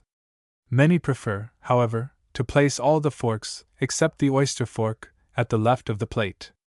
Enough silver for all courses, except the dessert course, is usually placed on the table. It is permissible, however, to place the silver for all courses.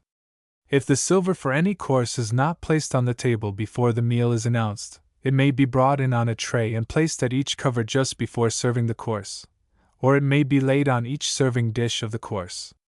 While a general rule for laying silver is to place each piece at each cover in the order of its use, the knives are usually all grouped together at the right of the plate, and the spoons laid together at the right of the knives. It is advisable, however, to place the spoons and knives in the order of their use, i.e., place the spoon that is to be used first farthest to the right and the knife that is to be used first, farthest to the right of the group of knives. Since only forks are placed at the left of the plate, they should be laid in the order of their use, that first to be used being placed farthest to the left, see Figure 33. All silver should be placed from 1/2 to 1 inch from the edge of the table. The sharp edges of the blades of the knives should be turned towards the plates. The spoons and forks should be placed with their bowls and tines turned up. The butter spreaders may be laid across the bread and butter plates. Generally, when soup and raw oysters are served, the oyster fork is laid across the soup spoon. If the silver that is to be used in serving a dish of food is placed on the table, it should be laid beside, not in the dish of food. Table accessories. A low bowl of flowers or fruit, tastefully arranged, makes a pleasing centerpiece. A centerpiece, however, should be a real source of pleasure. It should not obstruct the view of guests opposite, see Figure 33. Place cards afford a graceful means of seating guests. When used, they should be placed on the napkin. Menu cards, sometimes used for occasional dinners, are also placed on the napkin. Styles of serving. There are several styles of serving. English, ordinary family service. The foods are served at the table, the host serving fish, meat, and vegetables, the hostess serving soup, salad, and dessert, and other members of the family serving fruit and the vegetables that are served in individual dishes. The served dishes may be passed to each guest by the maid, or when no maid serves, they may be passed from one person to another. This method is used for family and informal service, and also when serving is done without a maid. Russian, serving from the side. This may be observed in one of two ways. A. Foods are separated into portions on individual plates and placed before the guests. B. Foods are separated into portions on the serving dishes and passed to the left of each guest so that he may help himself, or the portions may be served by the maid. The necessary serving spoon or fork should be provided with the serving dishes. The Russian style of serving is the most formal, and requires the service of at least one maid. Compromise. Sometimes it is desirable to use one style of serving for one course and another style for another course, as the Russian style for the soup course, and the English style for the meat course. Or the foods of one course may be in such form that it is convenient to follow both styles of serving, as meat served in English style and side dishes served in Russian style. Such style of serving is termed the compromise. Methods of serving with a maid. Established rules for serving. While each hostess follows her own inclination in the details of serving, there are certain rules that are always observed. Cold foods are served on cold dishes, hot foods on hot dishes. Dishes offered to a guest are passed to the left of the guest. Other dishes are placed to the right of a guest, except when a plate is placed at the same time a soiled or served plate is removed, it is then placed at the left. Plates are removed from the right when possible. When the Russian style of serving is observed, the following plan of removing and placing plates at the close of a course is followed. The maid carries the clean or served plate of the following course in her right hand and goes to the left of the guest. She removes the soiled plate of the course just concluded with her left hand and then places the empty or served plate before the guest with her right hand. She then goes to the kitchen or pantry with the soiled plate, returns with a clean or served plate, and proceeds as before. In following the English style and serving plates, the maid first places the dish to be served, the platter of meat, for example, in front of the host. Then an empty plate is placed before the host. The maid then gets another clean plate, returns to the left of the host, takes up the served plate in her left hand, and places the empty plate before him. She then places the served plate before one of the guests from the right side. Again she goes to the left of the host, places a plate before him, and proceeds as before. At the end of a course, remove the dishes of each cover, then such dishes as the platters and tureens, and finally the crumbs. All dishes belonging to a particular course should be removed at the end of that course. Soiled dishes are always unsightly, hence care should be taken to remove them in the neatest way. Plates should not be piled on top of one another. When the dinner plate, the bread and butter plate, and the side dishes are to be removed, the smaller dishes, bread and butter plates and side dishes, should be removed on the serving tray. The larger plates may be removed one at a time, and an empty or service plate may be put in the place of each. If no empty or service plate is to be placed for the next course, 2 soiled plates may be removed at the same time, one in each hand. Use of the buffet and serving table. Many dining rooms have both a buffet and serving table. When such is the case, the serving table is used for holding the dishes and foods that are used in serving the meal, such as dessert plates, creamer and sugar, plate of bread, etc. The buffet is used for holding dishes that are used occasionally, such as the coffee service, chafing dish, etc. Accidents at the table may be quickly remedied if extra silver and a soft, i.e. unfolded, napkin are placed on the serving table before the meal is announced. Use of the serving tray. The serving tray should be used for carrying all silver. It should also be used for small dishes, such as preserves, olives, sauces, and for the creamer and sugar, and the cups and saucers. In passing large dishes, such as plates, platters, and tureens, use a folded napkin underneath the dishes instead of a tray. Removing the crumbs from the table. For a table with a cloth, the crumb tray and scraper, or better, a plate and folded napkin are used to remove the crumbs. A brush is not desirable for crumbing the table. For a table without a cloth, the folded napkin and plate are used. The table may be crumbed before and after the salad course or before the dessert course. Use of finger bowls. Finger bowls are used after the fruit course of breakfast, and at the end of a luncheon or dinner. They should be placed on plates, with a doily between the plate and finger bowl. For breakfast, the finger bowls and plates may be brought in first. The finger bowl and doily should be removed to the left so that the same plates may be used for the fruit course. For formal luncheon or dinner, finger bowls on doilies and plates are brought in, one at a time, when removing the main dish of the dessert. The finger bowls and doilies are then set aside and the plate used for bonbons and nuts, which are passed on a tray. Or, if desired, the finger bowls may be brought after the bonbons. In this case, the finger bowl and plate are exchanged for the plate of the dessert course. An informal way is to pass finger bowls on plates and doilies before the dessert course. Then the finger bowl and doily are set aside as at breakfast, and the dessert served on the same plate. Order of seating and serving guests. The host and hostess usually sit opposite each other, i.e. at the head and foot of the table. If there is a waitress to do the serving, the head of the table should be farthest from the entrance of the dining room. If there is no maid, the hostess's chair should be nearest the kitchen door or pantry. A woman guest of honor sits at the right of the host, a gentleman guest at the right of the hostess. The order of serving guests varies in different homes and for different occasions. Sometimes the women at the table are served before the men. This is usually done, however, for home service or when only a few persons are at the table. At a large dinner table or a banquet, guests are usually served in the order in which they sit. In many homes, the guests are served first, while in others the hostess is always the first to be served. At a family meal, when no guests are present, the hostess should always be served first. Method of serving without a maid. When there is no maid, a woman has a threefold duty to perform when serving a meal. She must act as cook, as waitress, and as hostess. Much skill, ingenuity, and practice are required to do this successfully. The underlying principle of its accomplishment is forethought. A hostess must plan, even to the minutest detail, the performance of each duty. Preparation before announcing the meal. In planning the menu, a wise selection should be made. Simple foods should be selected, and but few courses should be served. A young hostess should remember that a simple meal easily served is more enjoyable and more fitting than an elaborate dinner where the hostess must frequently leave the table. Food should be selected that can be prepared before the meal is served, and that will not be harmed by standing. A souffle which must be served immediately when taken from the oven is not a wise choice for such a meal.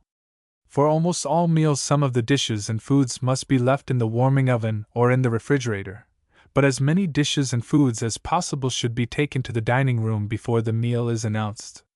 The suggestion has been made that dishes be kept warm by placing them in a pan of hot water on the serving table. This would mean, however, that a tea towel be at hand to dry the dishes before using. Special hot water dishes for the purpose can now be obtained in city shops. A serving table, or a wheel tray, see Figure 34, is of great service to a woman acting as hostess and waitress.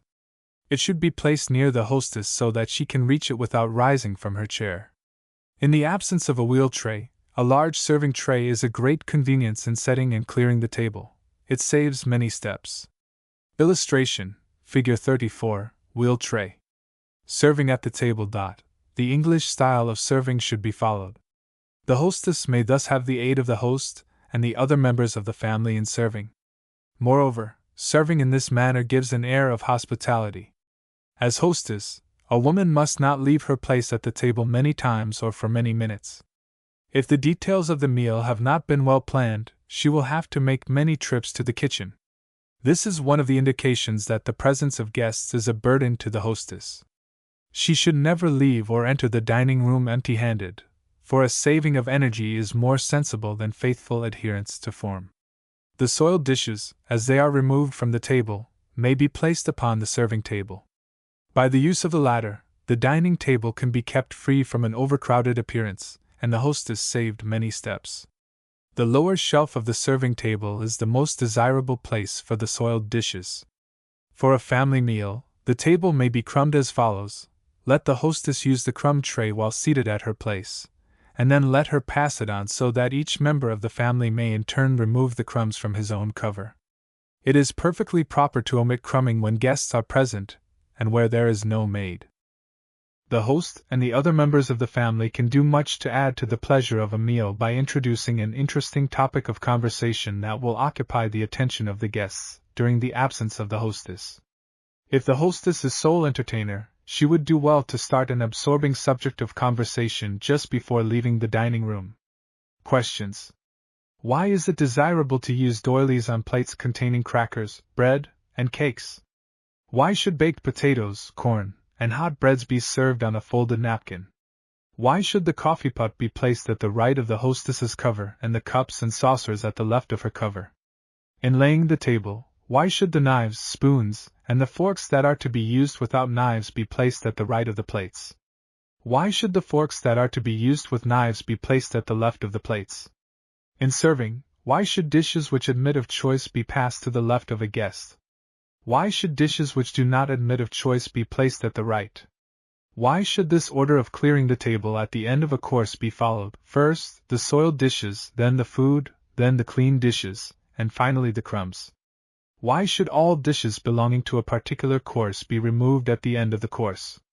Why is a brush not desirable for crumbing the table? Why are finger bowls used after the fruit course of breakfast, and at the end of luncheon or dinner? Make a list of the linen, silver, glass, and china needed for the dining and serving tables, when serving the menu given below. Give method of serving each course, using the English style. Cream of tomato soup, soup sticks, veal cutlets, rice rolls, butter cucumber salad, wafers, snow pudding, custard sauce, cakes, coffee. Lesson 31: Cooking and Serving Breakfast. Cook and serve a breakfast. If the lesson period is limited to 90 minutes, it is advisable to plan only a simple meal.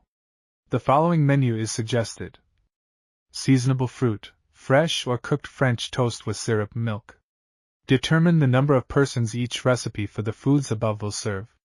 It may be necessary to prepare only a portion of a given recipe or more food than the quantity stated in the recipe. The pupil should become accustomed to dividing or multiplying the quantities given in recipes. Commence your work at such a time that the food will be in proper condition, hot or cold, at the time set for serving the breakfast. Follow the English or family style of serving. Serve the breakfast with or without a maid, see previous lesson. Lesson 32 Review, Meal Cooking Menu. Seasonable fruit sauce breakfast cereal coffee. See review for suggestions regarding the preparation of the lesson. Lesson 33. Home projects, footnote 37, see Lesson 9. Suggestions for homework. If cooked cereals are desired for breakfast at your home, prepare breakfast cereals in the evening for the following morning. Make a dessert for the evening meal at least 3 times a week. Suggested aims: 1. To cook the cereal a sufficient length of time to produce a sweet flavor and make it tender, to evaporate the moisture sufficiently so that mastication will be necessary, to allow no scum to form on top. 2. To select a variety of desserts so that a different one may be served each time. Division 5 Energy-giving or fuel foods, rich in fats and oils. Lesson 34 Fat as a frying medium. Comparison of fats and carbohydrates. Fat is a foodstuff. Fat and oil, footnote 38, fat and oil are very similar, oil being fat that is liquid at ordinary temperature, form another great class of energy-giving or fuel foods. In the body, these foods, like carbohydrates, give energy. In fact, weight for weight, they furnish more than twice as much energy as carbohydrates. There is, for example, about as much fat by weight in 1 pound of butter as there are carbohydrates in 1 pound of tapioca. By measurement, it has been found that 1 pound of butter gives to the body almost 2 1/4 times as much energy as does 1 pound of tapioca. Fats and oils are not only used as food, butter for example, and as constituents of foods, fat and pastry, but as a medium for cooking. The use of fat as a cooking medium follows. Experiment 31. Temperature at which fats and oils decompose or burn. Into each of 6 test tubes put 2 teaspoonfuls of butter, cottonseed oil, corn oil, beef drippings, lard, and Crisco. Gently heat each one of the fats or oils until fumes first arise from them. Then insert a thermometer. Footnote 39. Care should be taken in using a thermometer in hot fat. It should be allowed to cool before washing, in each tube, and note the temperatures. These are the temperatures at which the various fats decompose. Record these temperatures in your notebook. How do the decomposing temperatures of fat compare with that of boiling water? Which would be the hotter medium for cooking, hot fat or boiling water? Which fat reaches the highest temperature before it begins to decompose? If fat is used as a medium of cooking, which of these fats, as far as temperature is concerned, would be the most desirable? Give a reason for your answer. What is the price per pound or pint of each of these fats or oils? Which of these are vegetable and which are animal fats or oils? Fats for deep fat frying.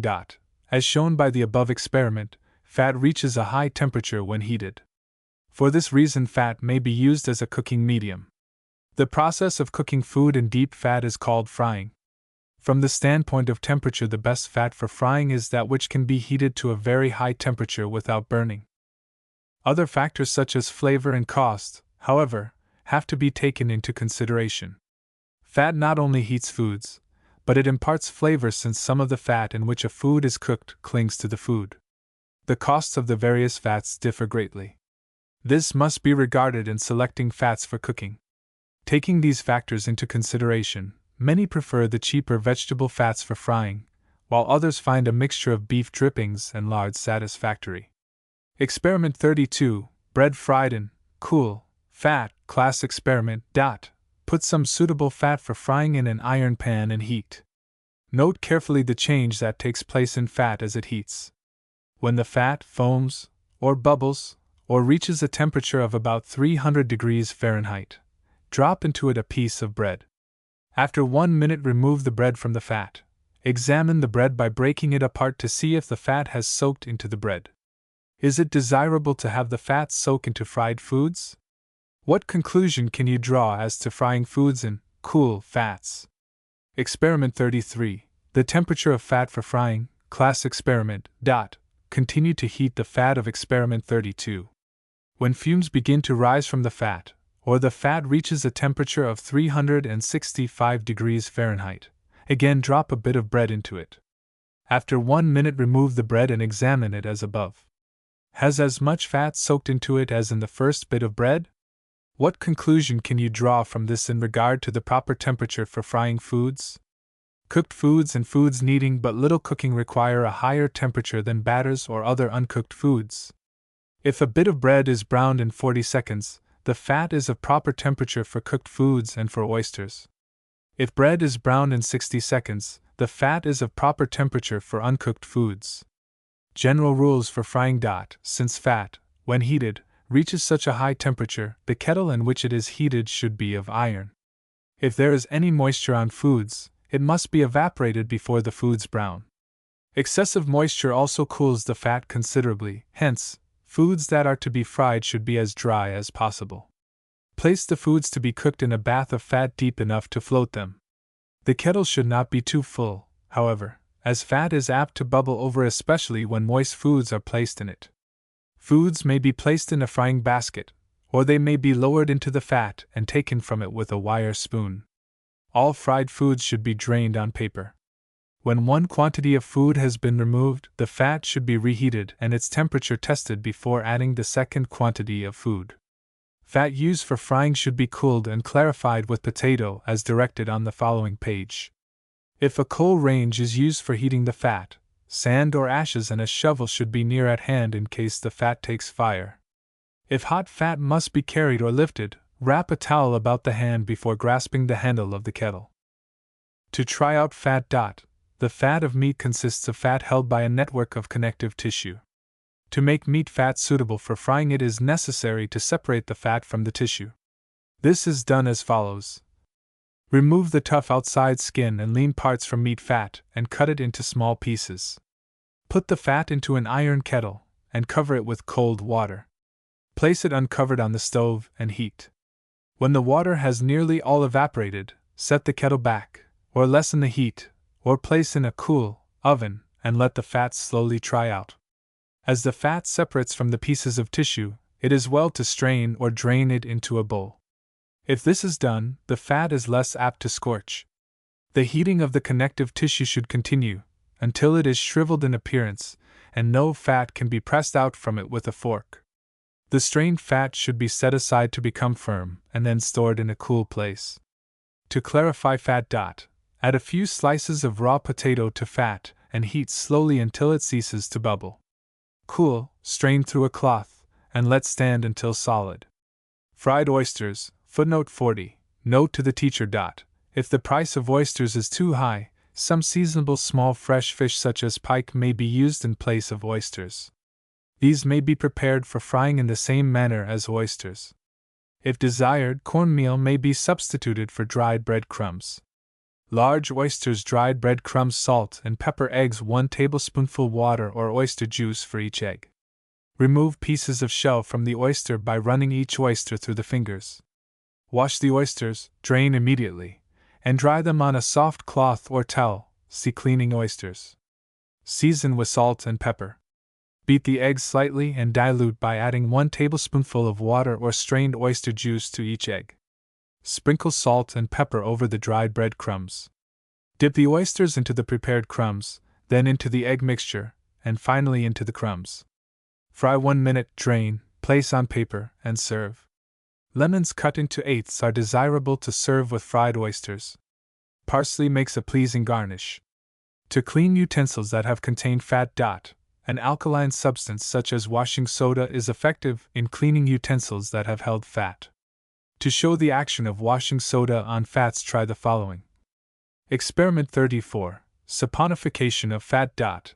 Into a test tube, put 1/2 teaspoonful of washing soda and 1 teaspoonful water, then heat until the washing soda is entirely dissolved. Melt 1 teaspoonful of solid fat and add it to the soda solution. Boil the contents of the tube for a few minutes and then examine it. What substance does the foaming suggest? What has been formed by the union of fat and soda? What application can be drawn from this with regard to the use of soda in cleaning utensils that have contained fat?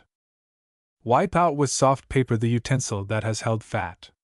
Fill it full of water, add some washing soda, and heat. Empty the water and wash. Do not use washing soda in aluminum utensils. See preparing dishes for washing. Questions. What is taking place when hot fat emits an odor? Name 2 advantages in dipping foods that are to be fried in egg. Why are dried rather than soft breadcrumbs used for covering foods that are to be fried? Lesson 35: Fat as a frying medium. Food fats. Food fats.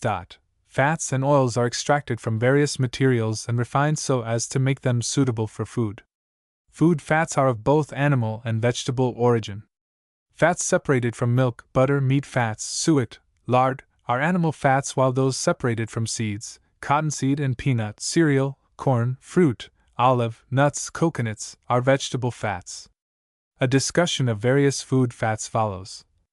A. Butter is made by churning ripened creams so as to separate the fat from the other ingredients contained in milk. It is salted and usually colored before putting it on the market. The popularity of butter is dependent upon its flavor, for its fuel value is not greater than any other fat. Indeed, butter does not contain as much fat as do the vegetable oils and fats, and certain other animal fats. Butter contains 85% of fat, while many vegetable oils and fats and lard contain 100% of fat. Butter contains, however, certain growth-producing substances called vitamins, see Division 7. All fats do not contain vitamins.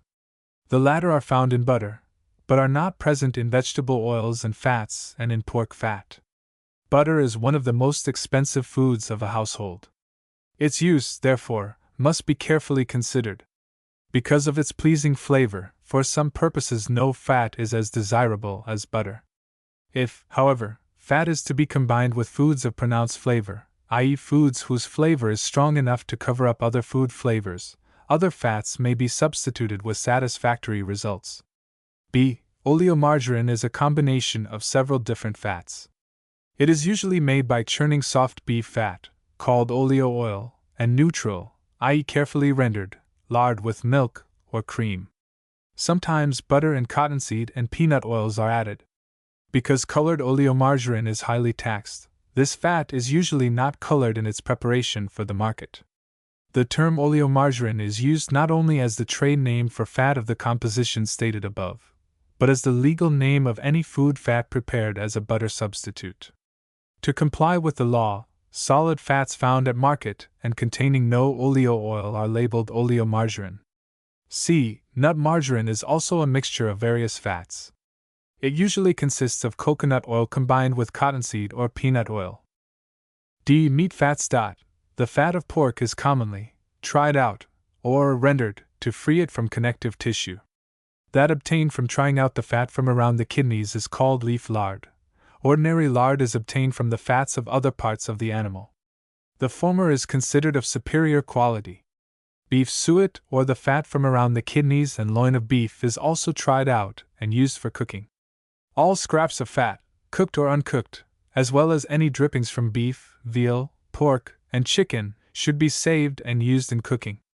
The fat from mutton has a peculiar flavor and so cannot be used in food, unless cooked with certain flavoring materials, see mutton. It may be saved for soap making. Fat from soup and drippings need only be clarified before using for cooking. Suet and other uncooked fat of meat must be first tried out. E. Vegetable oils. The oil from cottonseed, corn, and peanut is prepared for table use and sold under various trade names. Oil is also extracted from the olive. This is an extremely expensive oil. Its food value is no greater than that of other vegetable oils. Only olive flavor is secured for the greater price. Refined cottonseed and corn oils are bland in flavor. Peanut has a characteristic flavor pleasing to most persons. When these vegetable oils become rancid, however, their flavor is disagreeable. Fat combinations.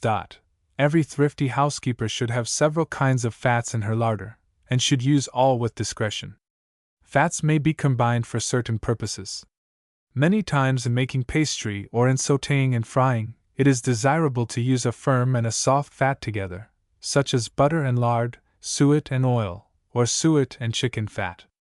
Fish balls.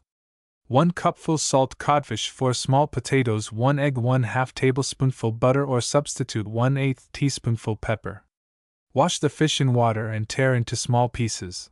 Wash and pare the potatoes. Cook the fish and the whole potatoes together in gently boiling water, containing no salt, until the potatoes are soft. Drain and shake over the fire until dry. Mash, add the beaten egg, fat, pepper, and salt, if needed, and beat until light. Take up the mixture by spoonfuls, mold slightly, and place in hot deep fat. Do not fry more than 6 balls at one time. Fry until brown, drain, garnish, and serve at once. White or cheese sauce may be served over fish balls. The potatoes used in fish balls may be steamed. The codfish, however, must be soaked or cooked in water. Questions. Why is it not necessary to soak codfish for fish balls in water before cooking? Why is salt not added to the water in which codfish and potatoes are cooked? If a food that is to be fried contains much water, what happens to the water when placed in the hot fat? Explain why it is better to leave the potatoes whole rather than cut them into pieces for cooking. Why is it especially necessary to dry the fish and potato mixture before frying? What ingredient do fish balls contain that hardens immediately on being heated? Of what advantage is this ingredient in mixtures that are to be fried? What is the price per package of codfish? What is the weight and measure of a package? Lesson 36. Fat as a frying medium. Digestion of fat. Experiment 36. Action of oil and water. Pour a little corn or cottonseed oil into a test tube, add the same quantity of water, and shake the tube. Set the tube aside for a minute and examine. Which material rises to the top? Is oil soluble in water? What application can be made from this concerning the effectiveness of cleaning the fat of meats with water? Experiment 36. Emulsion of fat. In a test tube, put a bit of soap and 2 tablespoonfuls of water. Heat until the soap is melted. Add 1/2 teaspoonful of vegetable oil. Shake the mixture, and then examine. What familiar food does the mixture look like? Set the tube aside for a minute. Does the oil rise to the top as in experiment 35? The fat is in an emulsified condition. Breaking up of fats. Fats and oils are not soluble in any substance found in the digestive juices, but they are acted upon by an enzyme. Footnote 41. Stapsin or lipase is the enzyme found in the pancreatic juice which acts upon fat, and by an alkaline substance found in the pancreatic juice. The enzyme breaks up some of the fat into a fatty acid. Footnote 42. Fatty acids are substances related to fats. They have certain acid properties. And glycerin.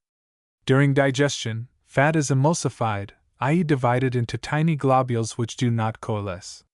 When a fat is emulsified, it often looks like milk. Milk contains fat in an emulsified form. The fat separates, however, by standing and rises to the top to form cream. Fats can be emulsified by several different substances. A soap solution is one of the substances that will emulsify fats. The action of soap solution in emulsifying fat was shown in experiment 36. If fats are emulsified by means of soap, one might ask where the soap comes from in the process of digestion. The soap is thought to be formed by the action of the alkali of the pancreatic juice upon some of the fatty acids formed by the splitting up of the fat. By means of the soap thus formed, fat is emulsified during digestion. During digestion, fat is broken up into fatty acids and glycerin. Frying and digestion.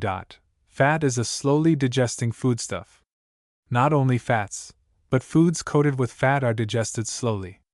Because of the longer time in the digestive tract, foods may cause digestive disturbances. When fats are heated to a high temperature, they are decomposed and irritating substances, free fatty acids, are formed. These substances are absorbed by foods which are browned in fats. It is well, then, to have the least possible quantity of fats soak into foods cooked in fats. It has been found that foods soak up much more fat when sautéed, i.e., browning in a small quantity of fat, than when fried. The greatest care should be taken in frying, however, to have the fat and the food to be fried in such condition that as little fat as possible will be absorbed. The fat should be sufficiently hot, see experiments 32 and 33, the food as dry as possible, and the browned food drained on paper. Care should be taken not only in frying foods, but in avoiding the use of an excessive amount of fats such as butter, cream, and vegetable oils in sauces, dressings, and pastry. Croquettes. Croquettes are cooked vegetable, cereal, meat, or fish mixtures dipped in dried crumbs and eggs and browned in deep fat. These food mixtures are shaped in various ways. Rice and potato croquettes are usually cylindrical in shape, while chicken croquettes are formed into cones. Croquettes may be dipped in melted butter or substitute, or they may be dotted with bits of fat and browned in the oven or broiling oven instead of frying in deep fat. Starch occurs in considerable quantity in the vegetables and cereals commonly used for croquettes. Meat and fish are usually mixed with a thick white sauce when used for croquettes, hence croquettes invariably contain a starchy substance. If croquette ingredients are heated while mixing, it is necessary to cool them thoroughly before shaping, in order that the starch may be as stiff as possible. Potato croquettes. 1 pint mashed potatoes, celery, salt, 2 tablespoonfuls butter, onion juice, cayenne, 1 teaspoonful chopped parsley, 1 teaspoonful salt, 1 egg yolk, or 1/2 egg. Mix ingredients together, shape into smooth round balls and then into cylinders. Roll in dried breadcrumbs, eggs, and crumbs again, see fried oysters. Fry in deep fat until brown. Questions. How does the temperature of fat hot enough for frying compare with that of boiling water? Why is an iron kettle preferable to one of tin or granite for heating fat? See caramelized sugar. What happens to foods that are cooked in fat too cool for frying? See experiment 32. What is the purpose of covering with egg mixtures that are to be fried? How should the egg be prepared for dipping? How can the remaining white or half an egg be utilized in preparing potato croquettes? If leftover mashed potatoes are used for making croquettes, what ingredient in the recipe above should be omitted? Lesson 37. Fat saving. Baking versus frying. Foods fried under the most ideal conditions and in the most skillful manner absorb much fat. Many foods well fried, especially donuts, are about 1/3 fat. Fish balls and croquettes, as mentioned previously, can be baked instead of fried. Baked croquettes seem somewhat more dry, however, than the fried food. If this is objectionable, a sauce may be poured over them before serving. Tomato, cheese, and brown sauces are tasty with most croquettes. Doubtless many housekeepers who dislike the odor of hot fat and the cleaning of utensils used in frying foods will consider the process of baking croquettes very much more satisfactory than that of frying. Rice cutlets with cheese sauce. 3/4 cup full rice, 3 cupfuls boiling water, 1 teaspoonful salt. Wash the rice, add the water. If unpolished rice is used, let it soak for several hours. Then add the salt and heat the mixture until it boils. Proceed as directed on page 85. Rice, cooked over boiling water. Unpolished rice requires about 2 hours of cooking. Make a white sauce of the following ingredients: 4 tablespoonfuls flour, 1 teaspoonful salt, pepper, 3 tablespoonfuls fat, 1 cupful milk. To 2/3 of the white sauce add cooked rice, 1 or 2 hard-cooked eggs, chopped, 1 tablespoonful parsley, chopped. Reserve the remainder of the white sauce for the preparation of cheese sauce. Shape the mixture into cutlets. Dip in dried breadcrumbs, or cornmeal, an egg as directed for fried oysters. Place the cutlets on greased dripping pan. Place bits of fat on top of the cutlets, then bake in a hot oven until they are browned. Serve hot with the following sauce. Remainder of the white sauce: 3/4 cup full milk, 1/4 to half a cup full cheese, cut in small pieces, 1 pimento chopped. Dilute the white sauce with the milk. Add the cheese and pimento. Heat and stir until the cheese is melted. If necessary, add seasoning. Serve hot over the cutlets. Fat saving and soap making. The housekeeper who endeavors to waste no food may find that she has saved some fat which is not suitable for food. Such fat can be utilized in soap making. By using modern lye, soap making is not the laborious task as was the preparation of soft soap in colonial days. The fat for soap making need not necessarily be decolorized. It should, however, be tried out, if it is meat fat, and clarified before using in the preparation of soap. These processes are given above. Soap made at home differs somewhat from that made at a factory. When fat and lye are combined chemically, soap and glycerin are formed. A commercial soap maker extracts the glycerin from soap, the housekeeper does not. Homemade soap, however, usually proves very satisfactory. When the time consumed in making it is not needed for other duties or obligations, it is a saving to make soap at home. Soap. 1 can Babbitts lye 1 quart cold water 6 pounds clarified fat 2 tablespoonfuls ammonia. Turn the lye into a granite kettle, slowly add the cold water, stirring with a stick or a wooden spoon. Work most carefully to avoid getting the lye or the lye solution on the hands. When the water is added to the lye, the mixture becomes very hot. Let it stand until it is cool. Put the fat into a large kettle or dish pan. Heat it until it melts. Then remove it from the fire. Let it cool sufficiently to bear the hands in it. Slowly add the lye solution, stirring constantly. Add the ammonia and continue stirring until the mixture becomes about the consistency of thick cream. Then turn the soap into a wooden box lined with paper or into a granite dripping pan. When the soap becomes firm, cut into pieces of suitable size. The materials above will make about 8.5 pounds of soap. Note: if desired, 1 small cake of soap may be prepared by each pupil in the classroom. The following recipe may be used: 1 teaspoonful lye, 4 teaspoonfuls cold water, 2 tablespoonfuls fat, 1/8 teaspoonful ammonia. Proceed as directed for the large quantity. Pour the mixture into 1 cup of a granite muffin pan or into a small pasteboard box. Questions: how does unpolished rice differ from polished rice? Explain why the former takes a longer time to cook than the latter. See polished and unpolished rice. Explain why baked croquettes require a sauce to make them most tasty for serving, while fried croquettes do not. State at least 3 advantages of baking croquettes rather than frying them. Under what conditions do you think it would be desirable to make soap at home? Related work. Lesson 38. Dining room courtesy. The value of good table manners. No matter how cultivated in mind and spirit one may be, if there is an absence of refinement of manners, the higher qualities are likely to be overlooked. No one can afford to slight the study of good manners. The basis of all good manners is tact, i.e., a kindly consideration of others. This consideration may be shown at the dining table quite as well as at a social gathering. Graceful and easy table manners and a knowledge of how to serve and be served add to the comfort as well as to the pleasure of one's associates in the dining room. Most of the rules of table conduct have been adopted because they lend ease and grace or because they are sensible. Others have been established by custom and long usage. Suggestions concerning table manners. The chair. If the chair is placed so that the front edge of the seat just touches the tablecloth, there is no necessity for moving the chair when taking one's seat or when rising. One should stand back of the chair until the hostess moves to seat herself, and then move to the left of the chair to assume the seat assigned. One should also rise at the left of the chair. The knife and fork. There is but one right way to hold the knife or fork.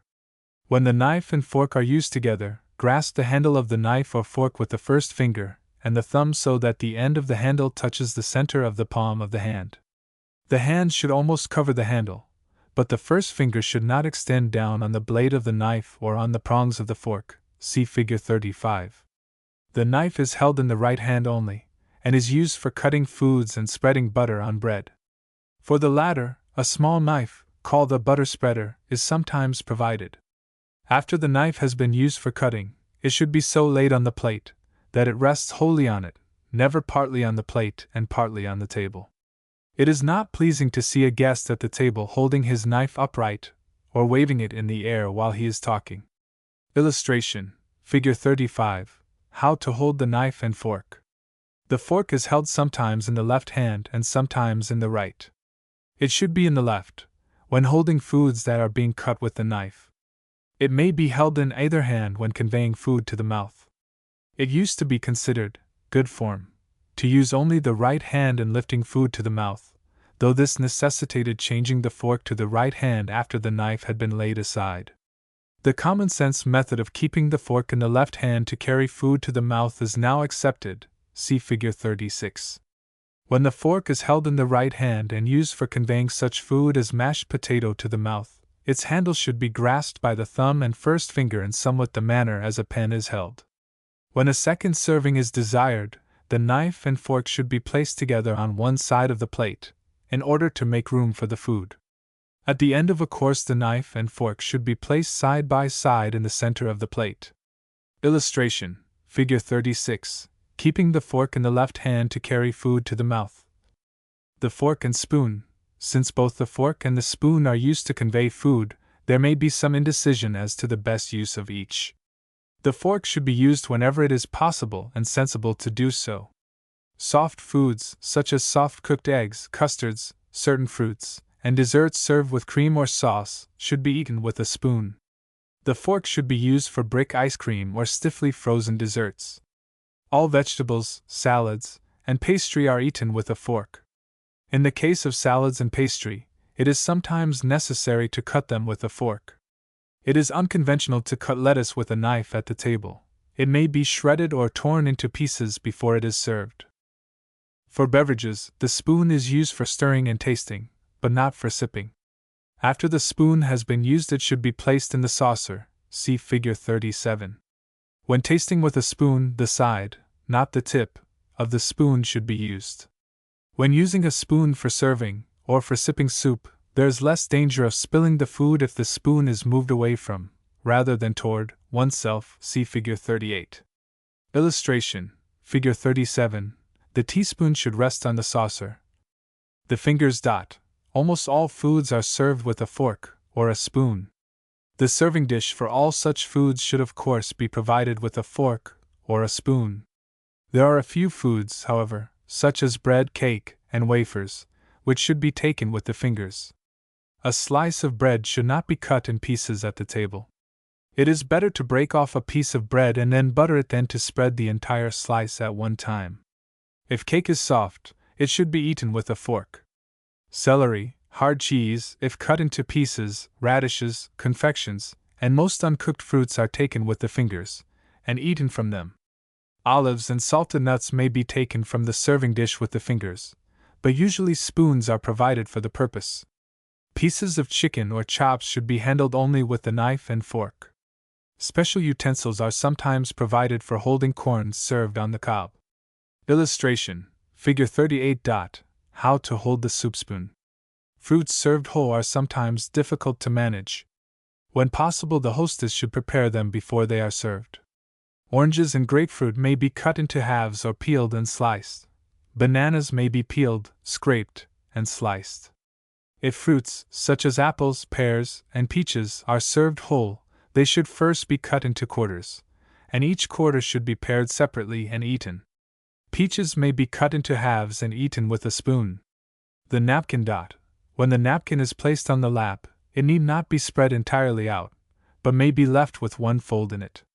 A guest who is to be present at consecutive meals should fold his napkin after eating. If, however, he is dining in a hotel or restaurant, or if he is in a home for but one meal, the napkin should be laid on the table without folding. Quiet eating dot. Quiet mastication without hurry and without noise is an obligation that we owe ourselves and our companions. It is well to refrain from talking during mastication. One cannot eat quietly unless the lips are kept closed while chewing. Lesson 39: Cooking and Serving Breakfast. Cook and serve a breakfast. The following is a suggestive menu. Breakfast cereal with dried fruit, baked fish balls with white sauce toast, butter coffee. Follow the English or family style of serving. Serve the breakfast with or without a maid, see Lesson XXX. Lesson XL Review, Meal Cooking Menu. Cooked fruit, fresh or dried cream toast coffee. See Review, Lesson 14, for suggestions regarding the preparation of the lesson. Lessons lie. Home projects, footnote 43, see Lesson 9. Suggestions for homework. Save all scraps of fat or bits of meat, fats which are unfit for food. Try out the latter kind of fat. When you have 3 or more pounds of fat, make soap. When the soap is firm and ready for use, weigh it.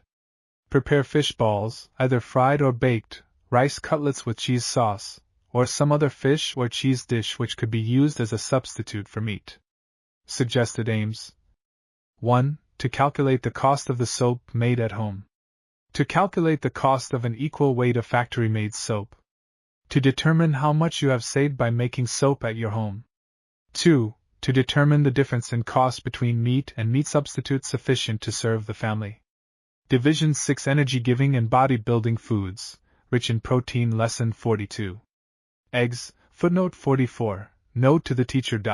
If the egg lessons came in the midwinter months, they may be omitted until the price of eggs is reasonable, or the theory concerning eggs and the experiment concerning the temperature of cooking protein-rich foods may be given, and the cooking of eggs take place later in the year. Protein, a bodybuilder and repairer. An automobile requires not only fuels for its use but occasional repair. The body also needs not only fuel but building and repairing materials. The function of the fuel foods considered thus far is to give energy to the body. But there is another great class of foods or foodstuffs, those included under the term protein, that not only give energy to the body but also build up or promote growth and repair it or support life. The process of building and repairing takes place in the body cells. Hence the body differs from an automobile in that it possesses the property of self-building and repairing. The child must have protein food so that it can grow and live when growth is completed. The adult must have protein food so that it can live and maintain health. The slightest using of the body causes the wearing away of some of the tissues, hence the importance of food containing the foodstuff, protein. Protein is a very broad term, including many different materials, having different properties. Some proteins will promote the growth of the body and support life, while others are growth-promoting but not life-supporting, while still others are only life-supporting. The first type of protein is sometimes called complete protein, while the two latter types are called incomplete protein. In food study and meal planning, it is not sufficient to know that a food contains protein. One should know whether the protein is complete or incomplete. The incomplete proteins need to be supplemented with other foods containing the lacking type of protein. Milk, eggs, cheese, meat, and fish contain complete proteins, while beans, peas, gelatin, and certain cereals contain incomplete proteins. A consideration of eggs, a food rich in complete protein, follows. Experiment 37. The coagulation of egg white. Put the white of an egg in a dish and break the membranes by cutting with a pair of scissors. Then place a small quantity of the white of egg in a test tube. Apply heat. Into what form is the liquid egg white changed by heat? When eggs are cooked, the protein in the white called albumin stiffens or coagulates. The yolk also contains a kind of protein which coagulates when heated. Experiment 38. The solubility of albumin. Put a small portion of the broken egg white in a test tube. Half fill the tube with cold water. Then turn the contents of the tube onto a folded filter paper, and catch the filtrate in another test tube. Are the contents of the tube clear? Apply heat to the filtrate. What happens? Does this prove that egg albumin was dissolved in the water before applying heat to the contents of the tube? Explain. Experiment 39. Temperature at which eggs coagulate. Place a teaspoonful of white of egg in a test tube. Insert a thermometer in the test tube and place the test tube in a beaker of water, see Figure 39. Heat the water gradually. Note and record: A. Temperature at which coagulation first appears. B. Temperature at which the egg white is entirely coagulated. Has the water reached the boiling point when the egg white has entirely coagulated? What application can you draw from this as to the temperature of the water in which eggs may be cooked? Experiment 40. Comparison of cooked and boiled eggs. Remove at once about half of the coagulated egg from the test tube of experiment 39. Examine it and press it between the fingers. Continue to heat the remainder of the egg in the test tube, allowing the water to boil a few minutes. Then remove the egg, examine it, and press it between the fingers. Compare it with the egg cooked below the boiling point of water. Which is more tender? Which breaks more easily? Which do you consider more palatable? What conclusion can you draw concerning the temperature at which eggs should be cooked to make them most tender and palatable? Digestibility and palatability of eggs. The experiments of this lesson show that eggs cooked at simmering temperature are more tender than those cooked at boiling temperature. The question may arise: is the tender egg more wholesome than the tough egg? It is true that eggs cooked below the boiling temperature will digest in a little less time than those cooked in boiling water. Since, however, the tougher egg is as completely digested as the more tender, the difference in the time of digestion is a matter of little importance. Illustration: Figure 39. apparatus to determine the temperature at which eggs coagulate. But even though the difference in digestion is not considered, the difference in palatability is worth some attention. If soft-cooked and soft-boiled eggs are compared, the soft-cooked will be found to be much more uniformly cooked. The white of a soft-boiled egg may be firm, while its yolk is very soft, or the white may be soft while its yolk is raw. Structure of eggs. A hen's egg consists of shell, membrane, white yolk, and the little mass in the yolk called the embryo, from which the young chicken grows. The yolk is kept in place by two twisted cords of white membrane. This membrane is the first part to disappear when the egg begins to spoil. Care and use of eggs. A. Wash eggs just before using. Footnote 45. Washing removes a coating on eggshells. This coating prevents the entrance of microorganisms. Hence, eggs should not be washed until they are to be used. The shells may be used for clearing coffee. B. Keep eggs in a cool place. C. The unbroken yolk of an egg may be kept from hardening by covering with cold water. D. All protein-rich foods contain substances which spoil or decompose readily. The egg loses water by evaporation through the pores in the shell. Air enters to take the place of this, and since the air contains microorganisms, the egg spoils. Eggs may be kept fresh by keeping air out of them. They may be preserved by packing them, small and down, in bran, sawdust, or sand, by immersing them in water glass. E. When using several eggs, if not sure of their freshness, break each separately into a saucer and examine before adding to the rest. F. When using a number of eggs, it is well to scrape out the bit of white clinging to the inside of the shell. Tests for freshness. A. A fresh egg has a rough shell. B. Drop an egg into cold water. If it sinks, it is fresh. If it floats, it is stale. Soft-cooked eggs. Place eggs in enough boiling water to cover. Remove from the fire, cover, and allow to stand from 5 to 8 minutes. The time of soft cooking an egg varies with the different conditions. The time depends upon A. Temperature of the eggs. B. Number of eggs cooked. C. Quantity of water used. D. Place on the stove. One must determine by experience the length of time of cooking to produce the desired results. By following the method above, eggs may be cooked at the dining table. Hard-cooked eggs. Footnote 46. Note to the teacher. The hard-cooked eggs prepared in this lesson may be used in the preparation of goldenrod eggs of the following lesson. Place eggs in cold water and heat the water gradually until it reaches the boiling point.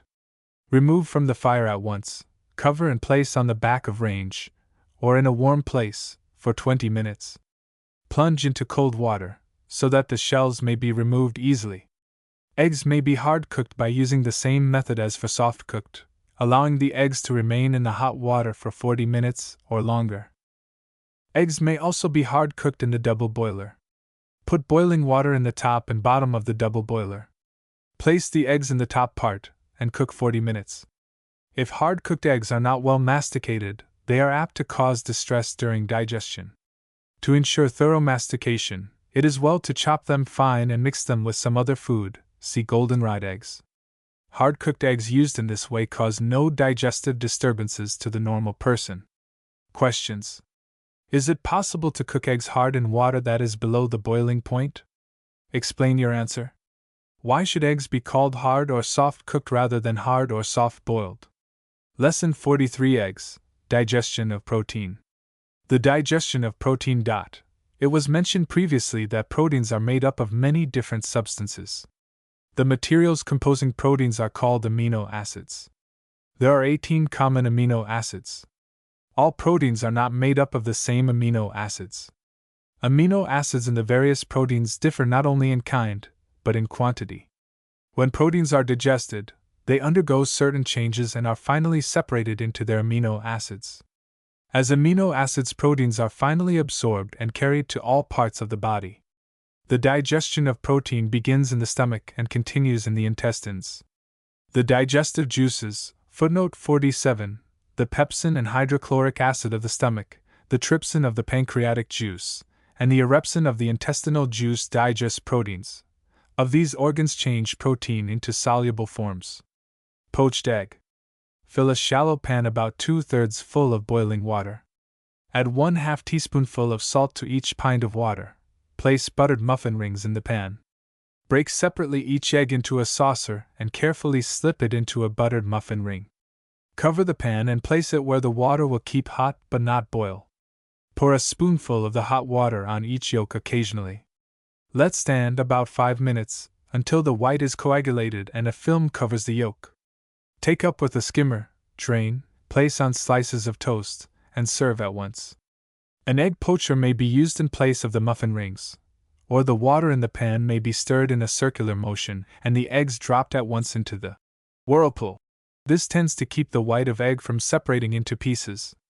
Eggs are thought by some to be much more tasty when poached in milk rather than in water. Goldenrod eggs.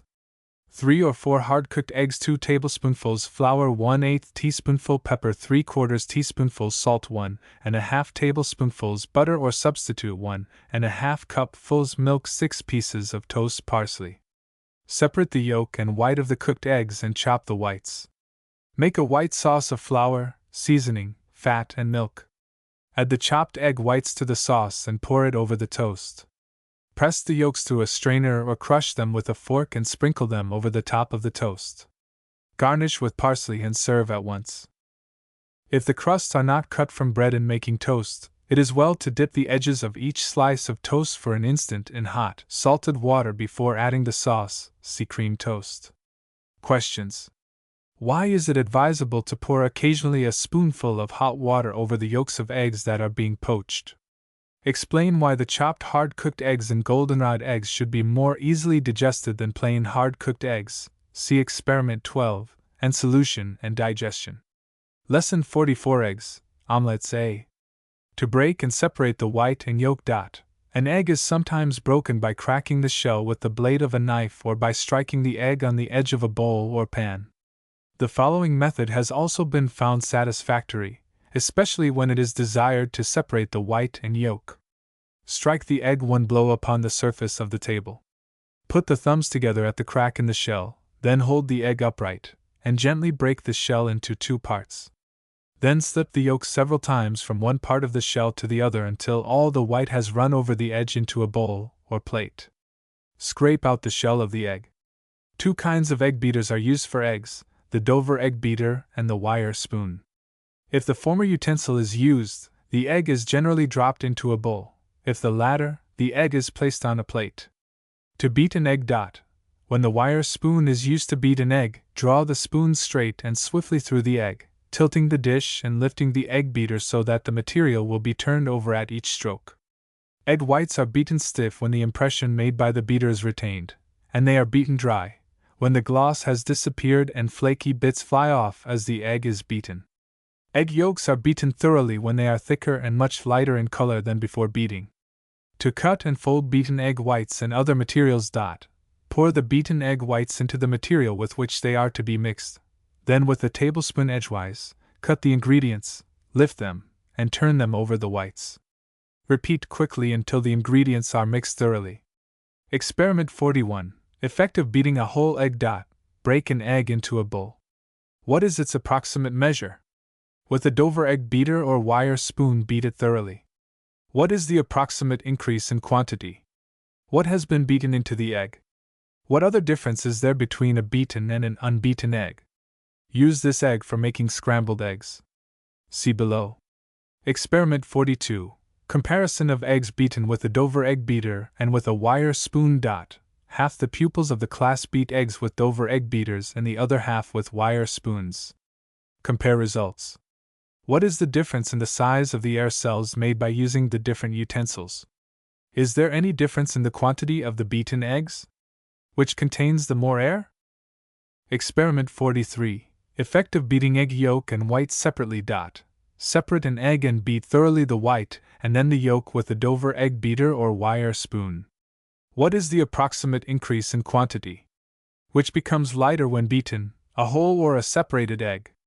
From this explain why every bit of yolk should be removed from the egg white before beating, if it is desired to beat the egg white as stiff as possible. Use this egg for making foamy omelette. See below. Scrambled eggs. For eggs, 1 teaspoonful salt, pepper, half a cup full milk, 1 teaspoonful butter. Scald the milk in a double boiler and add the butter. Beat the eggs and add the seasoning. Pour the hot milk over the egg mixture, return the whole to the double boiler, and cook, stirring constantly. When the mixture is thick and lumpy, but still tender, remove from the double boiler and serve at once.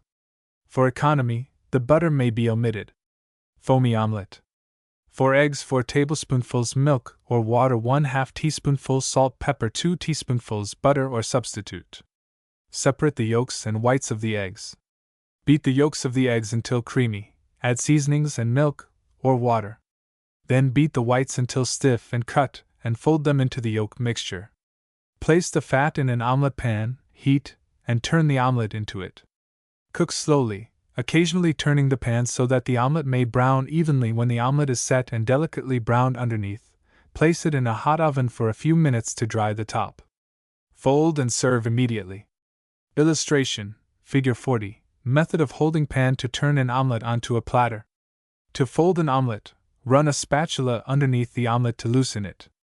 Make a slight incision with a knife through the middle of the omelet at right angles to the handle of the pan, and fold the omelet over upon itself away from the handle of the pan. Grasp the handle of the pan in the right hand, placing the back of the hand underneath with the thumb pointing away from you. Then turn the omelet upon a platter, see Figure 40. Questions.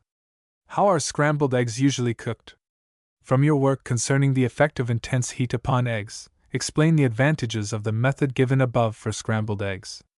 What is the proportion of liquid and salt for each egg of a foamy omelet? Explain why it is especially important to cook a foamy omelet slowly. What causes a foamy omelet to fall? What is the test for the sufficient oven drying of a foamy omelet? How many persons may be served by using these recipes for scrambled eggs and foamy omelet? Lesson XLV Eggs, Omelets B. White sauce omelet. 3 tablespoonfuls flour, 2½ tablespoonfuls butter or substitute, 1 teaspoonful salt, 1 cupful milk, pepper, 4 eggs, 2 teaspoonfuls butter or substitute. Make a white sauce of the milk, fat, flour, and seasoning. Separate the whites and yolks of the eggs, and beat them until light.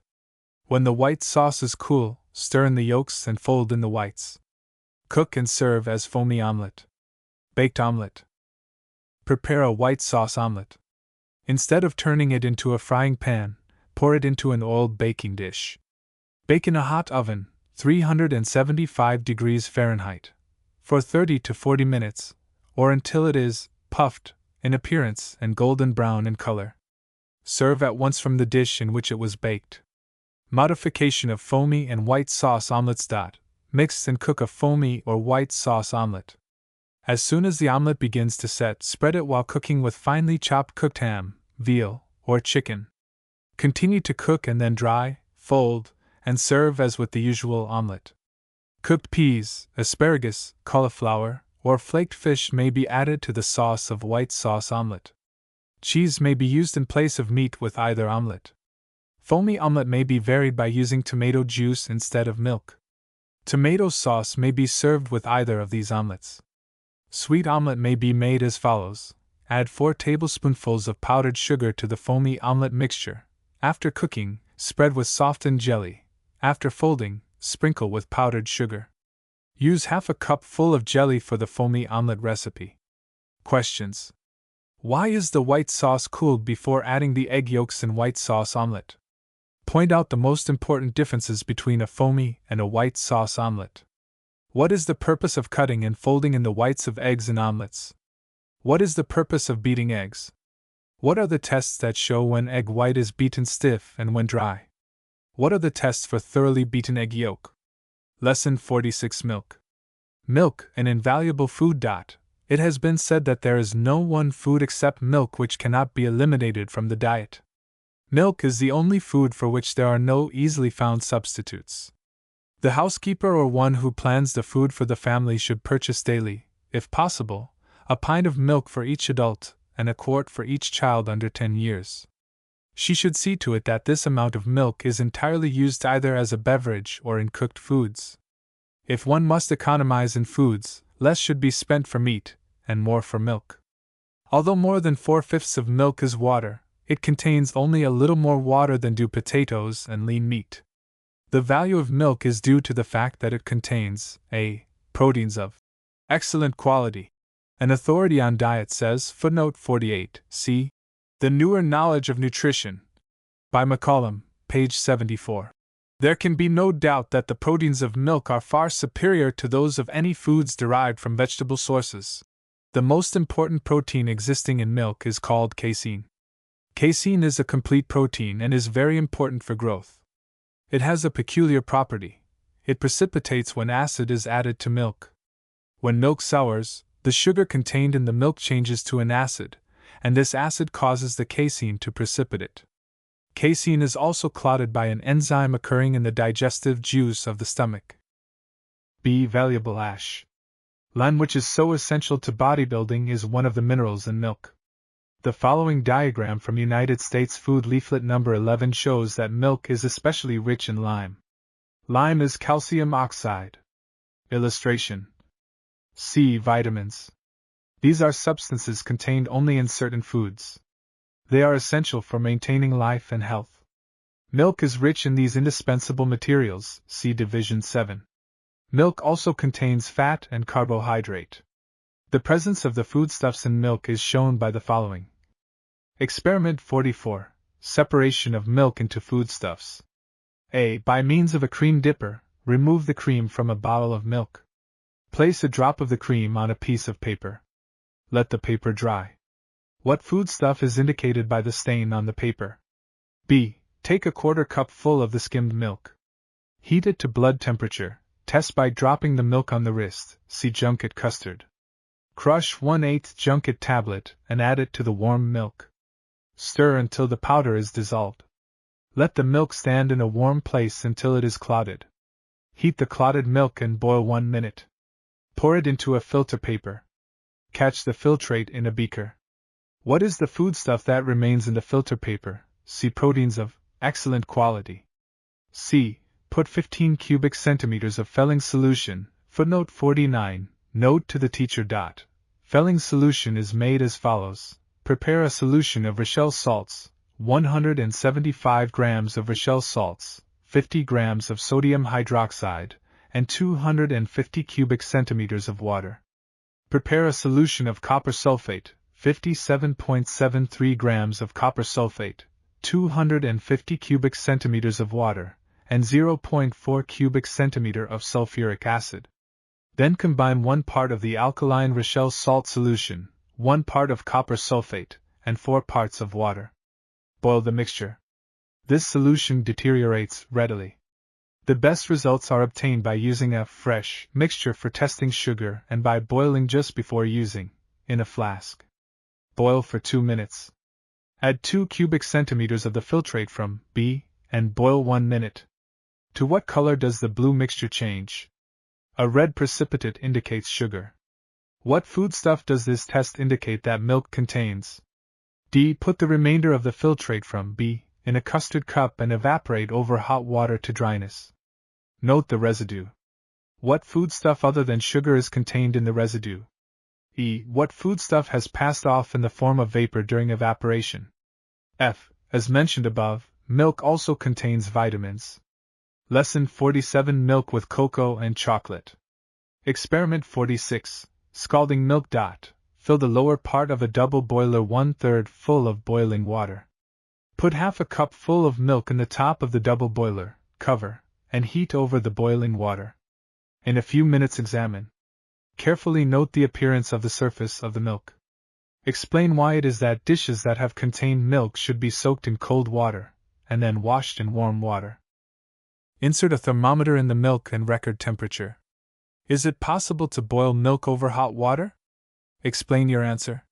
Use this scalded milk to make cocoa and chocolate. The taste of milk is changed by heating it above 158 degrees Fahrenheit. Less change, however, is produced by scalding than by boiling.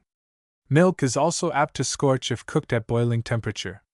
It is sometimes necessary to boil milk to sterilize it. Cocoa and chocolate as found at market are prepared from cacao beans. The latter grow in pods, the fruit of the tropical cacao trees, see Figure 41. The beans are taken from the pods, allowed to ferment, dried, and roasted. The husks loosened by roasting are then removed from the beans. Cacao beans are ground, molded, and sold as bitter or baker's chocolate.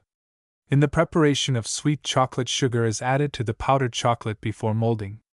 Cocoa differs from chocolate in that some of the fat is removed. Cocoa and chocolate contain protein, fat, and carbohydrates. These materials, in addition to the milk and sugar used in preparing the beverages, make the cocoa and chocolate beverages high in food value. But in addition to the materials mentioned above, there is present in cocoa and chocolate some tannin and stimulating materials. The large percentage of fat existing in chocolate may produce distressing effects when taken in addition to a full meal. If, however, the use of these beverages causes no ill effects, they may be classed among the nutritious foods and are much preferable to tea and coffee, especially for girls and boys. Neither cocoa nor chocolate is soluble in water. Some cocoas are very finely ground and are termed soluble cocoas. Illustration: Figure 41. Cacao pods. When mixed with water, these cocoas do not separate as rapidly as others, but they are not soluble. Because of its insolubility, chocolate should be blended as thoroughly as possible with other materials. A satisfactory and practical method of accomplishing this is to make a smooth paste of chocolate and boiling water. To develop flavor, it is well to cook both chocolate and cocoa at boiling temperature, especially when combining with liquids. The flavor of the cocoa beverage is improved by much cooking. Long cooking of the chocolate beverage causes the fat to separate and float. Cocoa. A quarter cup full cocoa, 3 cupfuls milk, 1 to 3 teaspoonfuls cornstarch, 1/4 to 3/8 cup full sugar, 1 cupful water, 1/4 teaspoonful salt. Mix cocoa, cornstarch, and water and boil for 10 minutes. Add the milk and sugar to the mixture and cook over hot water for half an hour. Add salt. Beat well and serve. Vanilla may be added to cocoa if desired. Varying quantities of cornstarch and sugar are given so that the beverage may be thickened and sweetened to suit one's taste. If desired, the cornstarch may be omitted entirely. Chocolate. 2 squares chocolate, 3 cupfuls milk, 1 cupful boiling water, 1/4 teaspoonful salt, 1/3 cup full sugar, 1/2 teaspoonful vanilla. Cut the chocolate into bits and put it in a pan. Add the boiling water. Stir and cook until it reaches the boiling point and is perfectly smooth. Heat the milk in a double boiler. Then gradually add the hot milk to the chocolate mixture, add the sugar, and heat all in a double boiler. Add salt and vanilla, if desired. If there is a scum over the beverage, beat well. Serve hot. Whipped cream or marshmallows are often served with chocolate. The use of whipped cream with chocolate, however, makes the beverage excessively rich in fat. Questions. What is the difference in method between scalding milk and boiling it? How can one determine when milk is scalded? If it is necessary to heat milk, give 2 reasons why it is usually better to scald it than to boil it. Under what conditions should it be boiled? What is the present cost of milk per quart? When is the price highest and when lowest? If sweetened chocolate is used, how should the recipe for chocolate beverage be changed? Give 2 reasons why cocoa and chocolate should not be boiled after adding the hot milk. Why is vanilla not added until the beverages are ready to be served? See flavoring extracts. What is the weight of 1 square of chocolate? How many squares in an ordinary cake of chocolate? What is the price per cake? How many cupfuls are there in a half-pound box of cocoa? What is the price per box? See chocolate cornstarch pudding. How much cocoa may be used for 1 ounce of chocolate when one is substituted for the other? What is the difference in cost of these quantities of chocolate and cocoa? Lesson 48: Milk and Cream. Whipping cream. A popular way of preparing cream for serving is to whip it. This is done most successfully when the cream is cold and kept cold, i.e., surrounded with ice water during the beating process. To show one of the points involved in chilling materials, try the following. Experiment 46. Comparison of the conducting power of metal and earthenware. Select a tin and an earthenware utensil of about the same size and shape. Put an equal quantity of water of the same temperature in each utensil. Surround each with ice water and cover. After 5 minutes, take the temperature of the water in the tin and in the earthenware utensil. Which is colder? Through which material, tin or earthenware, is heat transmitted more readily? When cream is to be surrounded by ice water for whipping, in which kind of utensil should it be placed? Explain your answer. Use a Dover egg beater or a cream whip for whipping cream. Since cream spatters when being beaten, a cream whip arranged with a cover is very satisfactory. To prevent spattering, the bowl of cream may be covered with paper while the cream is being whipped. Cut a slit in a piece of paper, insert the Dover egg beater in the slit, put the beater in the cream and push the paper down to cover. Since cream contains considerable fat, under certain conditions, it is possible to mass the fat together, that is, separate it from the other constituents, and form butter. For making butter, the cream should be ripened, i.e., it should contain certain bacteria. It should then be churned. On the other hand, if it is desired to beat or whip the cream, but not to form butter, it is necessary to prevent the fat from massing together.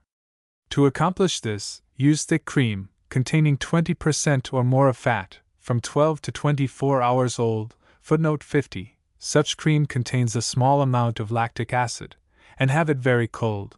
It will then whip quickly. Cream may be chilled by placing it on ice for some time before whipping or by surrounding it with ice water while whipping. In warm weather, it is safer not only to chill the cream but also to surround it with ice water while whipping. A harmless substance called viscogen may be added to thinner cream, i.e., the so-called coffee or 16% cream, to make the latter whip. Viscogen is prepared by mixing the following ingredients: half a cup full sugar, 1 cupful water, 1 tablespoonful milk of lime. Footnote 51. Milk of lime may be prepared by mixing 1 part of slaked lime with 3 parts of water. Mix the sugar and water and heat the mixture until it boils. Cool and add the milk of lime. Let the mixture stand at least 24 hours before using. Add 1 teaspoonful to each pint of cream, then whip the mixture as directed above. Comparison of milk and cream. Cream is richer in fat than milk, average cream containing 16% of fat and whole milk about 4%, but cream contains less protein and ash than whole milk. Since cream is always more expensive than milk, it is interesting to compare the food value of quantities of each which may be purchased for the same price. Although the prices of cream and milk vary in different places, usually 1/2 pint of cream costs about as much as 1 quart of milk. The following shows the approximate quantity of nutrients shown in the two quantities. In 1 quart of milk, footnote 52, by permission Journal of Home Economics, Volume 10, August, 1918, page 379. As much protein as in 5 eggs, 2½ tablespoonfuls of fat, 3 tablespoonfuls of sugar. In 1/2 pint of cream. As much protein as in 1 egg, 3 tablespoonfuls of fat, 1/2 tablespoonful of sugar. Although 1/2 pint of cream contains 1/2 tablespoonful more of fat than does 1 quart of milk, the latter contains 2½ tablespoonfuls more of sugar, and as much more protein as is contained in 4 eggs.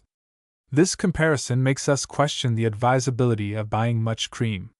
If whole milk is purchased, its top milk may often be used in place of cream. The skim milk that remains is a valuable food. Although whole milk contains more fat and vitamins than does skim milk, the latter has as much protein, lime, and sugar as whole milk. The use of both whole and skim milk is advised. Care of milk. Milk is one of the foods that require the greatest care, and should be well cared for not only in the home but also on the dairy farm. It is one of the foods that afford ideal conditions for the growth of microscopic vegetable organisms, called bacteria. See why foods spoil. Many varieties of these bacteria or tiny plants produce changes in the milk which cause it to sour. A few varieties of disease-producing bacteria also sometimes exist in milk. Milk can be kept reasonably free from bacteria by a. Perfect cleanliness on the dairy farm. b. Cooling it immediately after being drawn from the cow, and by keeping it cool. c. Placing it in sterilized utensils. d. Covering it, thus keeping it free from dust. Utensils for holding milk should be of glass, earthenware, or smooth, bright tin. They should be washed, scalded, or even better, boiled, and placed in the sun for 2 or 3 hours. In the home, milk should not be used after long standing, even though it is sweet. It is well to buy milk in small quantities and in bottles. The upper rim of a milk bottle should be washed before pouring milk from it. Because milk readily absorbs odors and flavors, it should be kept away from any substance having a strong odor or flavor. Rice dainty. 3/4 cup full cooked rice, 3/4 cup full fruit, cut into pieces, 3/4 cup full powdered sugar, 1/2 to 3/4 cup full cream, whipped. Mix the rice, fruit, and sugar, then fold in the whipped cream. Pineapple, shredded or diced. Bananas cut into pieces, not slices. Dates, seeded and cut into pieces, or cooked apricots are desirable fruits for this dessert. Cream of rice pudding. 1 quart milk, or 1 quart milk and water, 1/3 cup full rice, 1/2 teaspoonful salt, 1/3 cup full sugar, grated rind of 1/2 lemon. Wash rice. Put it and all the other ingredients into a buttered pudding dish. Bake in a slow oven, 250 degrees Fahrenheit, until firm. This usually takes 3 hours. While baking, stir the mixture occasionally. If desired, 1/2 cupful of raisins may be added to the mixture, and 1 teaspoonful vanilla or 1/4 teaspoonful nutmeg may be substituted for lemon rind. Questions. From your knowledge of the effect of intense heat upon milk, explain why cream of rice pudding should be baked in a slow oven. What change in quantity takes place in the milk of this pudding during long cooking? What change in quantity takes place in the rice during long cooking? From this explain why so much milk when combined with a little rice forms a solid mixture. What is the price per pint of thin or coffee cream? What is the price per pint of heavy or whipping cream? What is the least quantity of cream that can be purchased? Explain why it is that scalded milk does not sour as soon as uncooked milk. See care of milk. Why should utensils that have held milk be scalded or boiled? Lesson 49. Cream soups. Say. Thick soups. Milk combined with various vegetables, grains, and fish is used in making creams, soups, and purees. The vegetables are cooked and mashed or forced through a strainer and combined with a liquid, usually milk or milk with vegetable stock. In order to have the vegetable pulp uniformly mixed through the liquid, it is necessary to thicken the liquid with the starchy material. Flour with butter or substitute, mixed and cooked as in white sauce, is used for this purpose. It is said to bind the vegetables and the liquid. Thus, creams, soups, and purees are simply white sauces to which vegetable pulp is added. General proportions. The usual proportion of vegetable pulp or puree to liquid is 1 part of vegetable pulp or puree to 2 parts of liquid, i.e., milk, vegetable stock, or meat stock. The proportion of flour to liquid is 1/2 tablespoonful flour to 1 cupful liquid, if a starchy vegetable is used, or 1 tablespoonful flour to 1 cupful liquid, if a vegetable having little thickening property, as celery, is used.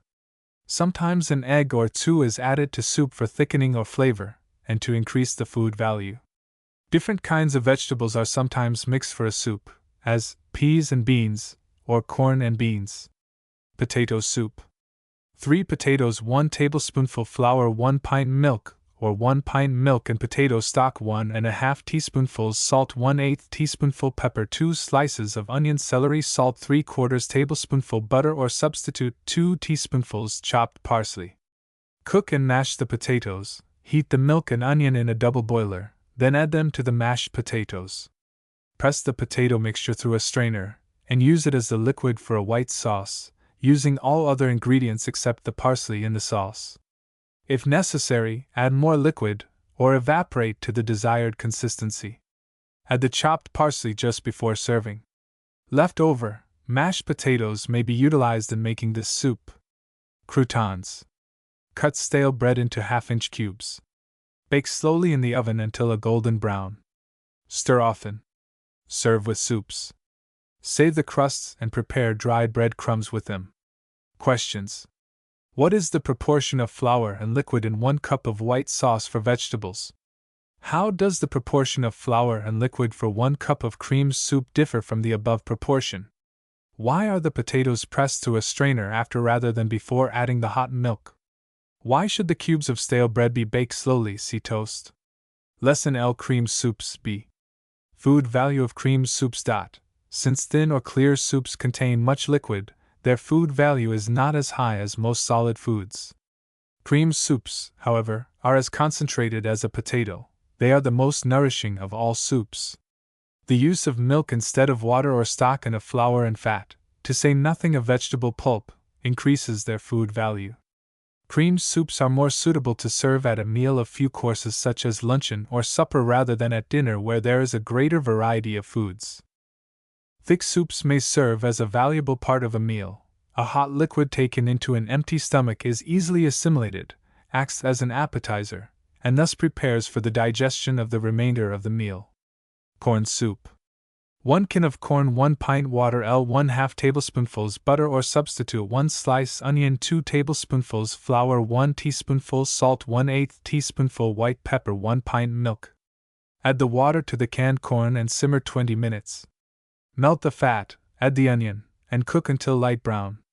To this add the dry ingredients, and proceed as in making white sauce. Add the cooked corn and strain. Reheat before serving, if necessary. Note: the method of adding onion flavor to this soup, i.e. browning onion in fat, is often used in the preparation of other foods, especially meats and sauces. Soup sticks. Cut stale bread into slices, remove the crusts, and spread with butter. Cut into strips and brown slowly in the oven. Save the crusts and prepare dried bread crumbs with them. Illustration: Figure 42. Dried bread crumbs. Note that the jar is covered with a cloth. Dried bread crumbs. Dried bread crumbs may be prepared from crusts and small pieces of bread. Dry the bread in a slow oven or in a warming oven. Crumb it by rolling on a pastry board or putting it through a meat grinder. If fine crumbs are desired, sift the crushed bread. Place the fine and coarse crumbs in separate jars. Cover the jars by tying a piece of muslin over each. The muslin covering can also be conveniently secured by means of a rubber band. If each jar is tightly covered with a lid, air is excluded from the crumbs and molds often grow on them. Bread crumbs thoroughly dried and stored as directed will keep for several months. See Figure 42. Questions. Explain why thick soup may serve as a valuable part of a meal. Why is it served as the first course of a meal? Is the mashed potato of potato soup strained before or after adding it to the other ingredients? When is the corn soup strained? How is the flavor extracted from the onion in preparing potato soup? How is the flavor extracted for corn soup? From this explain the difference in straining the soups. If fresh corn were used for this soup, how would its cooking differ from that of canned corn? How should fresh corn be cut from the cob for soup? See green corn. What is the price per can of corn? In preparing soup sticks, why are the crusts removed from the bread before buttering it? Why is the bread spread with butter before cutting it into strips? Aside from flavor, what is the purpose of spreading the bread for soup sticks with butter? How should dried bread crumbs be covered for storing? Why? What is the difference between soft bread crumbs, see note under recipe for stuffed tomatoes, and dried bread crumbs? Which should be used for scalloped dishes? Which for covering fried foods? Think of the dishes which contain bread crumbs and then state for which foods either kind of crumbs could be used. Explain. Lessonly milk thickened with egg A. Custards. Since eggs have the property of stiffening when heated, they are often used for thickening liquids, especially milk. Milk thickened with eggs is called custard. There are two kinds of plain custards: A. Steamed or baked custard, and B. Soft custard.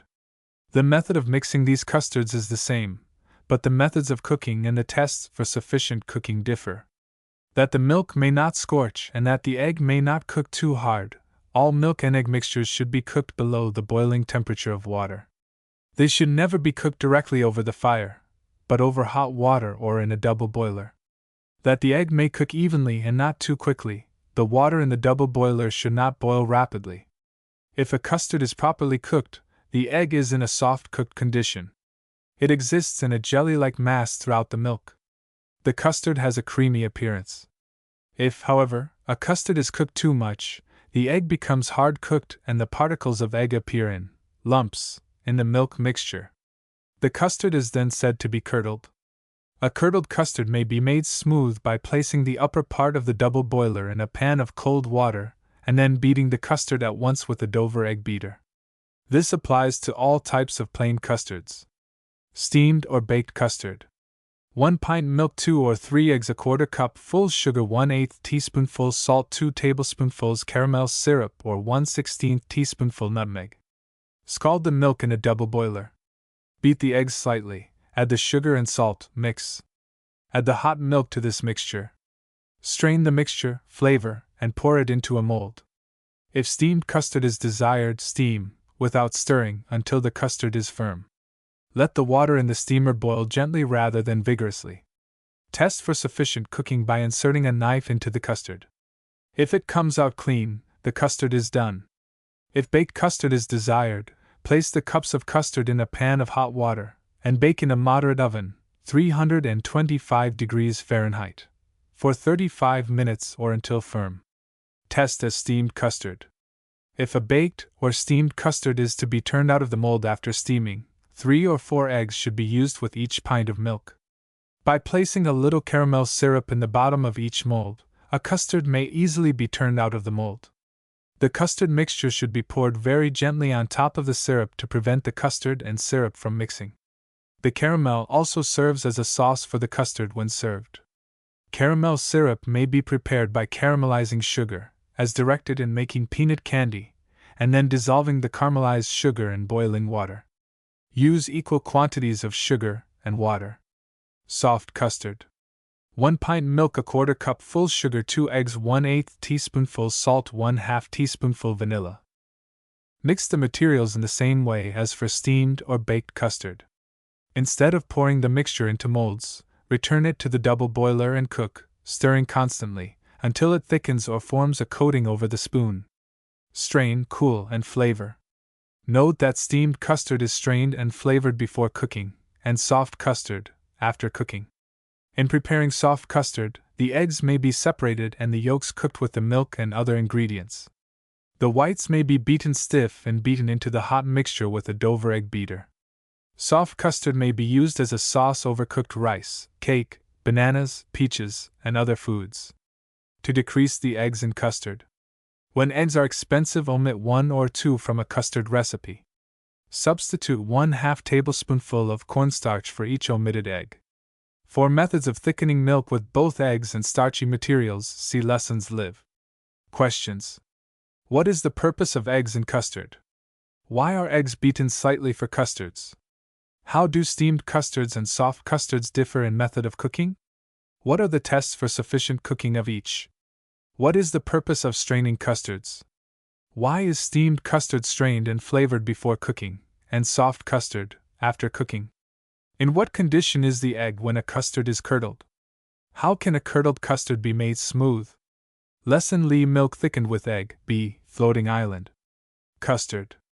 1 pint milk, 3 egg yolks, a quarter cup full sugar, 1/8 teaspoonful salt, 1/2 teaspoonful vanilla. Meringue. 3 egg whites, 3 tablespoonfuls powdered sugar. The custard may be made thicker by using 4, instead of 3, eggs.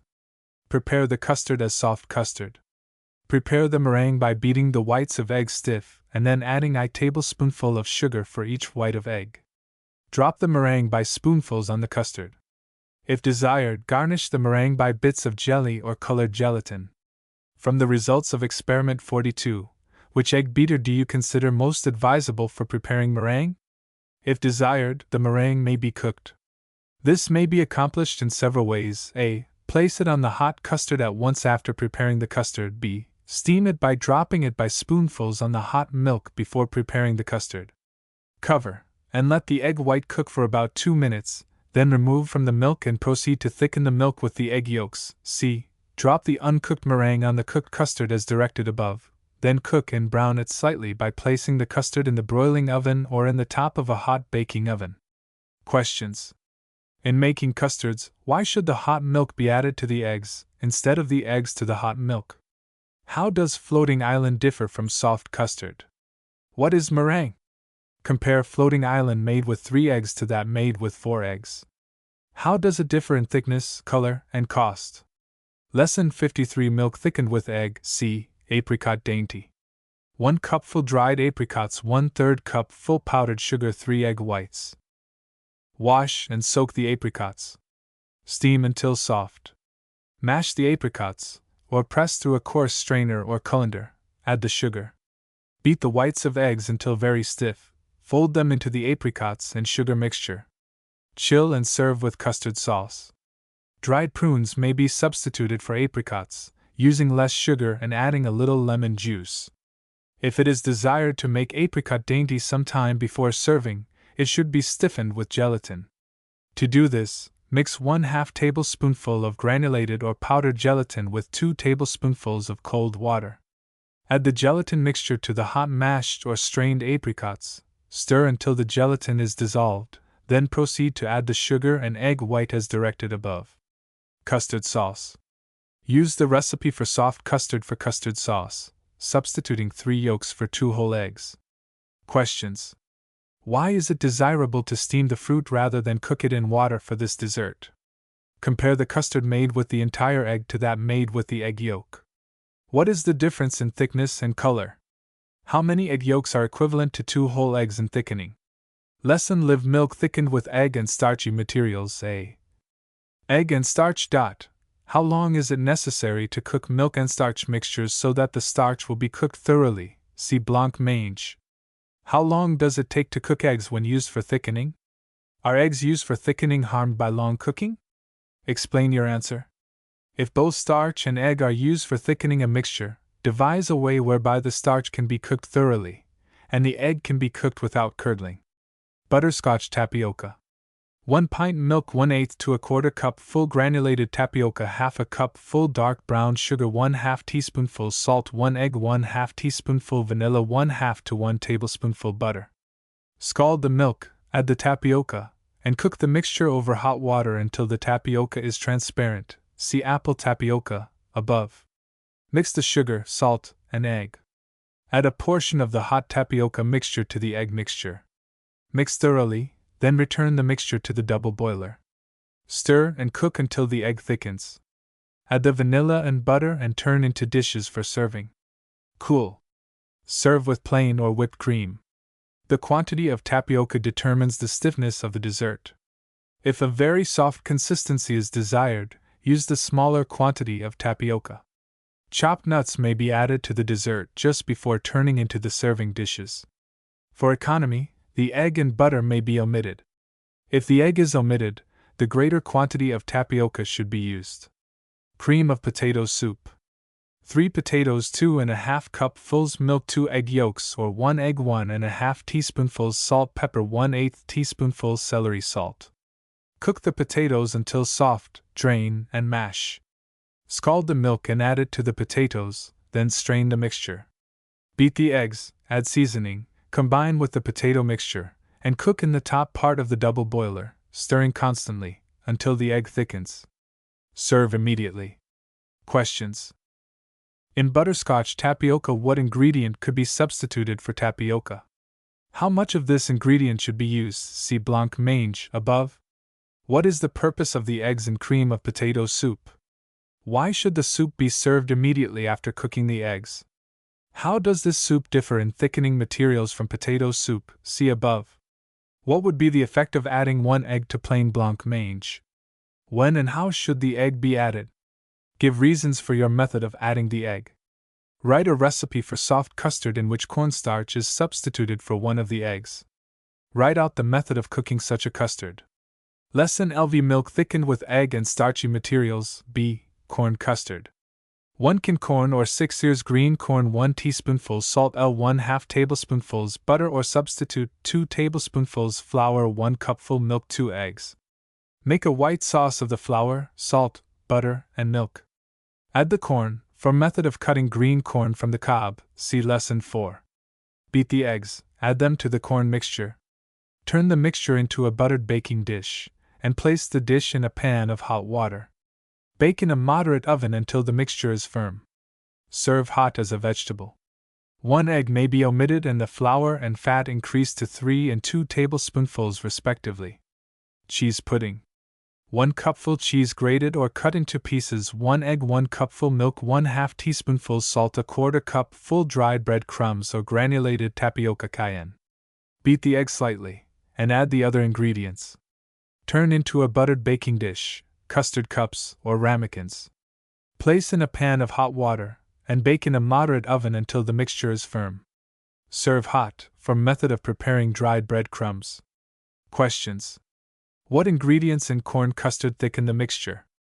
What ingredients in cheese pudding thicken the mixture? What is the purpose of placing the baking dish containing corn custard or cheese pudding in a pan of hot water? At what temperature should these two foods bake? Give a reason for your answer. In cheese pudding, why are the starchy material and egg cooked for the same length of time? Compare the cost of a can of corn and 6 ears of green corn. How many persons will the recipe for corn custard serve?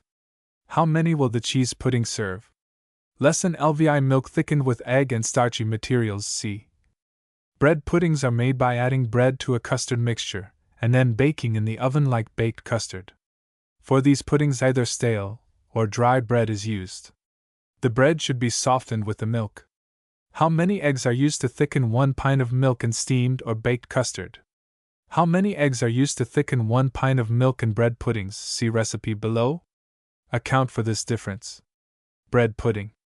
2 cupfuls milk, 1 cupful bread crumbs, 1 tablespoonful butter, 3 tablespoonfuls sugar, 1 egg, 1/4 teaspoonful salt, 1 teaspoonful vanilla or 1/2 teaspoonful spices, 3 tablespoonfuls cooked currants.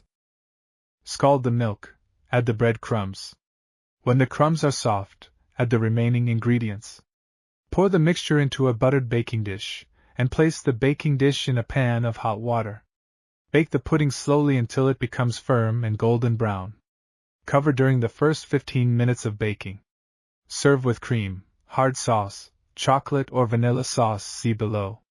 If chocolate were added to the recipe for plain bread pudding, what change should be made in the other ingredients? See chocolate cornstarch pudding? Since chocolate contains much fat, what ingredient could be omitted if chocolate were used? Compare the recipes for bread pudding and chocolate bread pudding. Chocolate bread pudding. 1 cupful bread crumbs, 2 cupfuls scalded milk, 1 ounce chocolate, 1/4 cup full boiling water, 1/3 cup full sugar, 1 egg, 1/4 teaspoonful salt, 1/2 teaspoonful vanilla. Add the bread crumbs to the scalded milk and allow them to soak until soft. Cut the chocolate in pieces, add the boiling water to it, and cook gently until a smooth paste is formed. Add this to the bread mixture. Proceed as in the preparation of plain bread pudding. Serve with plain or whipped cream or lemon sauce. Vanilla sauce. 1/2 cup full sugar, 2 tablespoonfuls flour, 1/8 teaspoonful salt, 2 cupfuls boiling water, 1 to 2 tablespoonfuls butter, 1 teaspoonful vanilla. Mix sugar and flour thoroughly, then add boiling water slowly. Cook 10 minutes.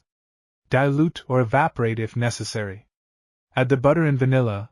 Footnote 53. See footnote 25 regarding the adding of vanilla. Just before serving. Chocolate sauce. 1/2 cup full sugar, 3 tablespoonfuls flour, 1 cupful water, 1 cupful milk, 3/8 cup full cocoa or 2 squares, or ounces, chocolate, 1/4 teaspoonful salt, 1/2 teaspoonful vanilla. Mix the sugar, flour, and cocoa, if the latter is used. Add the water, stir and cook until the mixture thickens. Then add the milk and cook over boiling water for at least 15 minutes. If chocolate is used, cut it in pieces, add 5 tablespoonfuls of boiling water. Stir and cook until a smooth paste is formed. Add the chocolate to the other ingredients, then the salt and vanilla. Footnote 54. See footnote 25 regarding the adding of vanilla. Serve hot or cold over desserts. Questions. What is the purpose of the egg and bread in the bread pudding? What care must be taken in combining the egg mixture with the hot milk mixture? Think of the effect of intense heat upon the ingredients of bread pudding, and then explain why the pudding should bake slowly. What is the result, if baked in a very hot oven? What is the reason for covering the pudding during the first 15 minutes of baking? Name combinations of spices that would be desirable for the pudding. What care should be taken in cooking chocolate in boiling water? In preparing vanilla sauce, why is the flour mixed with the sugar? See experiment 24. How does the quantity of thickening for vanilla sauce compare with the quantity of thickening for the sauce for cream toast? Give the 4 different quantities of flour generally used to thicken 1 pint of sauce. What care should be taken in cooking vanilla sauce? Compare the recipe for chocolate cornstarch pudding with that for chocolate sauce. What material and how much of it is used for thickening each? What difference in consistency is there in the two cooked mixtures? What liquids are used in each mixture? Why is the sauce cooked directly over the flame and then over boiling water, while the pudding is cooked only over boiling water? Lesson 57 Cheese A. The relation of cheese to milk. To show the relation of cheese to milk, and to understand the manufacture of cheese, try the following. Experiment 47. Effective rennet on milk. Put a small quantity of milk in a test tube and heat the milk a very little, taking care not to boil it. Add to it 1/4 teaspoonful liquid rennet, or 1/8 junket tablet, and set aside. After a few minutes examine the milk. How has the rennet changed the milk? What substance in the milk has been clotted by the rennet? See Lesson 46. Experiment 48. Separation of curd and whey. Again heat the contents of the test tube of Experiment 47, turn the mixture into a cheesecloth, and press the cloth until the mixture is dry. Examine the material left in the cloth. How does it differ from ordinary cheese in color and texture? In cheese making, what names are given to the solids and liquids of clotted milk? Cheese is prepared for the market in a way somewhat similar to that shown in Experiments 47 and 48, except that it is colored, salted, pressed into shape, and allowed to ripen. While ripening, changes take place in the ingredients of cheese which develop characteristic flavors and make the cheese firm. There are two general classes of cheese, hard cheese and soft cheese. A hard cheese, commonly known as American cream cheese, is generally used in this country. Action of rennet in digesting milk. The rennet or junket used to clot the casein of the milk is obtained from the digestive juices of the stomach of a calf. An enzyme called renin exists in the gastric juice of the human stomach also. When milk is digested, it is first clotted by the enzyme in the stomach. Experiment 49. Effective acid on milk. Add a few drops of vinegar to warm milk in a test tube. What is the result? What substance in the milk has been curdled by the acid? To what substance in milk is its sweet taste due? Into what has this substance changed when milk sours? What causes the change in this material? See Care of milk. Knowing the effect of acid on milk, explain the clotted condition of sour milk. Junket custard.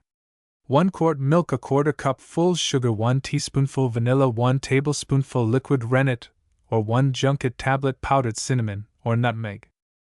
Heat the milk in a double boiler until it is lukewarm only. Do not heat it to scalding temperature. Test milk for lukewarm, i.e. body temperature, by letting a drop fall on the wrist. If the milk feels like the wrist, neither warmer nor colder, it is lukewarm in temperature. If a junket tablet is used, crush it. Add the sugar, vanilla, and rennet or junket, and stir until dissolved. Pour into a glass dish and stand in a warm place until it thickens. Then set the junket, custard, in a cool place. When cold, sprinkle with a little cinnamon or nutmeg, and serve with cream.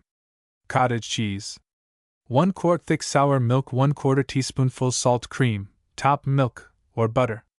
Pour at least 2 quarts of boiling water into the sour milk. Allow the mixture to stand until the curd separates from the whey. Strain the mixture in a cloth, pressing the cloth until the curd is dry, or allow it to drip for several hours or overnight. Put the curd in a bowl, add salt and a little cream, top milk, or melted butter, and mix thoroughly. Serve lightly heaped, or molded into balls. Questions. Why should junket tablets be crushed before adding to the milk? See Experiment 12. In what way is the preparation of milk for junket, custard, like the digestion of milk in the stomach?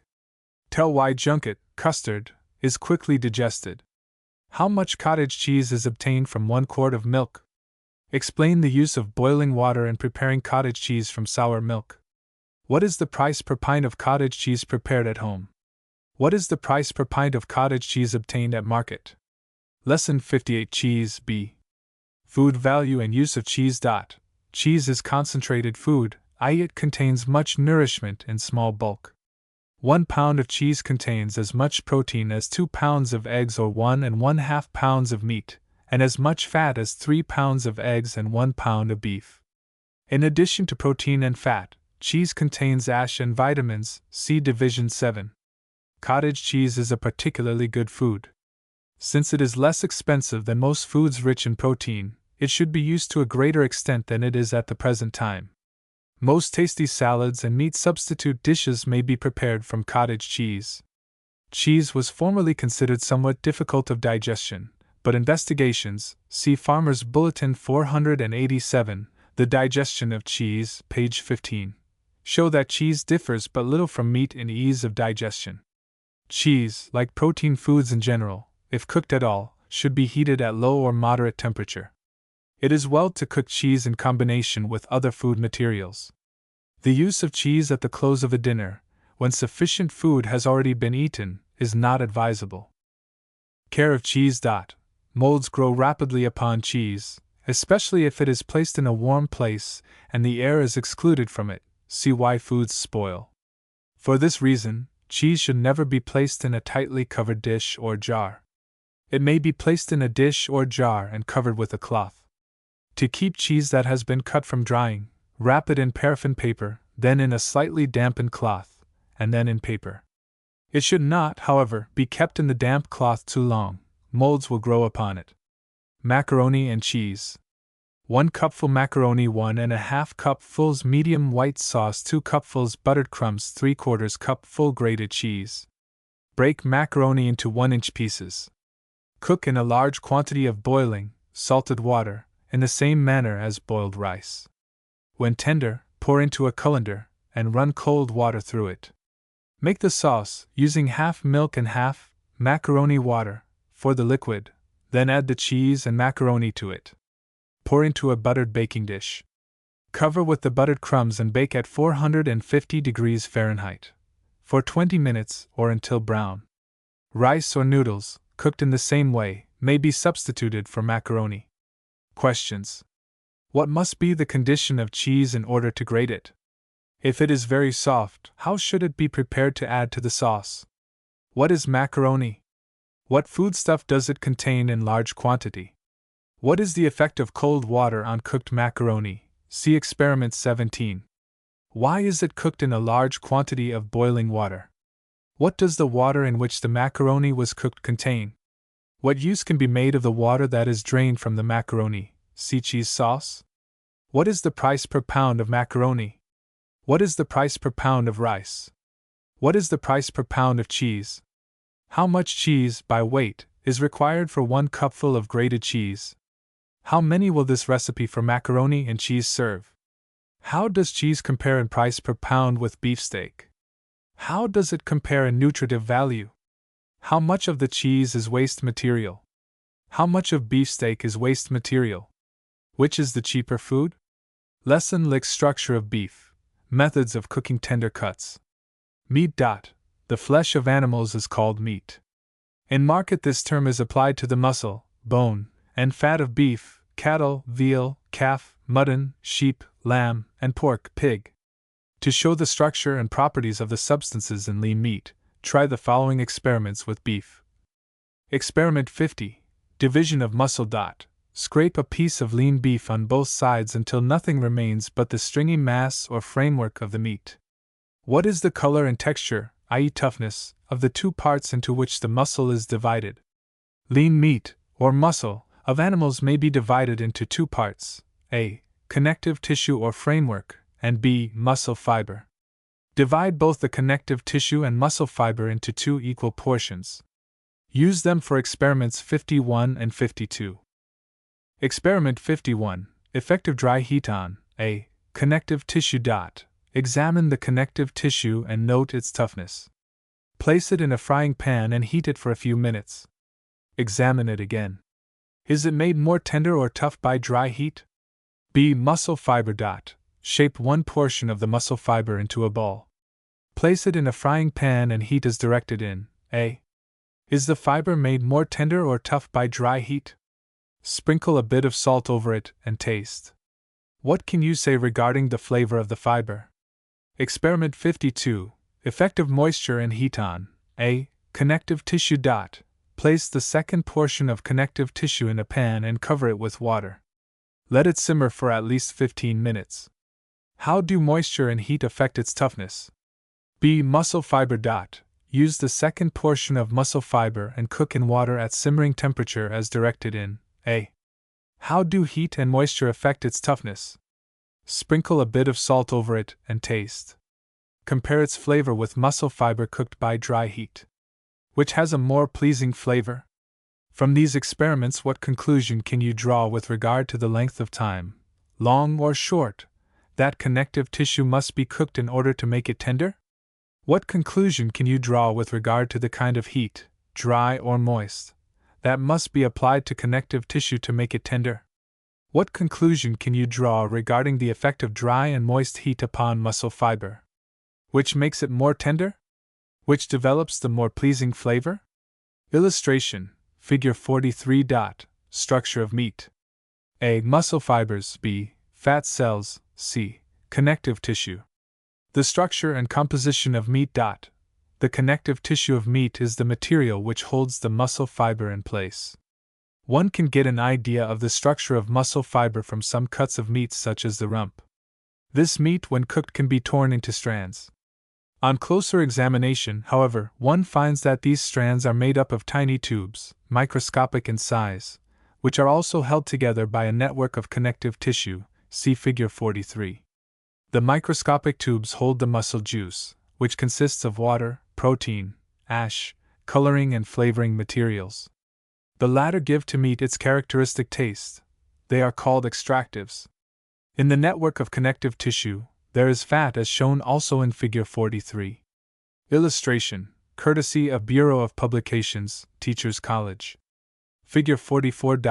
Club or Delmonico steak. The muscle juice found in muscle fiber not only contains protein, but the walls of muscle fiber and connective tissue contain protein.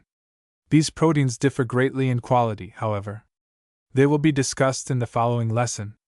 Care of meat. As soon as meat comes from the market, remove the paper in which it is wrapped, and put the meat away in a cool place. Before cooking, wipe the meat with a damp cloth. Do not allow it to stand in cold water. If meat is to be roasted, it should be weighed before cooking. Searing meat. Since the juice of meat contains both nutriment and flavor, it is desirable to retain the juice when meat is cooked. This can be accomplished by subjecting meat to intense heat. By so doing, the protein coagulates and seals the outside of the meat so that its juices are prevented from escaping. This process is called searing. Illustration, courtesy of Bureau of Publications, Teachers College. Figure 45. Porterhouse. From the results of Experiment 51b, one can understand why seared meat tastes good. Dry heat tends to develop flavor. Hence it is desirable to sear meat not only to prevent waste of its juices, but to make it tasty. After meat is seared, it is usually necessary to reduce the temperature of cooking in order to cook the interior of meat. Tender cuts of beef, certain muscles of an animal used for food contain more connective tissue than others. Such muscles are considered tough cuts of meat. Other muscles contain either less connective tissue or the connective tissue is less tough. These are considered tender cuts. Illustration, Figure 46. Sirloin, hip steak, portion next to the porterhouse, courtesy of Bureau of Publications, Teachers College. Illustration, Figure 47. Sirloin, flat bone, choice cut in the middle of the sirloin section. Courtesy of Bureau of Publications, Teachers College. Muscles which are the least used by the animal are most tender. What parts of the beef would one expect to find most tender? Certain methods of cooking meat are adapted to cooking the tender cuts. Unless meat is chopped, only tender cuts of meat can be cooked successfully by dry heat. The following methods are used for tender cuts of meat: A. Broiling, B. Pan-broiling, and C. Roasting, baking. Illustration, courtesy of Bureau of Publications, Teachers College. Figure 48. Sirloin, round bone, next to the rump and round. The best steaks of beef for broiling or pan-broiling are club, see Figure 44, porterhouse, see Figure 45, sirloin, see Figures 46 and 47, 48, and first cuts of round.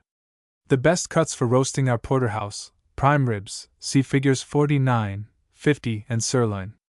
Long shoulder or chuck, see Figures 51, 52, top round, and rump, see figures 54 and 57, are inferior roasts. Illustration, courtesy of Bureau of Publications, Teachers College Figure 49. First cut prime rib roast. Illustration, courtesy of Bureau of Publications, Teachers College Figure 50. Second cut prime rib roast. Broiling. Select one of the tender steaks for broiling. Tender steaks should be cut from 1 to 2 inches in thickness. Clean it as directed previously, remove the excess fat, and place the meat on a broiler. Broil over glowing coals or in the broiling oven, holding the broiler very close to the coals, or placing it near the gas flame. The meat should be thoroughly seared on both sides. Finish cooking the meat by holding it farther away from the coals or the gas flame and turning it about every 10 seconds.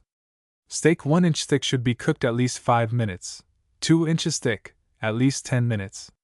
Season, place on a hot platter, and serve at once. Illustration, courtesy of Bureau of Publications, Teachers College Figure 51. Blade rib roast, 7th and 8th ribs. Pan broiling. Clean the meat, remove excess fat, and place the meat in a very hot frying pan without any fat. Sear the meat on both sides, then cook more slowly until done. When thick chops are broiled, stand them on end to brown the edges. Keep the pan free from fat. The time for pan broiling is the same as for broiling. Difference between pan broiling and sautéing. Pan broiled steak differs from sautéed steak, commonly termed fried steak, in A. Ease of digestion and B. Flavor. As explained previously, frying and digestion, fat cooked at high temperature is not easily digested. For this reason, as far as digestion is concerned, it is better to omit the fat and to broil a steak. Illustration, courtesy of Bureau of Publications. Teachers College Figure 52, chuck rib roast, 9th and 10th ribs. Meat has a distinct and characteristic flavor. Brown fat also has a pronounced flavor. In broiled steak, the pure meat flavor exists. In fried steak there is meat flavor plus brown fat flavor. Since the flavor of meat is most pleasing, it is not advisable to modify it by the addition of any other flavor. Roasting, baking. Roasting was accomplished formerly by placing thick pieces of meat before an open fire, see Figure 53. Roasts are now placed in the oven and baked. The term roasting, however, is still used. Meat is roasted as follows. Illustration, Figure 53. Colonial fireplace, showing a roasting kitchen, a device for roasting meat, at lower right-hand corner. Weigh the meat and clean it. Then skewer it into shape and place it on a rack in a roasting pan. If the meat has but little fat, place extra fat in the bottom of the pan. Place the pan on the upper shelf of a hot oven, 500 degrees Fahrenheit, and sear for 20 minutes. Reduce the temperature to 400 degrees Fahrenheit. Season the exposed surface with salt and pepper, dredge with flour, and remove the pan to the floor or lower shelf of the oven. Baste often. When the meat is about half done, turn it over, season, dredge with flour, and continue baking as before. Since less evaporation takes place in a large roast than in a small one, the larger roasts are more juicy, hence more desirable. A good roast of beef should weigh at least 4 pounds. The time for roasting varies with the weight of the meat. Usually, for beef roasts, 15 minutes to each pound is allowed. Questions. Explain the purpose of searing meat. If meat is to be roasted, pan-broiled, or broiled, how is it seared? Why is it necessary to remove the fat from meat that is to be broiled or pan-broiled? Why cannot meat be broiled over blazing coals? What is the price per pound of porterhouse and of sirloin steak? What is the average weight of sirloin steak? Of porterhouse steak? How many persons will each serve? Lesson LX Beef, Methods of Cooking Tender Cuts, applied to chopped beef. A. Protein in meat. It was mentioned previously that there are several different kinds of protein in lean meat. It was also stated that proteins exist in A. Connective tissue. B. Walls of muscle fibers. C. Muscle juice. 2 proteins exist in connective tissue, viz., collagen and elastin. Collagen is changed into gelatin by cooking in water. Elastin is found not only in connective tissue, but in the walls of muscle fibers. In muscle juice, There are two proteins, myosin or muscle globulin and albumin. Both myosin and albumin coagulate by heating. It is possible to sear meat because it contains proteins. The scum which invariably forms when meat broth is heated consists largely of protein, probably in the form of albumin. This protein, as shown in experiments on eggs, is soluble in cold water, but is coagulated by heating. If meat broth is skimmed, much of its nutriment is lost. Illustration, courtesy of Bureau of Publications, Teachers College Figure 54, round. Illustration, courtesy of Bureau of Publications, Teachers College Figure 55. Chuck. Of all proteins in meat, myosin is the most important. It exists in greater quantity than the other proteins. Myosin is practically insoluble in both hot and cold water, though somewhat soluble in a salt solution.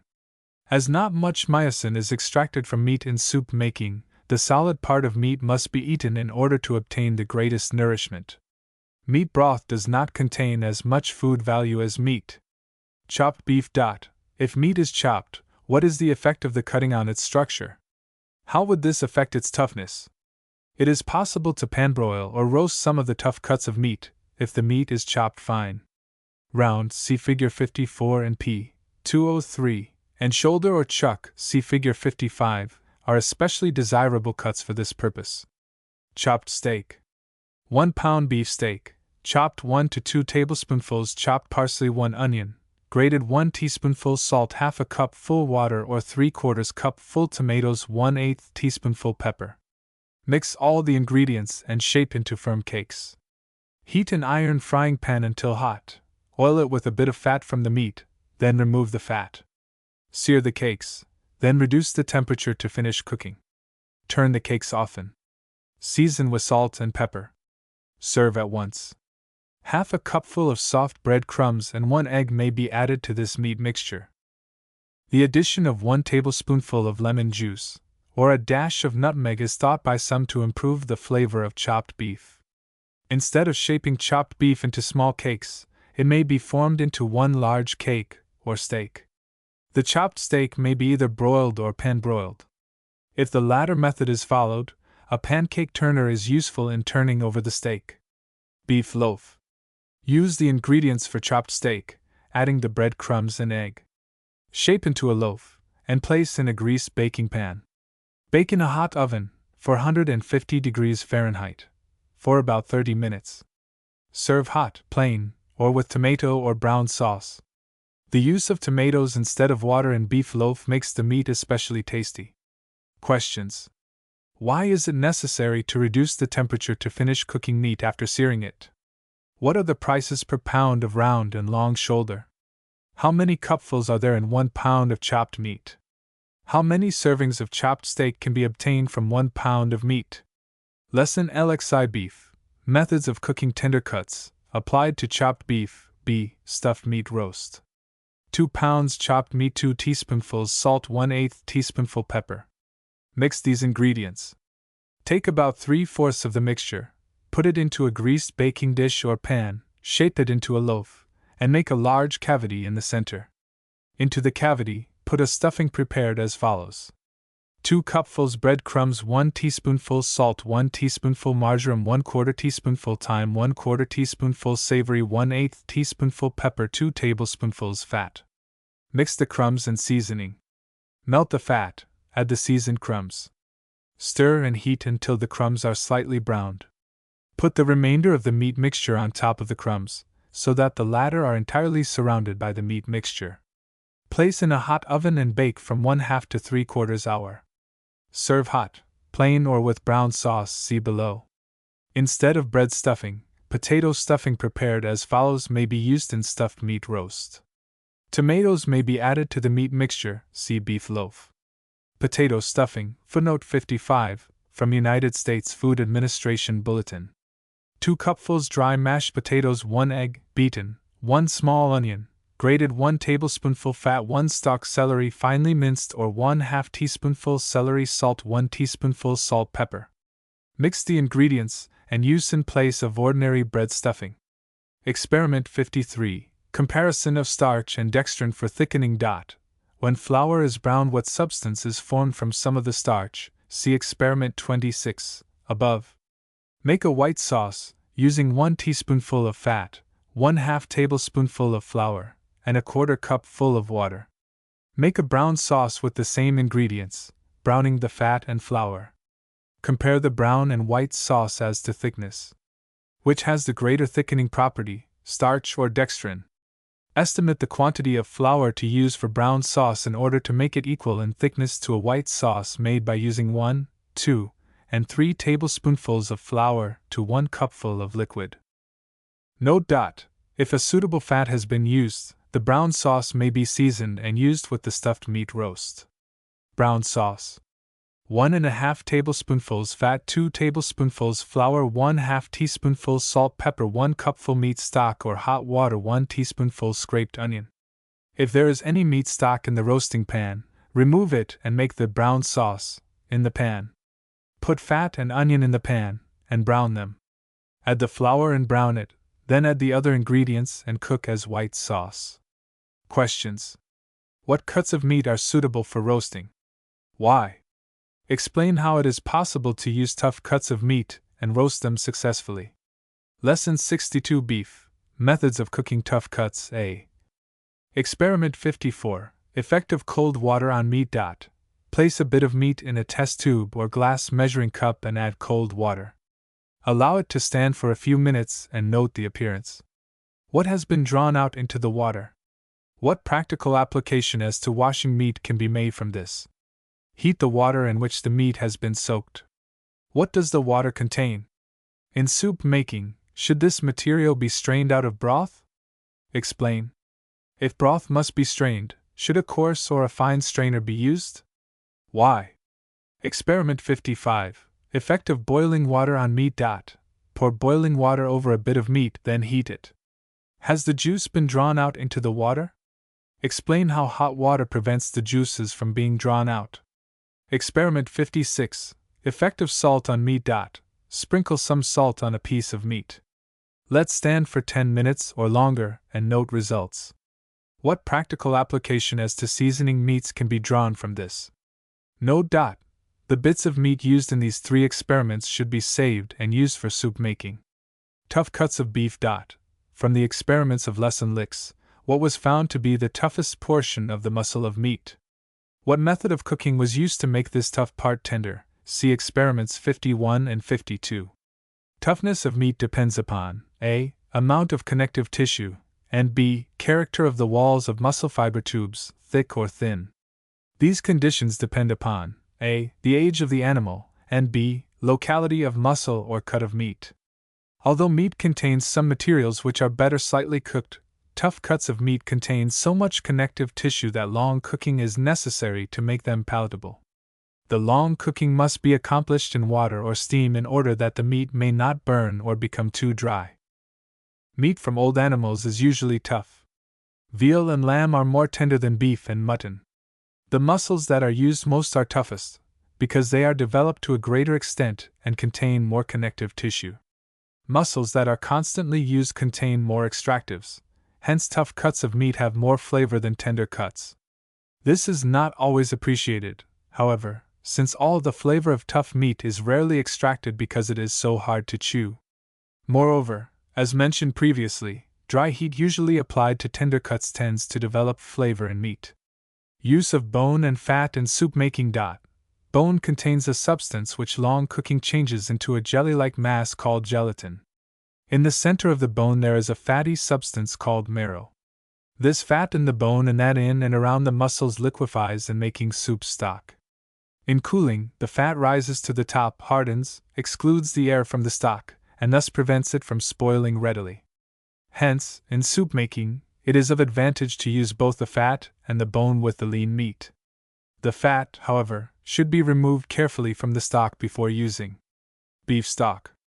2 pounds meat, bone and fat, 1/4 teaspoonful celery seed, 5 peppercorns, 2 cloves, 2 quarts cold water, 1/2 bay leaf, 2½ teaspoonfuls salt.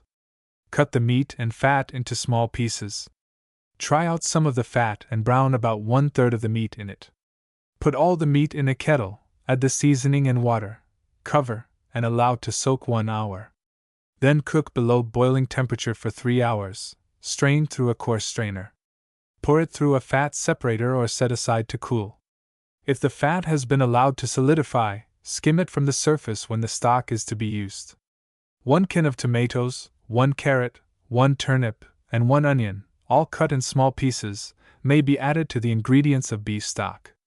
Trimmings and bones of fresh meats or bones and pieces of roasts or unused meat may be cut into small pieces and used for soup stock. No smoked or charred pieces of meat or bone should be used, however. Stock may be colored with caramel, provided the sugar has been cooked sufficiently to lose its sweetness. Cuts of beef, see Figure 56. The feeding, care, and age of an animal have much to do with the quality of its meat. It is considered that good beef is obtained from an animal 4 or 5 years old. Beef should be firm, of bright red color, and of fine grain. There should also be a generous supply of suet. The latter should be dry and easily crumbled. In most markets, meat is made more tender by allowing it to hang for several days at a temperature near freezing. The cost of the different cuts of meat varies greatly. The difference in cost is based upon the tenderness of the cut of meat, and upon the demand, not upon the nutritive value. Prices vary in different localities, and in different seasons. The waste of a cut of meat is a factor which the housekeeper needs to consider in determining the cost of meat. The cuts of meat containing no waste may be cheaper than some cuts whose price per pound is lower. Illustration, adapted from diagram in University of Illinois Bulletin, number 158, Figure 56. Cuts of beef. The line dividing the rib and loin cuts and the plate and flank marks the division of the beef into hind and forequarters. The position of the various cuts is indicated by letters. The names of the cuts are indicated around the outer boundary of the diagram. The closely spaced lines such as shown in the round cut indicate that the cut is sliced into steaks, while the more widely spaced lines such as shown in the rib cut indicate that the cut is separated into pieces for roasting or stewing. The numerals indicate the number of steaks or pieces into which a cut is usually divided. Explanation of Figure 56. Cuts of beef hind quarter name and form of cut method of cooking. Round A. Rump. Pot roasting. 1. Rump piece, see Figure stewing. 57. Corning. B. Round, not including sautéing. Rump and shank. Stewing. 2 to 14. Round steaks, see braising. Figure 54. Pot roasting. C. Horseshoe or heel. Pot roasting. 15. Pot roast. Stewing. D. Hind shank. 16. Knuckle soup bone. Soup making. 17 to 19. Soup bones. Loiny, sirloin. Broiling 1 to 4. Round bone sirloin roasting, when cut into steaks, see Figure 48. Thick pieces 5 to 6. Flat boned sirloin steaks, see Figure 47. 7. Hip bone sirloin steak, see Figure 46. F. Porterhouse. Broiling. 8 to 15. Porterhouse steaks roasting, when cut into, see Figure 45. Thick pieces. 16 to 18. Club or Delmonico steaks, see Figure 44. Flank G. Flank steak, see Figure 59. Sautéing. Rolling and braising. HH. Flank stew. Stewing. Corning. Forequarter. Name and form of cut method of cooking rib eye. Rib roasts. Roasting. 1 to 4. Prime rib roasts, see Figures 49 and 50. Chuck J. Chuck roasts and steaks 1. Chuck rib roast, see braising. Figures 51 and 52. Pot roasting. 2 to 9. Chuck or shoulder steaks broiling. See Figure 55. Sautéing. 10 to 13. Pot roasts. Note dot. In some localities, a pot roast is cut from the lower portion of the chuck. It is called cross rib, Boston cut, or English cut, see Figure 58. 14. Clawed, no bone, over knuckle soup bone. L. Neck. Stewing. 15. Stew. Soup making. Corning. Plate M. Rib ends. Stewing. 1 2. Stews. Soup making. Corning. N. Navel. Stewing. 3. Stew. Soup making. Corning. O. Brisket. Stewing. 4. Stew. Soup making. Corning. 4p. Shin. Shank 1. Stew. 2. Knuckle soup bone, underneath stewing. Clod J. 14. Soup making. 3 to 6. Soup bones 3, underneath clod J. 14. Skirt steak, diaphragm inside of rolling and braising. Ribs, see figure 59. Stewing. Tail. Soup making. Questions. Other than the differences in cost, what advantages are there in using tough cuts of meat for soup? Name at least 3 cuts of meat that would be suitable for soup making. Give the price per pound of these cuts. In soup making, what is the purpose of cutting the meat into pieces and of cracking the bone? Why should salt be added to the water in which meat is soaked? See Experiment 56. Lesson 63 Beef, Methods of Cooking Tough Cuts B. Examination of cold beef stock. Examine the beef stock of the previous lesson. Why has the fat risen to the top? See Experiment 35. Why is fat cooked with meat and bone in making soup stock? What use can be made of the fat after removing it from the stock? Remove the fat from the stock. Stir the stock with a spoon. How do you account for its jelly-like consistency? From what material has the gelatin been formed? What solid material is found in the stock? Should this be strained out when the stock is used for soup? Explain your answer, see Experiment 54. Vegetable soup. 2 quarts beef stock, 2 tablespoonfuls fat, 1 onion, sliced 1 carrot, 1 turnip, 1/2 stalk celery or dried celery leaves. Heat the fat and sliced onion. Cook until the onion is browned. Add a small quantity of water. Cut the vegetables into dice, add them to the water containing browned onion, and cook until the vegetables are tender. Add the beef stock to the vegetables and vegetable stock, heat, evaporate, if necessary, and then serve. The vegetables may be strained from the soup, and cooked rice, macaroni, or barley added, or the rice, macaroni, or barley may be cooked with the vegetables. Pearl barley should be soaked in water before being cooked in the stock. Other vegetables may be used for soup making, as tomatoes, green peas, asparagus, and cauliflower. Indeed, ingenuity in combining flavors and utilizing leftovers should form no small part of soup making. Examination of meat left from soup making. Which contains the more nutriment, beef stock or the meat from which the stock was prepared? What valuable protein material does the solid meat contain? See Protein in meat. Taste a bit of the meat. What does it lack? In what does the flavoring of this meat exist? What can be added to this leftover meat as a substitute for its flavor? In the recipe for baked hash, below, what supplies flavor to the meat? Baked hash. ½ cup fulls chopped meat and fat, 1/3 cup full, or more, boiling water, 1½ cup fulls mashed potatoes or stock, salt and pepper, 1 cupful cracker crumbs, or 2 cupfuls soft bread crumbs, 1 teaspoonful scraped onion, chopped parsley, 2 tablespoonfuls butter or substitute. Mix all the ingredients, except the fat and crumbs. Add enough water or stock to moisten all ingredients. Place the mixture in a buttered baking dish. Mix the fat with the bread or cracker crumbs. Cover the hash mixture with the crumbs, and bake slowly until the meat is thoroughly heated and the crumbs browned. Serve at once. Lesson 64 Beef, Methods of Cooking Tough Cuts C. Rolled beef steak. 1 pound round steak, 1 cupful soft bread crumbs, 1/8 teaspoonful ground cloves, pepper, 1/2 teaspoonful salt, 1 small onion, chopped hot water or milk, salt, pepper, flour and fat. Illustration, figure 57. Rump. Cut round steak of 1/2 inch thickness into pieces 3 by 4 inches. Make a stuffing of the bread crumbs, chopped onions, cloves, salt, pepper, with enough hot water or milk to moisten. Spread the stuffing over the pieces of steak, roll up each piece and tie it with a piece of string, or skewer it with toothpicks. Dredge generously with flour and add salt and pepper. Brown in beef drippings or other fat, cover with boiling water, and simmer for 1½ hours or until tender.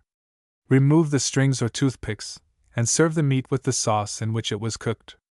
If the meat has not been cut thin enough, It may be pounded with a wooden potato masher or mallet to make it sufficiently thin.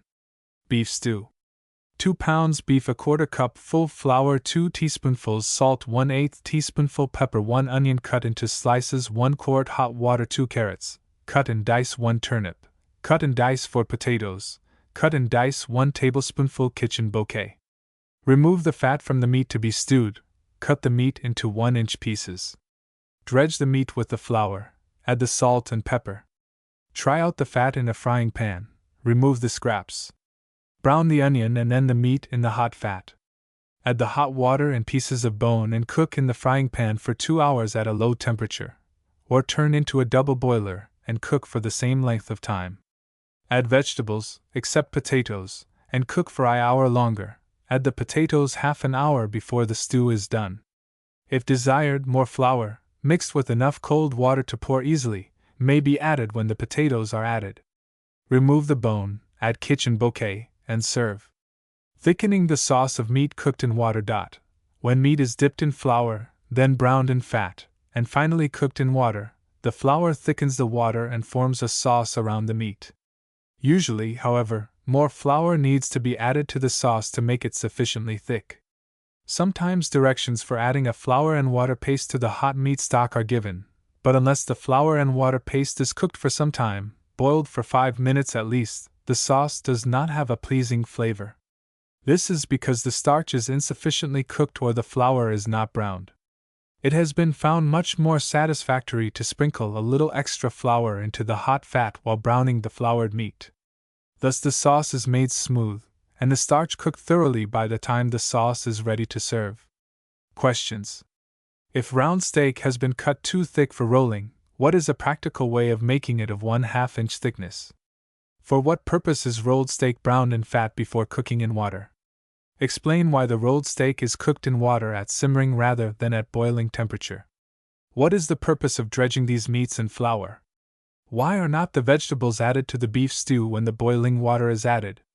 Why are not the potatoes added with the other vegetables? Why is the bone added to the beef stew? Name at least 2 cuts of beef that would be suitable for beef stew. What are the prices per pound of these cuts? Lesson LXV Beef. Methods of cooking tough cuts. D. Swiss steak. 1½ pounds round steak. Cut 1 to 1½ inches thick, 1/2 to 1 cupful flour, suet or bacon fat, 1/2 onion, sliced, 1½ teaspoonfuls salt - pepper. With the edge of a saucer, pound the flour into both sides of the steak. In a frying pan, put the suet or bacon fat and brown the onion in it. Then brown both sides of the floured meat in the fat. Cover with boiling water and let the meat cook at simmering temperature either on top of the range or in the oven from 1½ to 2 hours or until it is tender. Add enough salt and pepper to season the meat. If necessary, evaporate the sauce around the meat until it is of sufficient thickness to serve as brown sauce. Serve the meat and sauce hot. If desired, the meat may be stewed in tomato juice instead of water. If tomato is added, what kind of frying pan, i.e. of what material, should be used in cooking the meat? See suggestions for cooking fruits. This variation may also be made. 1/2 green pepper may be chopped and sprinkled over the surface of the steak while the latter is simmering. The onion may be omitted, if desired. Pot roast. 3 pounds beef, flour, salt, pork, or suet, 1/2 bay leaf, 6 peppercorns, salt and pepper, a quarter cup full each, diced carrot, turnip, onion, and celery. Illustration, Figure 58. Cross rib, Boston cut, or English cut. Try out the fat and remove the scraps. Dredge the meat generously with flour and brown the entire surface in the fat. Place the meat on a rack in the kettle, surround it with the vegetables and spices, and season it with salt and pepper. Add 3 cupfuls of boiling water. Cover closely and simmer for 4 hours. Turn after the second hour. Serve hot both the meat and the sauce containing vegetables. Note: this meat may be saved and used in the following lesson regarding the uses of cooked beef. Illustration, courtesy of Bureau of Publications Teachers College. Figure 59, skirt steak, flank steak. Summary of the methods of cooking tough cuts of meat.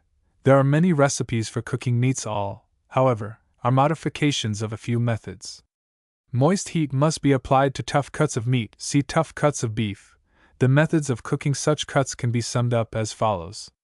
1. Soup making. Soak meat, bone, and fat in cold salted water, and then cook below boiling temperature in the water. 2. Boiling or stewing.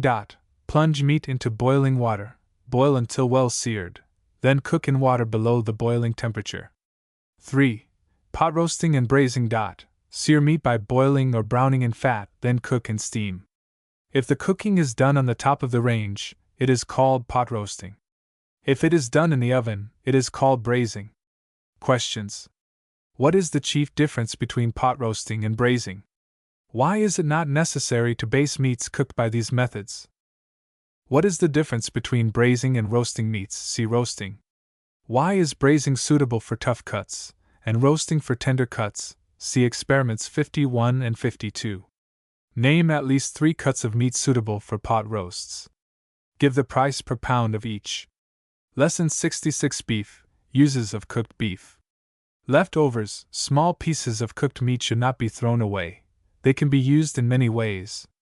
Even though the meat has been cooked so as to extract its juices, there still remains practically all of the myosin, and this is a valuable constituent. If the juices have been drawn from the meat, a little fresh meat should be added to it, or it should be seasoned well with condiments, spices, or herbs. Water in which the meat has been cooked, and left over, gravy, should be utilized in making sauces for cooked meats. Cooked meat of tender cut should merely be reheated, not recooked. Hence it is usually well to cut it into pieces or chop it fine in order to heat it quickly. As in soup making, ingenuity in combining and using leftover materials is required in making meat dishes. Stewed tomatoes can be substituted for stock or gravy, and one starchy food substituted for another. The recipes here given simply serve as suggestions. The ingredients and proportions should be changed to utilize available materials. Scalloped meat. 2 cupfuls chopped meat, 2 tablespoonfuls fat, 3 tablespoonfuls flour, L1/2 teaspoonfuls salt, 1/8 teaspoonful pepper, 1 teaspoonful scraped onion or chopped parsley, L1/2 cupfuls milk, stock, or water, 2 cupfuls buttered crumbs. See crumbs for scalloped dishes. Make a brown sauce of the fat, salt, pepper, flour, onion or parsley, and milk or stock. Mix with the meat. Butter the crumbs, and place about 1/2 cupful in the bottom of the buttered baking dish. Add the meat mixture, and cover the top with the remainder of the crumbs. Bake in the oven until the mixture is thoroughly heated and the crumbs are brown. Cold fish may be shredded and used in the same way. Cottage pie. Use the same ingredients as for scalloped meat, substituting mashed potatoes for buttered bread crumbs. Place the potato only on the top of the mixture. A little nutmeg may be substituted for the onion. Questions. How does meat left from beef stock differ from fresh meat in nutritive value? How does it differ in taste? Name a starchy food that could be substituted for potatoes in baked hash. Why are spices and herbs added to leftover meat dishes? Name at least 3 vegetable and meat combinations that would be desirable for hash. How many cupfuls of chopped cooked meat can be obtained from 1 pound of fresh meat? Why should cooked meat of tender cut be reheated rather than recooked? Lesson 67. Gelatin A. Experiment 57. Effect of cold water on gelatin. Pour 1 teaspoonful of cold water on 1/4 teaspoonful gelatin. Cover and let stand a few minutes. Examine. Has the water combined with the gelatin? Press a bit of the gelatin with a spoon. How does it compare with the dry gelatin as to hardness? Experiment 58. Effect of hot water on gelatin. Pour 1 teaspoonful boiling water on 1/4 teaspoonful gelatin. Place the mixture over hot water. Stir. What is the effect of boiling water on gelatin? Note. Use the gelatin from these 2 experiments for the preparation of the gelatin dessert of the lesson. Gelatin. When the beef stock of lesson 62 was strained and cooled, what material, other than fat and protein, was present in it? From what substance in the meat and bone was this material formed? See protein in meat. Use of bone and fat in soup making. Examination of cold beef stock. The gelatin which is found at market is prepared from the bones, gristle, skin, and other portions of animals. Although gelatin may be purchased in several different forms, housekeepers find the granulated or pulverized gelatin the most convenient to use. 1 ounce of granulated gelatin will stiffen 1.5 to 2 quarts of jelly. In hot weather, more is required. If fruit, vegetables, or nuts are to be molded in the jelly, use 1.5 ounces of gelatin. Gelatin should be first hydrated, i.e., combined with water, by means of cold water, and then dissolved in boiling water. The value of gelatin. Gelatin is an incomplete protein, i.e., it is lacking in certain amino acids, and hence, while a good fuel, it does not, without the help of other proteins, both build and repair the body. The usual gelatin dish contains such a small quantity of gelatin that the question of its food value may be disregarded. The sugar and fruit, however, that are invariably used in gelatin dishes give them food value. Since gelatin liquefies readily by heating, it is valuable in liquid diet. Lemon jelly. 1 tablespoonful granulated gelatin or 1/4 ounce shredded gelatin, 1/4 cup full cold water, 3/4 cup full sugar, salt, 1.5 cup fulls boiling water, 1/4 cup full lemon juice. Mix the gelatin and cold water. Let them stand until the water is absorbed. Add the boiling water, sugar, and salt. Stir until the gelatin is dissolved completely, then add the fruit juice, strain, and pour into a mold.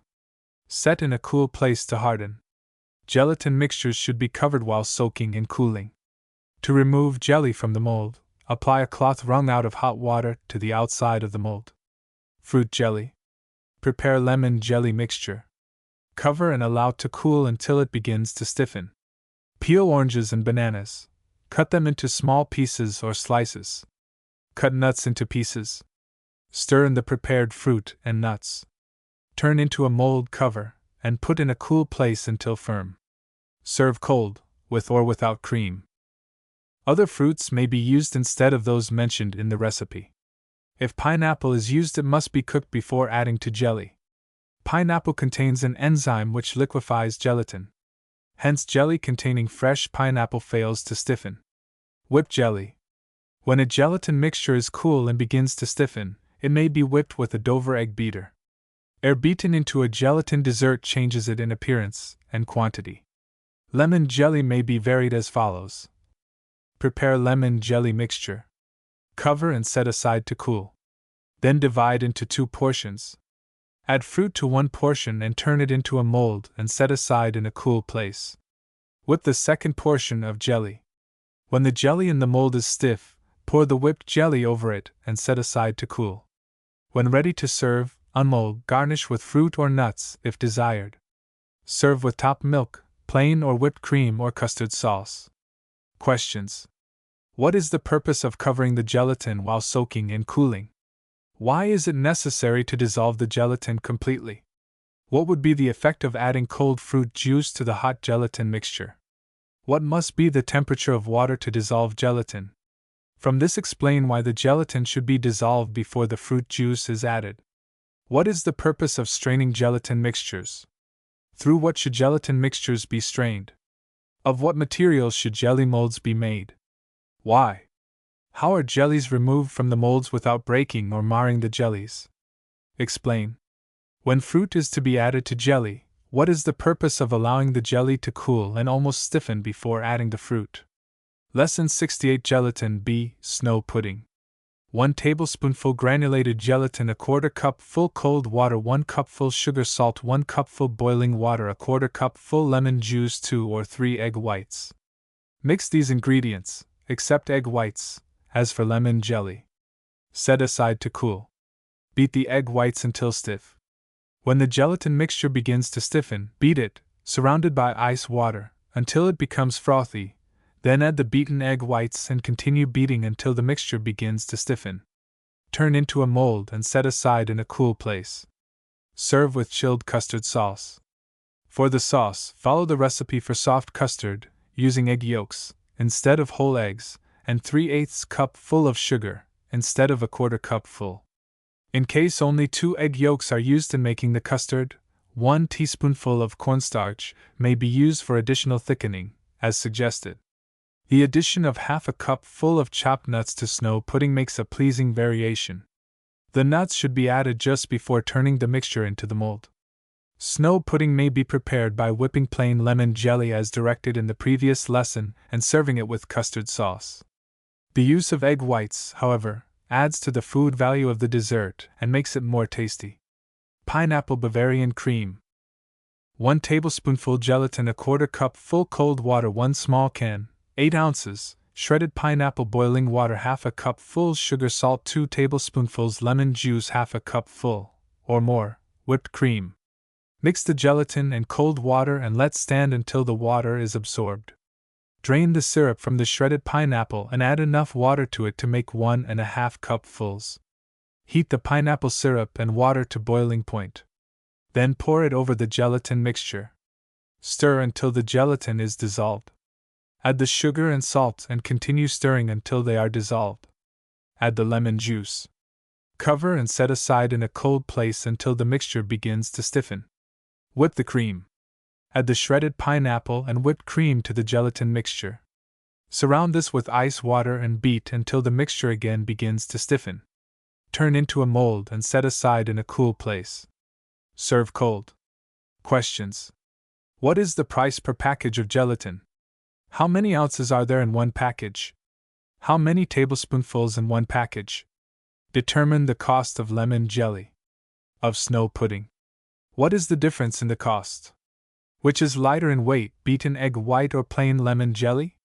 From this, explain why it is necessary to set the gelatin mixture aside until it begins to stiffen before adding the beaten egg white in the preparation of snow pudding. Explain why the gelatin mixture should be in a slightly stiffened condition before the whipped cream is added to it in the preparation of Bavarian cream. Lesson 69 Fish A. Experiment 59. Effect of soaking fish in water. Soak a piece of fresh fish in water for at least 10 minutes. Strain the water and heat it to the boiling point. What foodstuff is found in the water?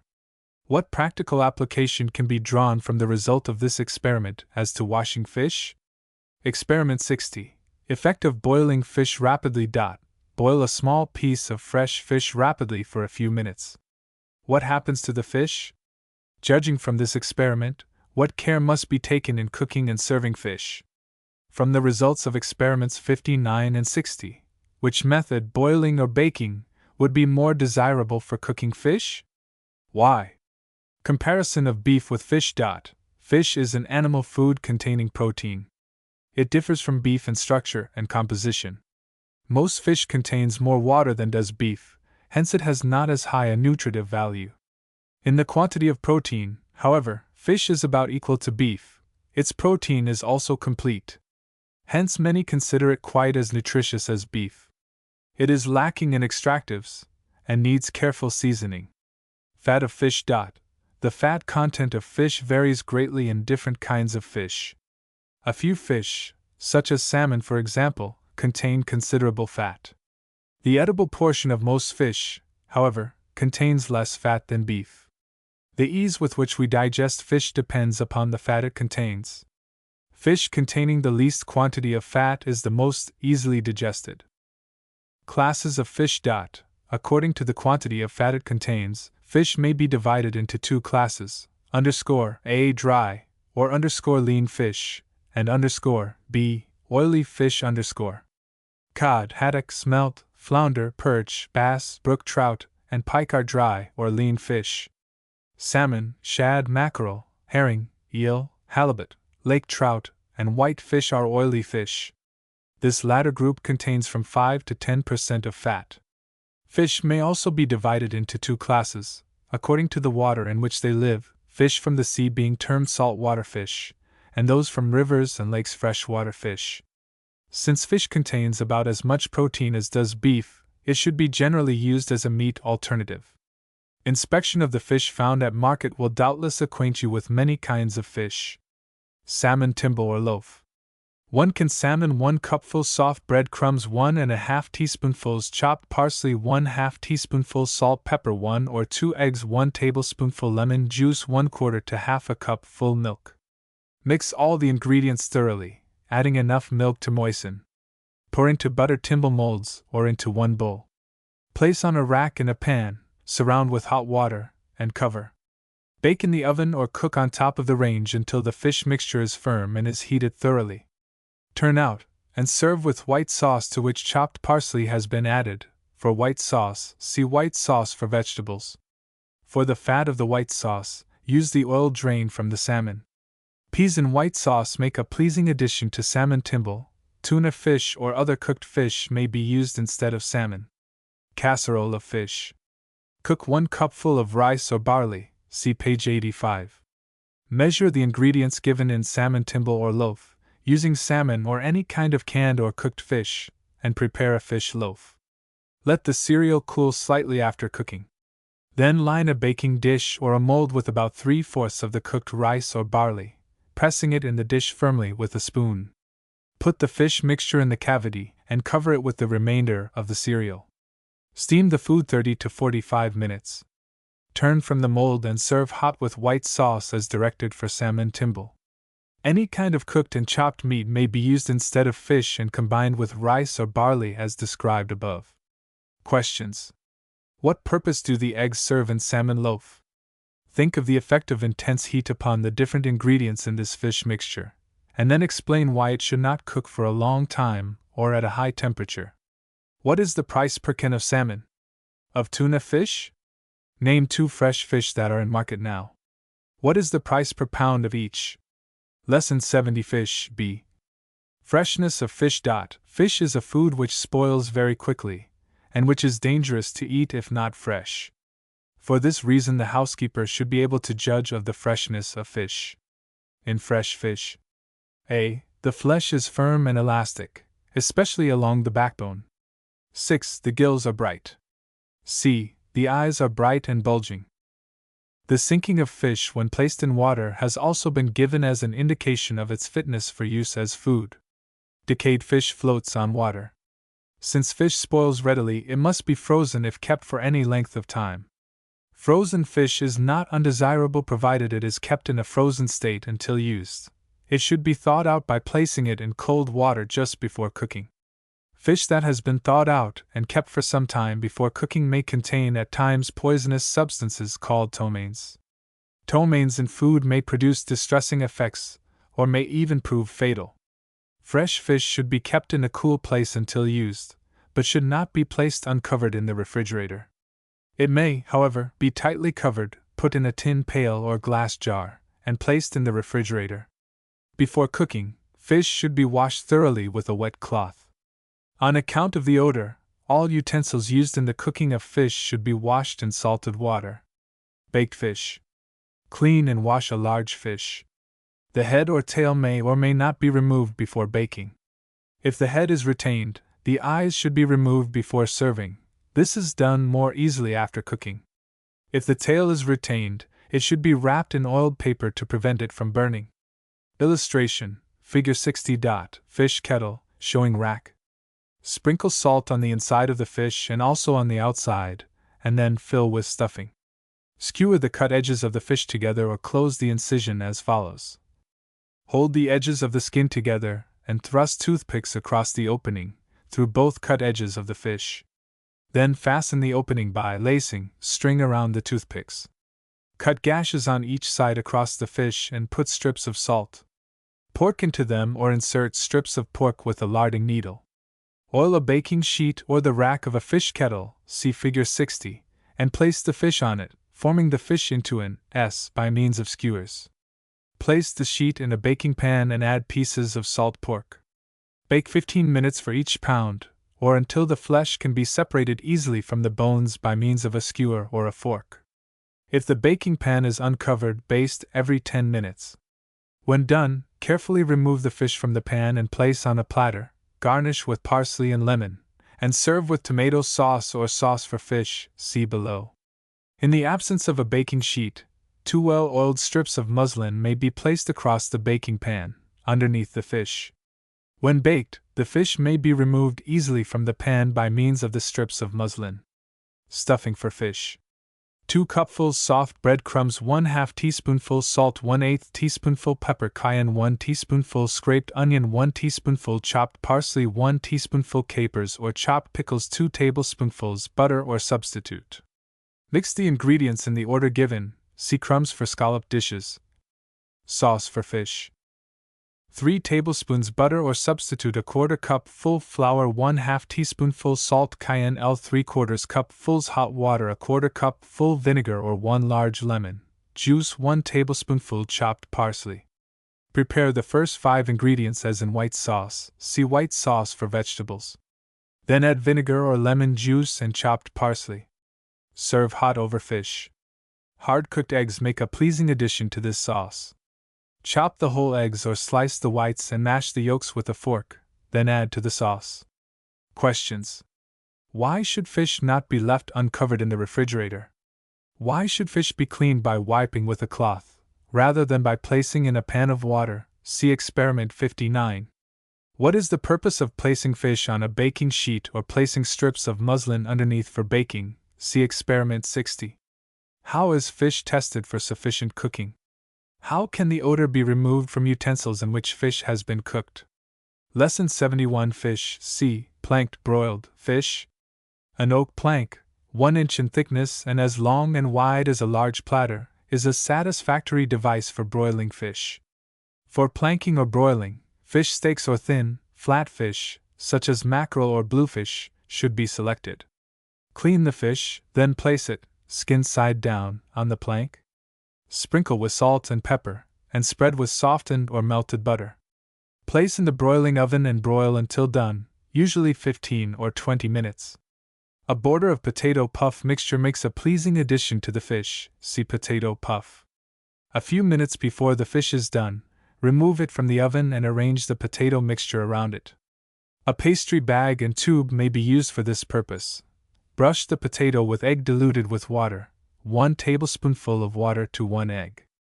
Return the plank to the oven to finish broiling the fish and to brown the potatoes. Serve the fish and potatoes on the plank. Fried or sautéed fish. Clean fish and season with salt and pepper.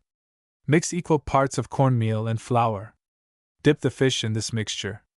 Fry in deep fat or sauté. Drain and serve with the sauce. Dried bread or cracker crumbs. An egg may be used for dipping instead of the cornmeal and flour mixture. See fried oysters.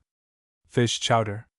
1/2 pound salt fish or 2 pounds fresh fish, 1 quart potatoes cut in pieces, 2 tablespoonfuls bacon drippings or other fat, 1 onion, chopped 2 tablespoonfuls cornmeal, 1 pint milk, crackers. If salt fish is used, hold it under running water for a few minutes. Why? Then shred it. If fresh fish is used, wash it, remove bones if possible, and cut it into 6 or 8 pieces. Brown the onion in the fat. Into a kettle put layers of fish and potatoes and add a little browned onion and cornmeal to each layer. Cover with hot water and boil gently until the potatoes are tender. Add the milk and continue heating until the mixture is hot. Just before serving, add a few crackers broken into pieces. Questions. State the advantages of using a plank for broiling fish. Why select fish steaks or thin, flat fish for broiling? What is the purpose of brushing the potato mixture with egg? Give 2 reasons for using well-seasoned sauces and stuffing with fish. See comparison of beef with fish. Lesson 72. Legumes. A. The legumes include peas, beans, lentils, and peanuts. These plants bear pods containing seeds. The seeds, green or ripened, and the pods of some of the plants are commonly used as foods. Protein in seeds. Many foods rich in protein belong to the animal kingdom. The seeds of plants, however, contain protein. The common cereals, wheat and corn, contain almost 10% of protein, while oats contain about 16%, but the dried seeds of legumes exceed all seeds in protein content. Peas, beans, lentils, and peanuts contain more protein than most cuts of meat. About 25% of their composition is protein. Soybeans are much richer in protein than any of the other legumes. They contain about 37%. It has been mentioned that proteins differ in quality. Although the dried legumes are especially rich in protein, they do not all contain complete protein. With the exception of peanuts and soybeans, these foods need to be supplemented with other protein-rich foods such as milk, eggs, and cheese. Since the dried legumes are a much cheaper source of protein than meat, they should be used oftener than they are. Legumes supplemented with milk or combined with a small quantity of meat furnish economical sources of protein food. The protein in legumes is called legumin. Cooking dried legumes. The dried legumes should be soaked overnight in water, to which a little baking soda has been added. These vegetables require long cooking to soften them, and also to develop flavor. A little soda added to the water in which they are cooked also aids in softening them, and neutralizes the vegetable acid found in some of the legumes. During the long heating, dried legumes break up, if not carefully cooked. Dried soybeans have a strong flavor which is objectionable.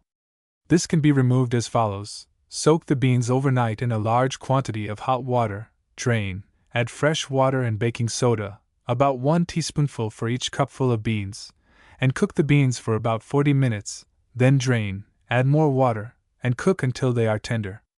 Dried soybeans require long cooking, usually 4 or 5 hours. After the 40-minute cooking, they may be drained, heated in more water, and then placed in a fireless cooker. The pressure cooker may be used effectively in cooking these dried beans. Soybeans may also be baked after the 40-minute cooking in the same manner as navy beans, see Boston baked beans. Serve cooked soybeans with tomato sauce. Although dried legumes are comparatively cheap, the fuel required to cook them for so long a time may increase their cost to a considerable extent. In cooking these foods, care should be taken to utilize fuel that is already required for some other purpose. The fireless cooker is most satisfactory in cooking these dried foods.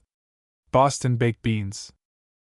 2 cupfuls navy beans, 2 tablespoonfuls molasses or brown sugar, 2 teaspoonfuls salt, 2 ounces salt pork or bacon, 1/2 teaspoonful mustard. Soak the beans overnight as directed in cooking dried legumes. Add a little baking soda and gradually heat to the boiling point. Then add the seasoning to the beans, place half of them in a bean crock, and add the pork which has been scraped and scored.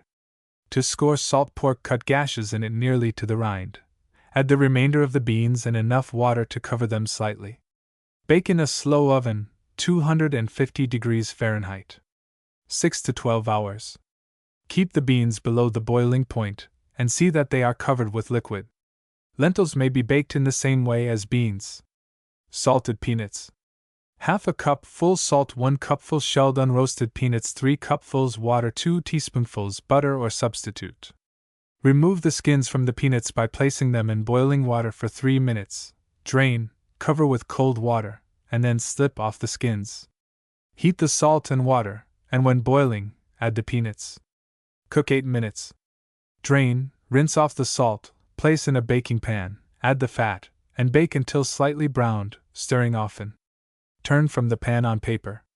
Questions. Why should dried vegetables be soaked in water before cooking? Measure the beans after soaking. How much have they increased in bulk? What is the reason for keeping the beans below the boiling point while baking? Devise a method for preparing baked beans, when they can remain in the oven but an hour or 2. How are fatty meats cleaned? Why can they not be cleaned by washing in water? See Experiment 35. What is the purpose of scoring the salt pork or bacon? What is the advantage of seasoning peanuts by cooking in strong salted water rather than sprinkling salt over them after browning? What are the prices of beans and raw peanuts per pound? How many cupfuls in a pound of each? Lesson 73. Legumes. Bean soup. 2 cupfuls beans, 3 quarts water, baking soda, 1 piece of celery root or 1/2 teaspoonful celery salt or dried celery leaves, 1/2 tablespoonfuls butter or substitute, 2 slices onion, cayenne, 1/8 teaspoonful pepper, 2 teaspoonfuls salt, 1/4 teaspoonful mustard, 2 tablespoonfuls flour. Soak the beans overnight. Add soda, onion, and celery.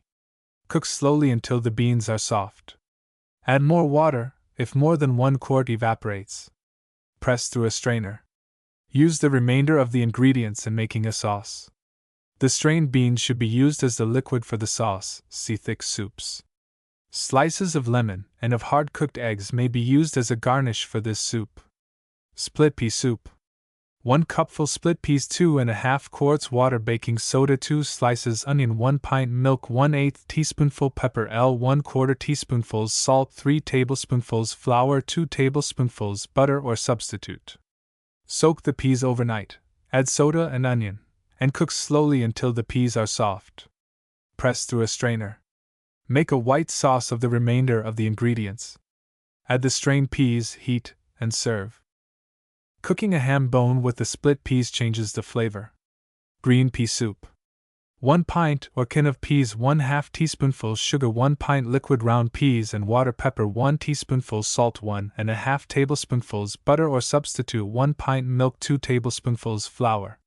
Turn the peas into a saucepan, add the liquid, water, and sugar, and cook until very soft. Press the peas through a strainer. Make a white sauce of the remaining ingredients. Add the strained peas, heat, and serve. Peas too old to serve as a vegetable may be used for soup. Some of the pods of fresh peas may be cooked with the peas. Crisp crackers. Spread thin crackers very lightly with butter. Brown in the oven and serve with soup. Questions. How should the water boil to prevent dried legumes from breaking? See cooking vegetables in water. What is the simplest way of thickening soup, if it is too thin? Too thick? If a ham bone is cooked with split peas, what ingredient should be omitted in making the soup? Why?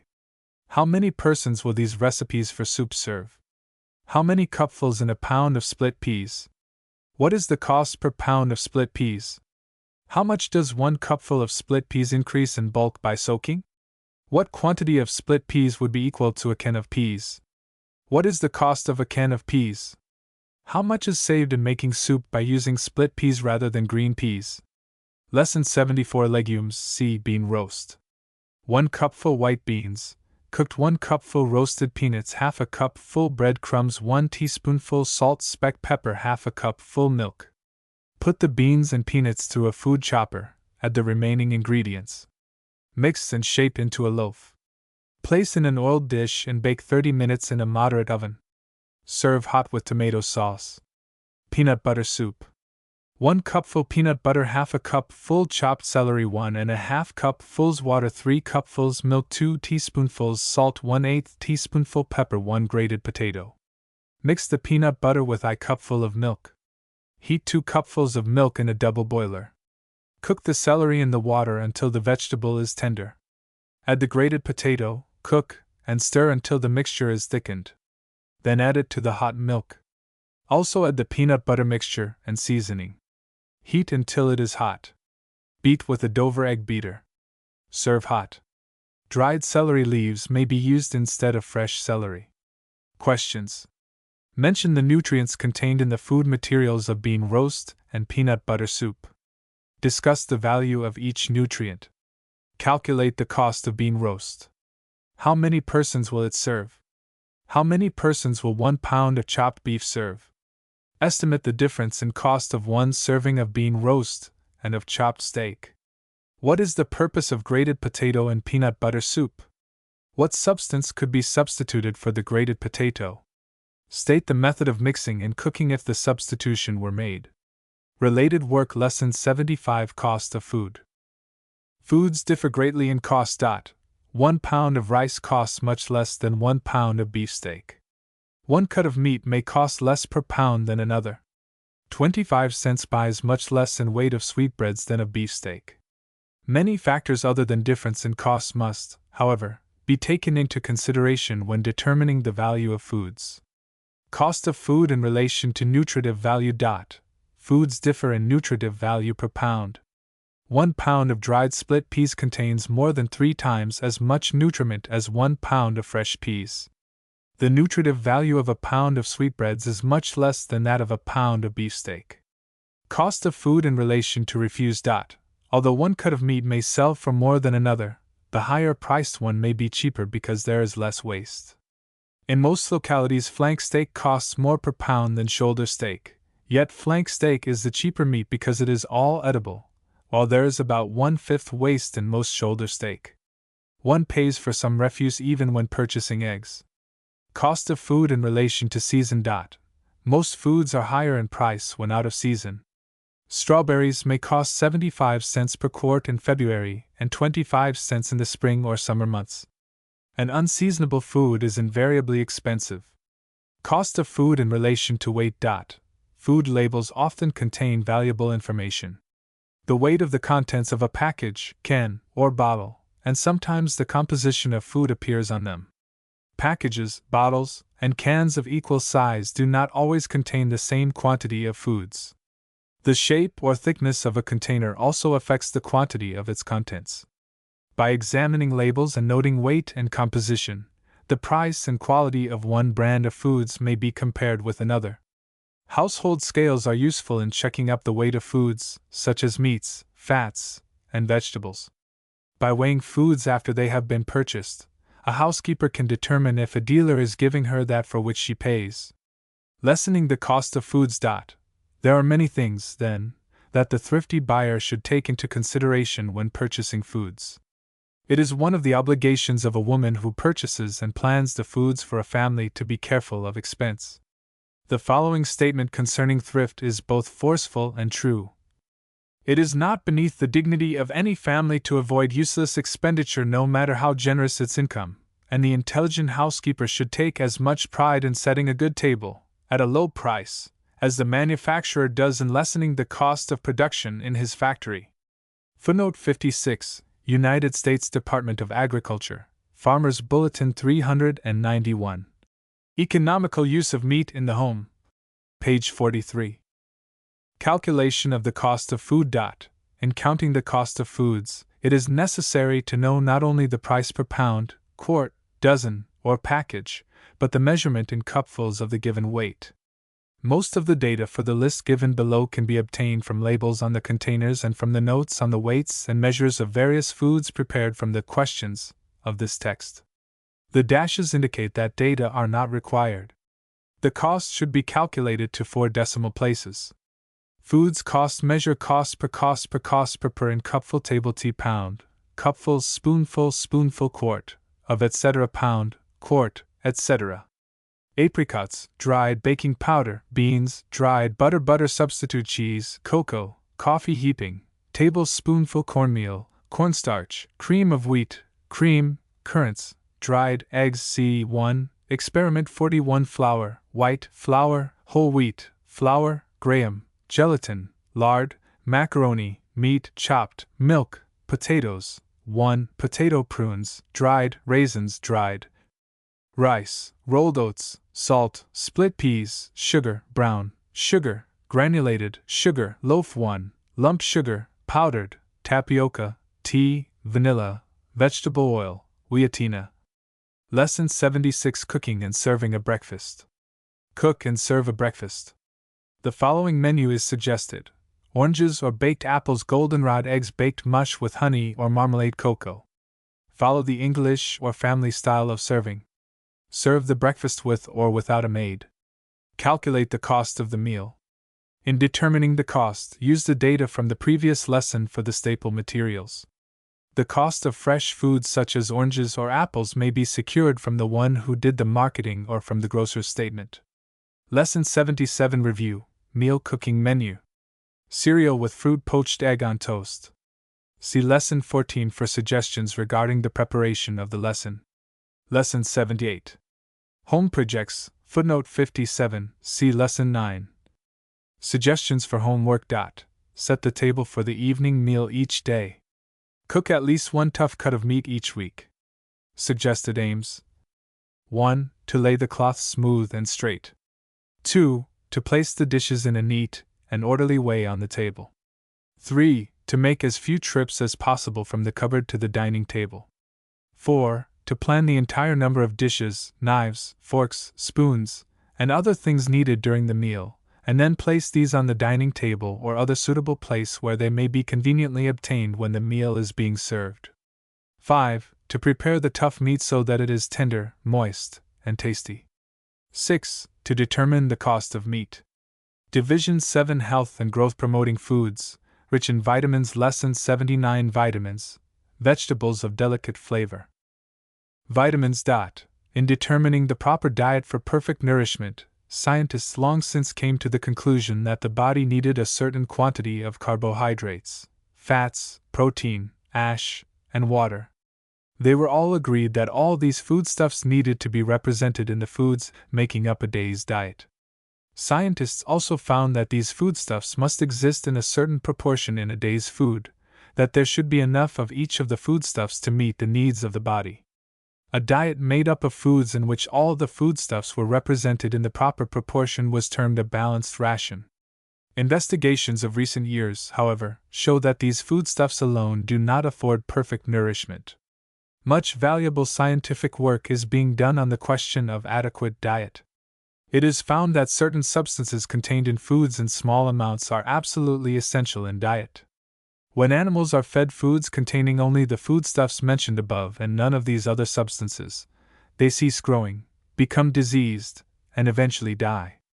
These materials so necessary to the growth and maintenance of animal life are termed vitamins by some authorities. There are 3 classes of vitamins, called fat-soluble A, water-soluble B, and water-soluble C. It is now believed that there is at least one more vitamin. Although vitamins exist in foods only in minute quantities, it is necessary to use foods containing all the kinds of vitamins to promote growth and to keep in health. Fat-soluble A, especially with certain minerals, is thought to prevent rickets and a disease of the eye called xerophthalmia. During the war, because of inadequate diet, many cases of these diseases developed in Europe. Water-soluble B is called the antineuritic vitamin because it is necessary to prevent a disease called polyneuritis or beriberi, see polished and unpolished rice. Water-soluble C is called the antiscorbutic vitamin because it is necessary to prevent a disease called scurvy. Foods containing fat-soluble are milk, eggs, and leafy vegetables. Leafy vegetables include spinach, lettuce, celery tops, beet tops, Swiss chard, collards, cabbage, Brussels sprouts, and onions. Milk products, such as butter and cheese, and cod liver oil also contain fat-soluble A. It is also thought to be present in certain vegetables such as carrots, which are not leafy vegetables. Not all fat foods contain fat-soluble A. It does not exist in the vegetable oils. It has been demonstrated that foods rich in fat-soluble A, especially milk, eggs, and leafy vegetables, are most essential in diet. According to McCollum, dry leaves contain 3 to 5 times as much total ash as do seeds. The former are also especially rich in the important elements calcium, sodium, and chlorine, in which the seed is poorest. Hence, leafy vegetables not only abound in the growth-promoting vitamin but in certain essential minerals. Cereals, root vegetables, and meat need to be supplemented with milk and leafy vegetables. Because milk, eggs, and leafy vegetables are so valuable and essential in diet, these foods have been termed protective foods. Fresh milk contains fat-soluble A and a small quantity of water-soluble B and water-soluble C. Its value as a food has been previously discussed. Doubtless the leafy vegetables are not as generally and as constantly used as they should be. Root vegetables and cereals seem to be a much more popular form of vegetable food. The pupil should realize the importance of these foods and when possible explain their use in her home. Learning to prepare leafy vegetables so as to retain their nutriment and to make them appetizing would doubtless do much in promoting their use. Foods containing water-soluble B. Water-soluble B is more widely distributed in foods than is fat-soluble A. It occurs for the most part, however, in vegetable foods. Plants containing this vitamin include seeds, root, stem, and leafy vegetables. Whole grains, legumes, spinach, cabbage, potatoes, carrots, onions, turnips, beets, and tomatoes and all other commonly used vegetables contain water-soluble B. It is thought that the germ of whole grains, rather than the bran, furnishes water-soluble B. Compressed yeast contains some of this vitamin, but none of the other 2. Foods containing water-soluble C include both animal and vegetable foods, but fresh fruits and green vegetables contain the largest quantity. Orange juice, lettuce, cabbage, and spinach are valuable sources of this vitamin. Milk and meat contain only a very small quantity of water-soluble C. Saving the nutriment and flavor. It was mentioned in suggestions for cooking fresh vegetables that a saving of ash in vegetables meant a saving of both nutriment and flavor. If vegetables of delicate flavor are to be made tasty, it is especially necessary to lose none of the ash constituents. Note that in the methods of cooking the vegetables of delicate flavor in this lesson that either the vegetables are cooked in such a way that no moisture needs to be drained from them, or the vegetable stock drained from them is used in making sauce for the vegetable. By these methods both nutriment and flavor are retained. Spinach. 1 pound or 1/2 peck spinach, 1/2 tablespoonful salt, 1/8 teaspoonful pepper, 2 tablespoonfuls butter. If the spinach is at all wilted, place it in cold water until it becomes fresh and crisp. Cut off the roots, break the leaves apart, and drop them in a pan of water. Wash well, and then lift them into a second pan of water. Wash again, and continue until no sand appears in the bottom of the pan. Lift from the water, drain, and place in a granite utensil, and add the seasoning. Steam until tender, usually about 30 minutes. Add the butter, cut the leaves with a knife and fork. Turn into a hot dish and serve at once. Spinach is most pleasing if served with a few drops of vinegar or a combination of oil and vinegar. If desired, the pepper may be omitted and 1 tablespoonful of sugar added.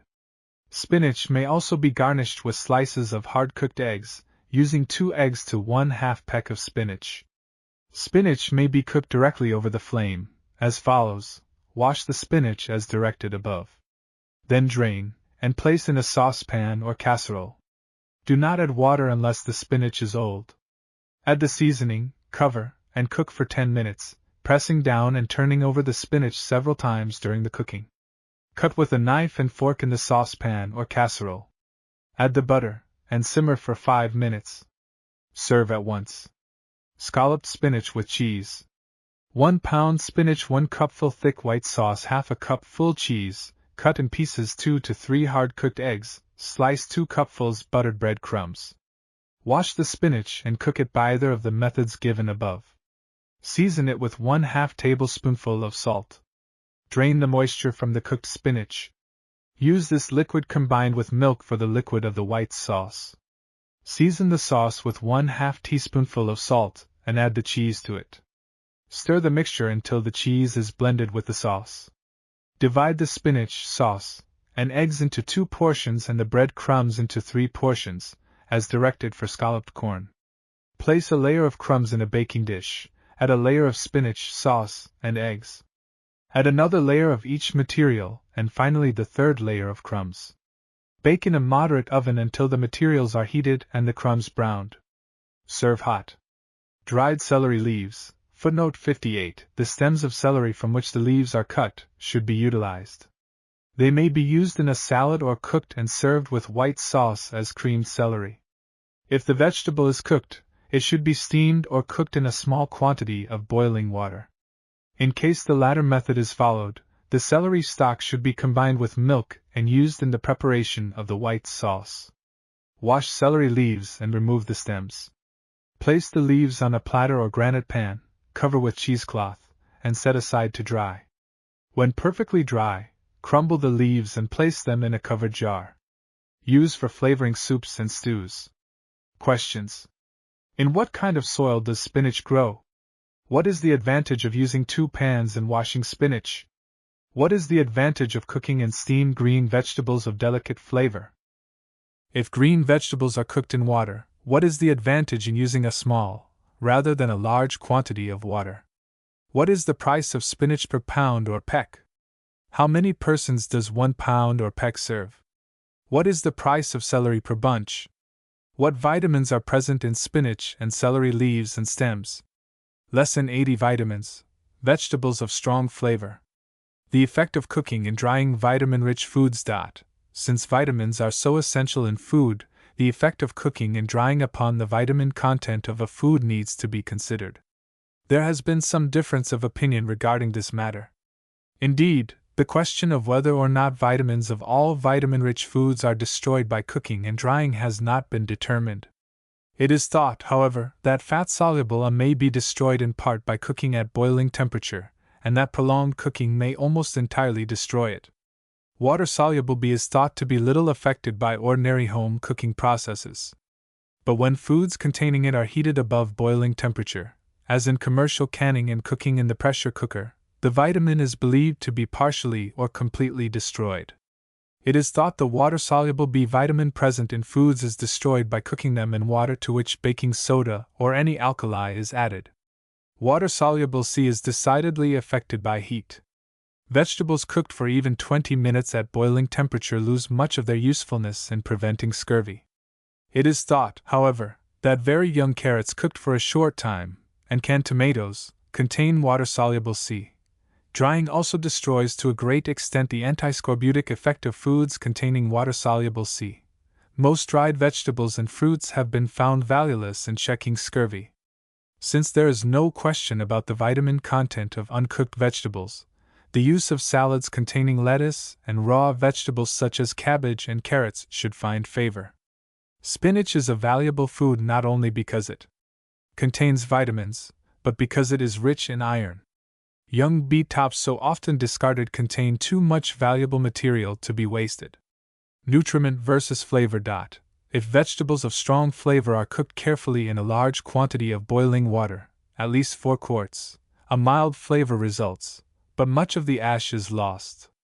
If vegetables are steamed, there is little loss of ash, but the strong flavor is retained. In the cooking of cabbage, for example, investigation has shown that almost 4 times as much ash may be lost by boiling as by steaming. In the cooking of such vegetables as cabbage and onions, the question arises, is it better to steam them and thus lose little nutriment but preserve the strong flavor, or to boil them in much water and thus lose much nutriment but secure delicate flavor? If strong cabbage flavor is not distasteful, steam it or cook it in a small quantity of water by all means. If delicate cabbage flavor is much more pleasing, cook it in much water. Onions have such a strong flavor that most housekeepers prefer to sacrifice nutriment for flavor. Creamed cabbage cooked in much water. A head of cabbage should be cut into quarters and placed in cold water. If it is wilted, it should remain in the water until freshened. Cook the cabbage uncovered from 15 to 25 minutes in a large quantity of boiling water, 1 teaspoonful of salt to a quart of water. The time depends upon the age of the cabbage. Drain well. With the knife and fork, cut the cabbage in the saucepan. Do not discard the core of young cabbage since it contains valuable nutrients. Mix with white sauce, using 2 parts of cabbage to 1 of white sauce. Heat and serve. See creamed and scalloped vegetables. Scalloped cabbage may be prepared by placing creamed cabbage in a baking dish, covering with buttered crumbs and baking until the crumbs are brown. Instead of using white sauce with the cabbage, butter or substitute, pepper, and more salt, if required, may be added. Use 1 tablespoonful of butter or substitute to each pint of cabbage. Cabbage cooked in little water. Clean cabbage, then cut or chop both the leaves and core. Cook in a small quantity of boiling water from 15 to 25 minutes. The small quantity of stock which remains after cooking should be served with the vegetable to which butter, or substitute, and seasonings are added. The stock may also be drained from the cabbage and used in making white sauce in which the vegetable is served. Creamed cabbage steamed. Cut and clean cabbage as directed above. Place in a granite utensil and steam until tender, usually about 45 minutes. Cut the leaves and add white sauce as directed above. Onions cooked in much water. 1 pound onions, half a cup full milk, 1 to 2 tablespoonfuls butter, 1/2 teaspoonful salt, pepper. Peel and wash the onions. Then cook uncovered in a large quantity of boiling salted water. Change the water at the end of 5 minutes and again in 10 minutes. Cook until tender. Drain. Add milk and seasonings and cook until the milk is hot. Note: it is advisable to save the water drained from onions, boil it down, and use it in soups, stews, or hash for flavor. Onions may also be served with white sauce, or they may be scalloped, i.e., cut into quarters, placed in a baking dish, covered with white sauce and buttered crumbs, and then browned in the oven. The stain and odor may be kept from the hands if onions are held under water when peeled. If onions are cooked uncovered in a large quantity of gently boiling water in a well-ventilated kitchen, not much odor is noticed. The fireless cooker, however, provides satisfactory means of cooking onions without the disagreeable odor. See Lesson 22. Place the onions in a large quantity of water and boil for 5 minutes. Then cook in the fireless cooker from 2 to 8 hours, according to the size and the age of the onions, and the type of cooker. Questions. Compare the 3 methods of cooking cabbage given in this lesson. State the advantages and disadvantages of each. Why should the core or thick stem of cabbage be used as food? What is the price per pound of cabbage? What is the weight of one cabbage of average size? Give suggestions for selecting a cabbage. Why should onions be peeled underwater? What is the purpose of changing the water twice in cooking onions? Why is it advisable to save the water drained from onions and use it in soups and other foods? What is the price per pound of onions? How many persons will 1 pound of onions serve? Lesson 81 Salads A. Preparation of a salad. A well-prepared salad is a good food. It is necessary, however, to prepare it so that it may be pleasing in appearance as well as in taste.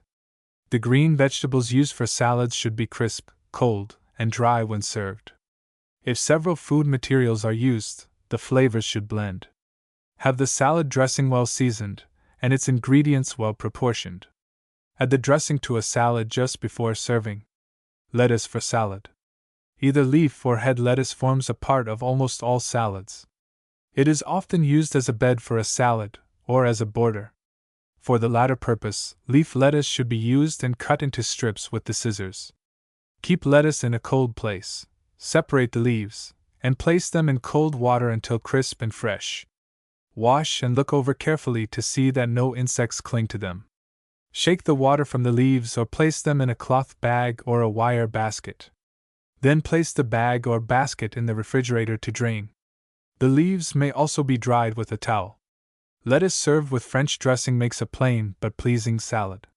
When lettuce is used as a bed or border for a salad, it should be eaten and not left to be turned into the garbage can. French dressing. Clove of garlic or slice of onion 1 teaspoonful salt 6 tablespoonfuls salad oil ½ teaspoonful paprika 2 tablespoonfuls vinegar or lemon juice. Rub a bowl with the clove of garlic or slice of onion. Add the remainder of the ingredients, and stir until well blended. More vinegar or lemon juice may be used, if desired. Chopped parsley or mint may be added. Some find it convenient to put the materials for French dressing in a bottle or jar and mix the ingredients by shaking the bottle. For fruit salads, the addition of 1 tablespoonful of sugar and 1 teaspoonful of lemon juice to the French dressing recipe above makes a pleasing flavor. Celery salt is thought by some to improve the flavor. From 1/4 to ½ teaspoonful may be added. Coleslaw. 3 cupfuls shredded cabbage 1/2 teaspoonful salt 1/2 teaspoonful mustard cayenne 1 teaspoonful sugar 1 egg or 2 egg yolks ½ a cup full milk 2 teaspoonfuls butter or substitute 1/4 cup full vinegar. Heat the milk in a double boiler. Beat the eggs, add the dry ingredients. Then add the milk to them. Return the mixture to the double boiler and cook as a custard, see soft custard. Remove from the hot water, add the fat and vinegar, and at once strain over the cabbage. Set aside to cool. Serve cold. Carrot and cabbage salad. 1 medium-sized carrot 2 cupfuls cabbage ½ a cup full roasted peanuts French, or cream salad dressing. Clean and scrape the carrot. Wash the cabbage. Put the carrot, uncooked cabbage, and peanuts through the food chopper. Mix with French or cream salad dressing. Add more seasoning if necessary. Serve at once. Questions. Explain why it is necessary to dry the salad materials before adding the salad dressing. Give at least 3 different vegetable mixtures that would be palatable and pleasing if served with French dressing. How is cabbage cleaned? How should it be cut for salad? When is the dressing usually added to salads? When is the dressing added to the coleslaw? Give the reason for this exception. What is the purpose of the egg in this salad dressing? What could be substituted for the egg? Give the method of preparation if this substitution were made. What is the price per pound of leaf lettuce? Of head lettuce per pound or per head? What is the average number of leaves in a pound? What materials in carrot and cabbage salad contain vitamins? State the kind of vitamin present in each material. Lesson 82 Salads B. Stuffed eggs. Cut hard-cooked eggs into halves crosswise. Remove the yolks, mash them, and for each egg add the following ingredients: 1 tablespoonful chopped chicken, ham, or other meat - salt 1 teaspoonful vegetable oil or melted butter 6 drops vinegar 1/8 teaspoonful mustard cayenne. Mix the ingredients. Refill the whites with the yolk mixture. Serve the stuffed eggs on lettuce leaves. The chopped chicken or meat may be omitted from the egg mixture, or a little chopped pickle or olive or cheese may be used instead of the meat. Salad dressing may be served with stuffed eggs. Cream salad dressing: 3 tablespoonfuls butter or substitute 4 tablespoonfuls flour 2 tablespoonfuls sugar pepper 1 to 2 eggs 1/2 teaspoonfuls salt 1/2 teaspoonful mustard 1½ cupfuls milk, sweet or sour, half a cup full vinegar. Make a sauce of the fat, flour, and milk. Beat the eggs, add the seasonings. Add the first mixture gradually to the egg mixture and cook over hot water as a custard, see soft custard. Add the vinegar, strain. Cool before serving. Less mustard may be used, if desired. Banana salad. Peel and scrape bananas. Place them on lettuce leaves or surround with a border of shredded lettuce. Cover with cream salad or mayonnaise dressing and sprinkle chopped peanuts or California walnuts over them. Serve at once. Banana salad may be varied by serving it with cream salad dressing to which peanut butter is added, half a cup full salad dressing and a quarter cup full peanut butter. Do not use the chopped peanuts with this combination. A mixture of sliced apples and bananas served with the peanut butter dressing makes a pleasing salad. Questions. Name the food materials contained in the above recipes which contain vitamins. What kind of vitamins does each contain? Give 2 methods of hard cooking eggs. See hard cooked eggs. In stuffed eggs, what meats could be substituted for chopped chicken or ham? What material could be substituted for one of the eggs in cream salad dressing? If yolks of eggs are used in cream salad dressing, how many should be substituted for 2 whole eggs? Why should bananas be scraped? Why should they be served at once after preparing? Lesson 83: Classification of the foodstuffs. Substances that nourish the body may be classified as follows. A. Starch / carbohydrates / B. Sugar energy givers, fats / protein. Footnote 59. Carbohydrates also include cellulose.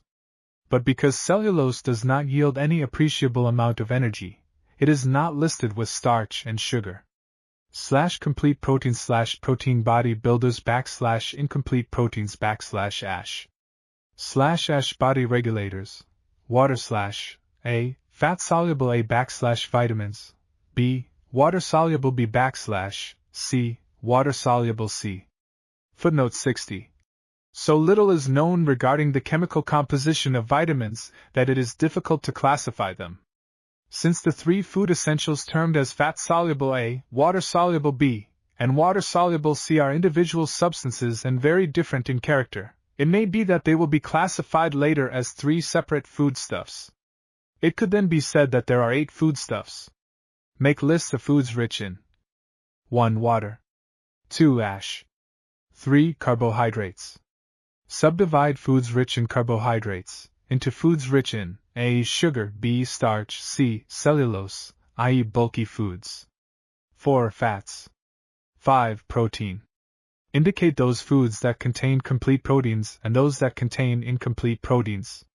6. Vitamins. Subdivide foods rich in vitamins into foods rich in fat-soluble A, water-soluble B, water-soluble C.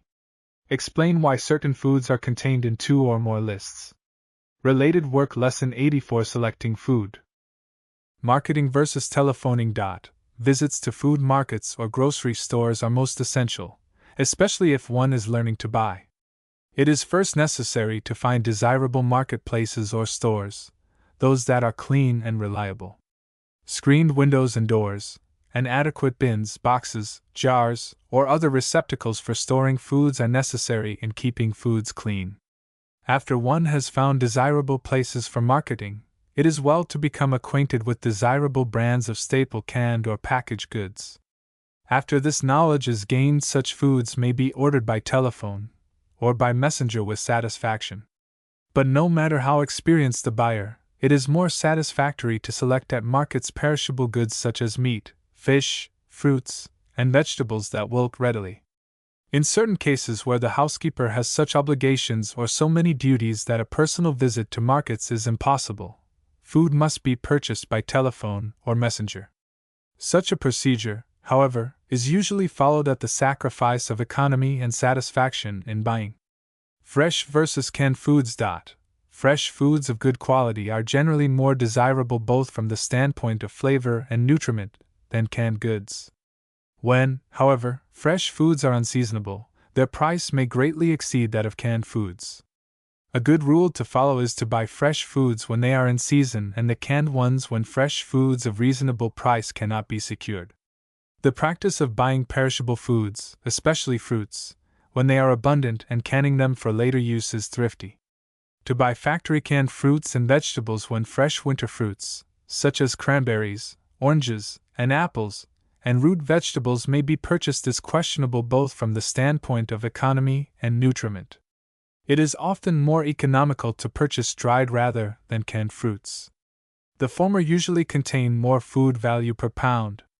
Bulk versus packaged goods.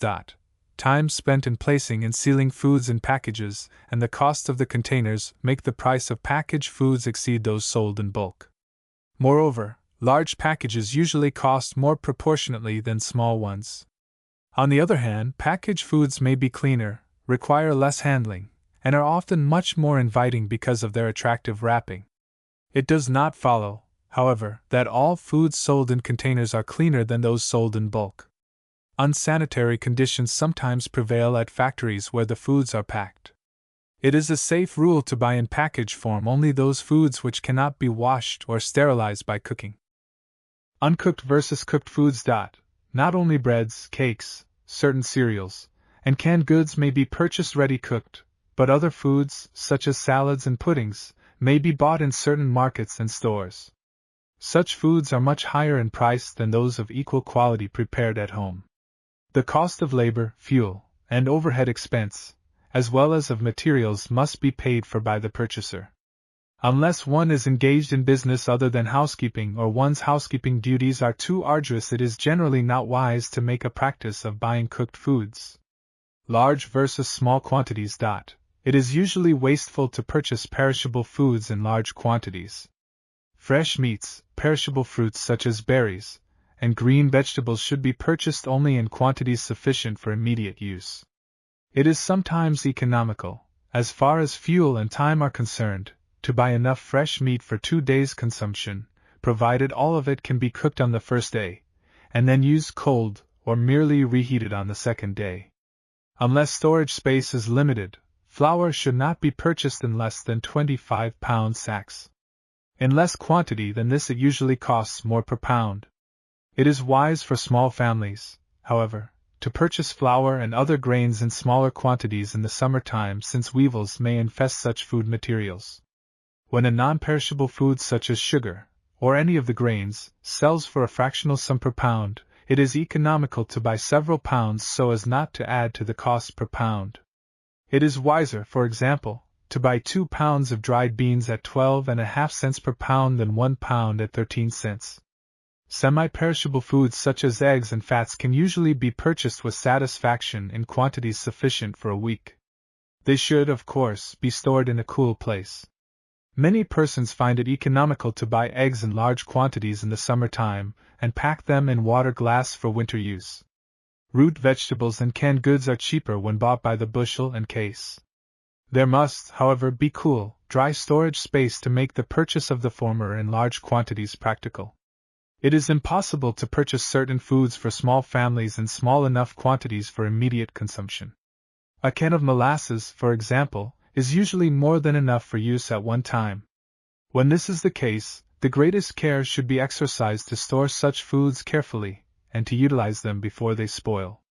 Cooperative buying usually means a saving. Such foods as flour, potatoes, dried vegetables, sugar, apples, and dried fruits may be purchased by the barrel, box, or other measure. If several families jointly purchase such quantities of foods, the expense is reduced. It is also of advantage to buy from the producer. The middleman's profit is thus eliminated. Lesson 85: Cooking and Serving a Luncheon or Supper. Cook and serve a luncheon or supper. The following menu is suggested: cream of pea soup, croutons, macaroni and cheese, lettuce, salad, bread and butter, oatmeal, cookies, tea. Follow the English or family style of serving. Serve the luncheon or supper without a maid. Calculate the cost of the meal per person. Lesson 86: Review, Meal Cooking Menu. Chopped steak, boiled or steamed potato, coleslaw, tea. See Lesson 14 for suggestions regarding the preparation of the lesson. Lesson 87. Home Projects I, footnote 61, see Lesson 9. Suggestions for homework. Prepare salads or other foods containing leafy vegetables at least twice a week. Calculate the quantity of milk used by each member of your household. Suggested aims: 1. To prepare salads which are both pleasing in appearance and tasty. Make sure that they are properly seasoned. 2. To vary either the materials used in salad making or the method of serving in preparing the same salad materials. 3. If the vegetable is cooked, to prepare it in such a way that no nutriment is lost. 4. To compare the quantity of milk used by each member of the family with the quantities suggested at the top of Division 8: Flavoring Materials. Food Adjuncts. Lesson 88: Food Adjuncts. Dishes containing food adjuncts. Food adjuncts. Besides the foodstuffs, there are edible substances called food adjuncts. These cannot be termed foods, as they do not perform the functions of such, but they give flavor to them, and they may excite the secretion of the digestive juices, and thus aid in the digestion of real foods. For the most part, food adjuncts are contained in these classes of materials: condiments, flavoring extracts, and beverages. Condiments. Seasoning materials and spices are called condiments. They are used with foods to give the latter a pleasing flavor. But condiments should be eaten in moderation.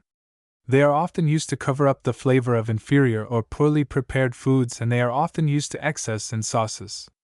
Highly seasoned sauces should be served only with foods that are insipid in taste, but valuable for their nutritive properties. Good foods, well cooked, have a flavor which needs little change. We should train ourselves to enjoy the natural flavor of foods, so that there is no craving for condiments. Salt may be classed both as a condiment and as a food. See ash. When used in moderation, it has undoubted value in diet. It is used in many types of foods, especially meats and vegetables. The flavor of sweet foods such as cakes and sweet sauces is invariably improved by the addition of a small quantity of salt. Vinegar is an acid flavoring material prepared by fermenting apple or grape juice or other materials. It contains acetic acid. Cinnamon is a spice obtained from the inner bark of a small tree. Like most spices, it contains a volatile oil, i.e., an oil which evaporates. Cinnamon is sometimes adulterated with cassia, a spice prepared from the bark of the cassia tree which grows in China and Dutch West Indies. Cassia is similar to cinnamon in flavor. Cloves are the flower buds of an evergreen tree which grows in Brazil, Ceylon, and West Indies. Nutmeg is the dried kernel of a fruit which grows on a tree native to the Malay archipelago. Ginger is the root of a tropical plant. It contains starch and oil of ginger. Mustard is prepared from the seed of mustard plants. Black pepper is obtained from the unripe berry of a tropical vine, while white pepper is prepared from the ripe berries. The latter is not as pleasing in flavor as black pepper and is more expensive. It is sometimes desired, however, because of its more pleasing appearance. Cayenne pepper is prepared from the dried ripe fruit of the capsicum plant. Paprika is also prepared from the fruit of the capsicum plant, but the seeds and stems of the fruit are removed. It is a much milder spice than cayenne pepper. Marjoram, savory, and thyme are the leaves of herbs used for flavoring. Flavoring extracts. Alcoholic solutions of volatile oils derived from plants are termed flavoring extracts. By dissolving the vanilla bean and lemon and orange peel in alcohol, vanilla, lemon, and orange extracts are prepared. Since volatile oils evaporate readily, especially when heated, flavoring extracts should be added, if possible, to cold foods. Beverages. The stimulating materials contained in the common beverages, tea, coffee, cocoa, and chocolate, are food adjuncts. Footnote 62. caffeine is the stimulating material in coffee, theine in tea, and theobromine in cocoa and chocolate. Except for the value of the water they contain, in carrying on the needs of the body, and for the small quantity of sugar and cream used with them, tea and coffee have no food value. But cocoa and chocolate are rather rich in food value. See cocoa and chocolate. These beverages contain both foodstuffs and food adjuncts. Curry of kidney beans. 1 pint kidney beans, 2 tablespoonfuls fat, 1 onion, 1 teaspoonful curry powder. Footnote 63. Curry powder is a mixture of various spices including turmeric and coriander seed powders. 1 teaspoonful salt, 2 tablespoonfuls flour, 1 pint tomatoes. Wash and soak the beans overnight. Boil gently until tender. Brown the onion in the fat, then add the curry powder, salt, and flour, and proceed as for tomato sauce. See tomato sauce. Add the cooked beans to the mixture and cook all together for a few minutes. Serve hot. Chili con carne may be prepared by adding 1 pound chopped beef to the ingredients above and substituting chili powder for curry powder. If this change is made, brown the onion in the fat, then add the meat. Stir and cook until the meat loses its red color. Add the cooked beans and seasonings. Mix the flour with a small quantity of cold tomato. Add this and the remainder of the tomatoes to the meat mixture. Stir and cook for a few minutes. Serve hot. Spice baked apples. 5 apples, 5 tablespoonfuls sugar, water, 1 lemon, whole cloves. Wash and core the apples. They may be pared if desired. Stick 2 or 3 whole cloves in each apple. Place the apples in a baking dish.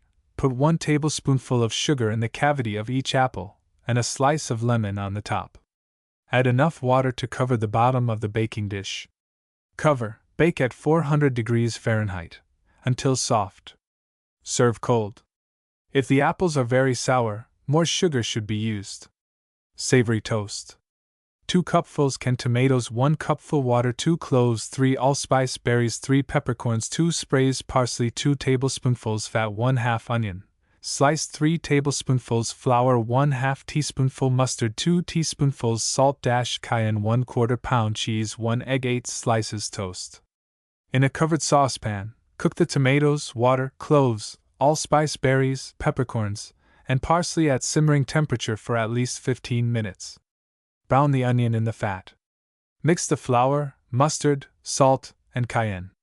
Add these ingredients to the onion and fat. Mix well and add the cooked tomatoes. Stir and cook until the mixture reaches the boiling point, then strain. Add the cheese, stir and cook until the cheese is blended with the other ingredients. Beat the egg, add a portion of the hot tomato mixture to it. Mix thoroughly and add it to the remainder of the tomato mixture. Stir and cook on the back of the range or over hot water until the egg is thickened. Pour over toast. Serve at once. Canned tomato soup may be used instead of canned tomatoes. If this substitution is made, the cloves, allspice berries, peppercorns, and parsley should be omitted. For economy, the egg may be omitted. If no egg is used, the flour may be increased to 4 tablespoonfuls and the fat to 3 tablespoonfuls. Compare this recipe with that for tomato sauce. In what ways are the ingredients and method of preparation similar? In what ways do they differ? Questions. In which ingredients of the curry of kidney beans and spice-baked apples are the food adjuncts found? Beans contain what ingredients that require long cooking? What material can be added during cooking that will soften them? See cooking dried legumes. What is the purpose of covering apples during baking? Why should they be baked in a slow oven? See suggestions for cooking fruits. What kind of substance do all spices contain? Why should spices be used in moderation? Explain why flavoring extracts should be added, if possible, to cold foods. Mention at least 2 forms in which the following spices may be purchased: cinnamon, cloves, nutmeg, ginger, mustard, and black pepper. What materials in the recipe for savory toast are used merely for flavoring? What materials are removed by straining? How is the flavor extracted from these materials before straining? Related work Lesson 89 Spending for Food. What to buy. Dr. Langworthy of the United States Department of Agriculture has listed foods into 5 groups and has advised that food from each group be used daily. The 5 groups follow: 1. Fruits and vegetables. 2. Milk, cheese, eggs, fish, meat, beans, peas, peanuts.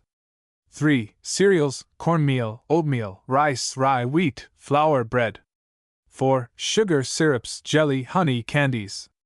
5. Fats, butter, margarine, cottonseed oil, olive oil, drippings, suet, bacon, chocolate. From studying the previous contents of this textbook, the pupil will doubtless recognize in these groups foods to supply all the needs of the body.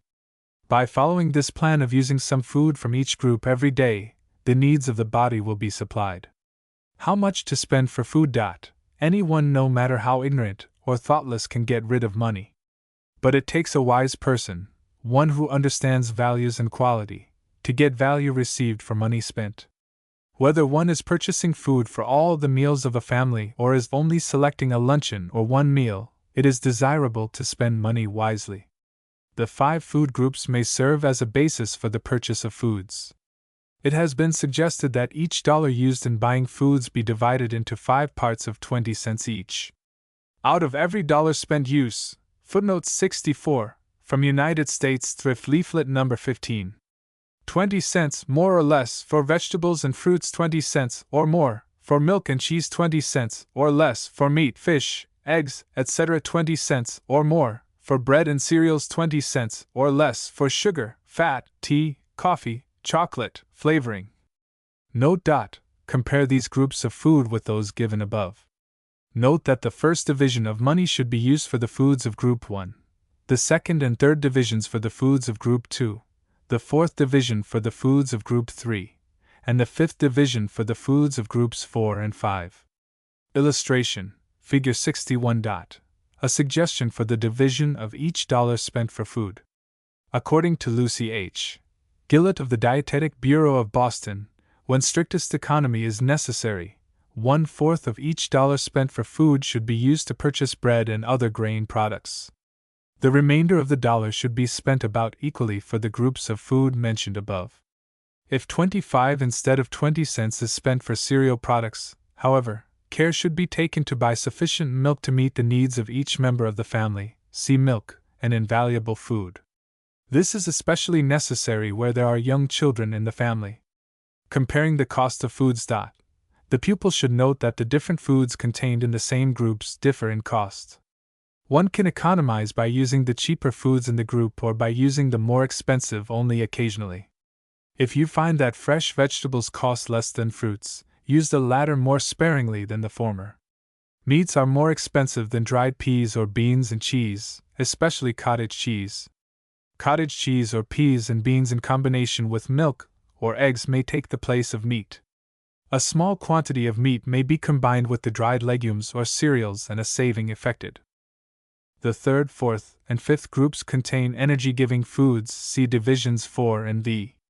Of the 3 groups of foods, cereals are by far the cheapest source of energy. A generous use of cereals is economical. In buying grains, one gets much nutriment at little cost when compared with other foods. If the food bills must be curtailed, use cereals generously and meat sparingly. Do not eat cereals, however, to the exclusion of the foods of the other groups. It is especially necessary to use milk and leafy vegetables with cereals. The latter are lacking in the fat-soluble vitamin. The fats included in Group 5 differ in cost. It is necessary to select these wisely in order to economize. A wise and economical use of fats is discussed previously. Planning before buying. It is not only an obligation but a necessity to waste no food. The bit of cereal left from breakfast, the crust of bread, and the scrap of meat represent money. They must be utilized. The thrifty housekeeper sees to it that leftover food is properly cared for so that it need not be wasted because of spoilage. She covers food and stores it in a cool place. She uses it before it begins to spoil. In order to buy wisely, it is necessary to take account of the foods already in the house or in the garden. It is necessary to decide before going to market just what is needed to supplement the materials already on hand. Lesson XC: Cooking and serving a luncheon or supper. Cook and serve a luncheon or supper. The following menu is suggested.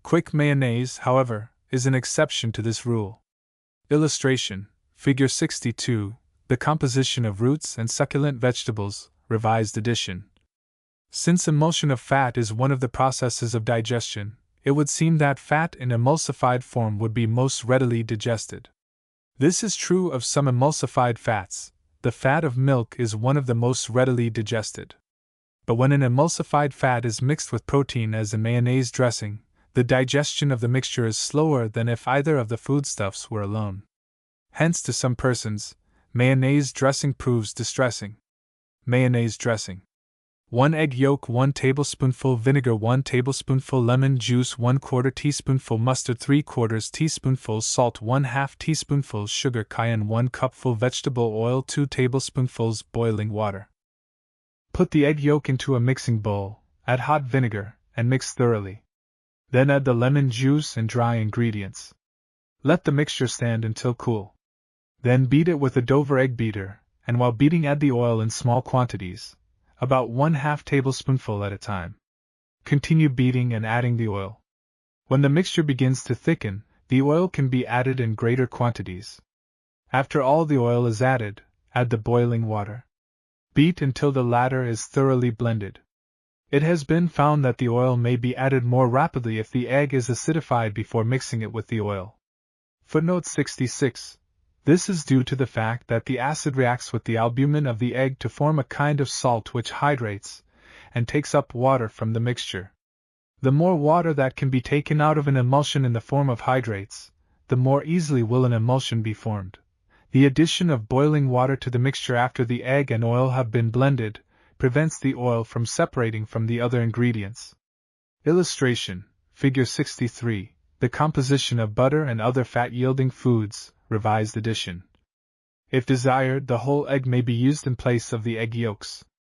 In case this substitution is made, all the ingredients other than the egg should be doubled in quantity, since 1 whole egg will emulsify 2 cupfuls of oil.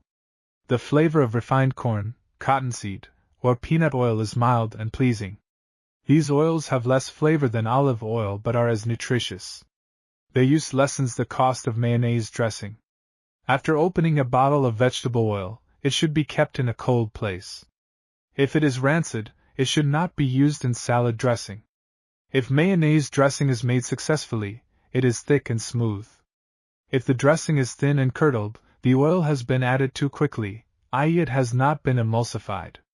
To remedy mayonnaise that has curdled, beat the yolk of an egg slightly, then add the dressing to it gradually, beating constantly. Mayonnaise dressing may be varied by the addition of chili or celery sauce, chopped hard-cooked eggs, chopped parsley, pimentos, and green peppers. Quick mayonnaise dressing, footnote 67. Adding the entire quantity of oil at one time and mixing it with hot paste may seem an unusual procedure for making an oil dressing. The fact that the method is successful may be explained as follows. Mixing the acid with the egg forms a salt which hydrates the mixture, and thus aids in making favorable conditions for emulsifying the oil as explained in the footnote of a previous page. The starch paste also takes up water from the mixture. This makes it possible to emulsify the oil easily, and also to make a stable emulsion. 2 egg yolks or 1 whole egg, 2 tablespoonfuls vinegar, 2 tablespoonfuls lemon juice, 1 1/4 teaspoonfuls salt, 1 teaspoonful sugar, 1/2 teaspoonful mustard, cayenne, 1 cupful vegetable oil. Into a mixing bowl put the eggs and vinegar. Mix well. Add the other ingredients. It is not necessary to stir them. Prepare a thick paste as follows. In the top part of a double boiler put 1/3 cup full flour, 1 cupful cold water, 1 tablespoonful butter. Mix thoroughly. Then stir and cook over boiling water at least 10 minutes. At once, while it is hot, turn this paste into the egg and oil mixture. Beat all the ingredients with the Dover egg beater until a thick, uniform dressing results. Adapted from a recipe by Mrs. Hill. Seasonable vegetable salads. Use seasonable vegetables in salads. Cucumbers, tomatoes, celery, and cooked cauliflower may be used in the fall. Cooked beets, cabbage, carrots, and olives may be used in the winter, and head lettuce, radishes, and cooked asparagus in the spring. Vegetables should be chilled, cut into desirable shapes, and served on lettuce with salad dressing. Beets are greatly improved by cutting into pieces, after cooking, and soaking for 1 hour in vinegar to which salt has been added.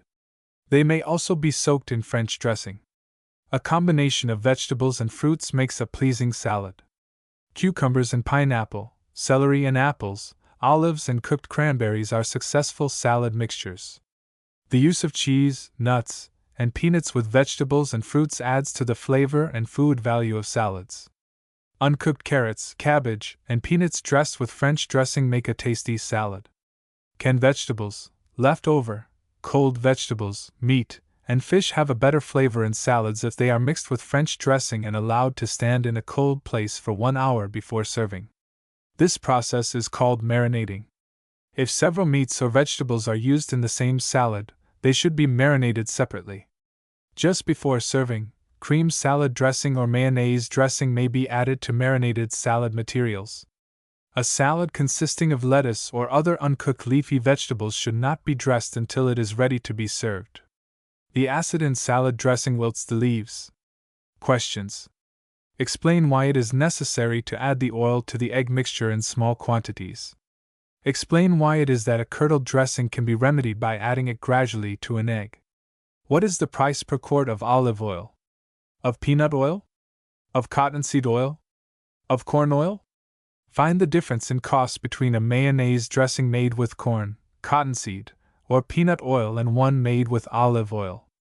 From the standpoint of composition, explain why fresh vegetables and mayonnaise dressing make a suitable combination. See figures 62 and 63. How much mayonnaise dressing is generally used for one serving? How many will the above recipe serve? Make a list of combinations of materials which make tasty salads. Lesson 94 Vegetables with Salad Dressing B. Salad Garnishing. Successful garnishing of a salad requires a sense of good color combination, judgment in blending flavors, and ingenuity in arranging materials.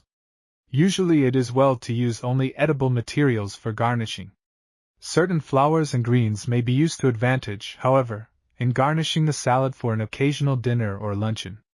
Celery with fringed ends, stuffed olives cut in slices, lettuce shredded or whole, pimentos, parsley, hard-cooked eggs sliced or pressed through strainer, and vegetables of pronounced color, as beets or carrots, cut into slices, cubes, or fancy shapes, all these make pleasing garnishes. Perfection salad. 2 tablespoonfuls granulated gelatin, half a cup full cold water, half a cup full vinegar, 1 lemon juice, 2 cupfuls boiling water, half a cup full sugar, 1 teaspoonful salt, 1½ cup full sliced celery, 1½ cup full shredded cabbage, 3 pimentos chopped. Prepare all ingredients, except the vegetables, as for a gelatin mixture, see lemon jelly. When the mixture begins to set, stir in the vegetables, and pour into a mold. Serve on lettuce leaves with mayonnaise dressing. Other vegetable mixtures such as cucumbers and tomatoes or peas and celery molded in jelly make tasty salads. Questions.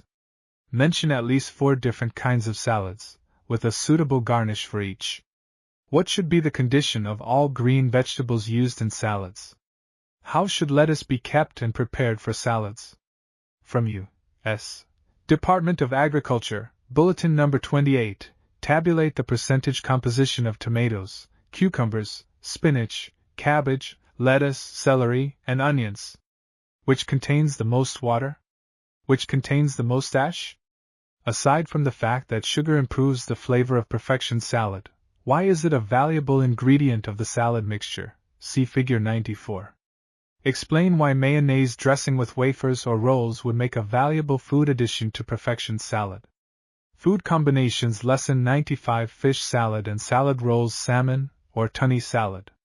1 can salmon or tunny, or tuna, fish, 1 cupful shredded cabbage or sliced celery. Drain the oil from the fish, remove the bone and bits of skin. Add the cabbage or celery, and mayonnaise or cream salad dressing. Arrange on lettuce and garnish as desired. If cream dressing is used with salmon, the oil drained from the salmon may be used for the fat of cream dressing. The salmon may be marinated before adding the other ingredients. When this is done, the salad dressing may be omitted. Salmon contains so much fat that it is not well to add more oil after marinating. salad rolls. 2 cupfuls flour, 3½ teaspoonfuls baking powder, 1/2 teaspoonful salt, 4 tablespoonfuls vegetable oil or melted butter, or substitute half a cup full milk, 1 egg. Sift some flour, then measure 2 cupfuls of it. Add the baking powder and salt to the flour. Beat the egg, add the milk and oil or melted fat to it. Through a sifter, add the dry ingredients to the milk mixture. Thoroughly mix the ingredients by cutting them with a knife. Roll out on a floured board, cut into oblong pieces, and with a floured knife make a deep crease through the center of each roll. Brush the top with diluted egg, use 2 tablespoonfuls of water to 1 egg, and sprinkle granulated sugar over it.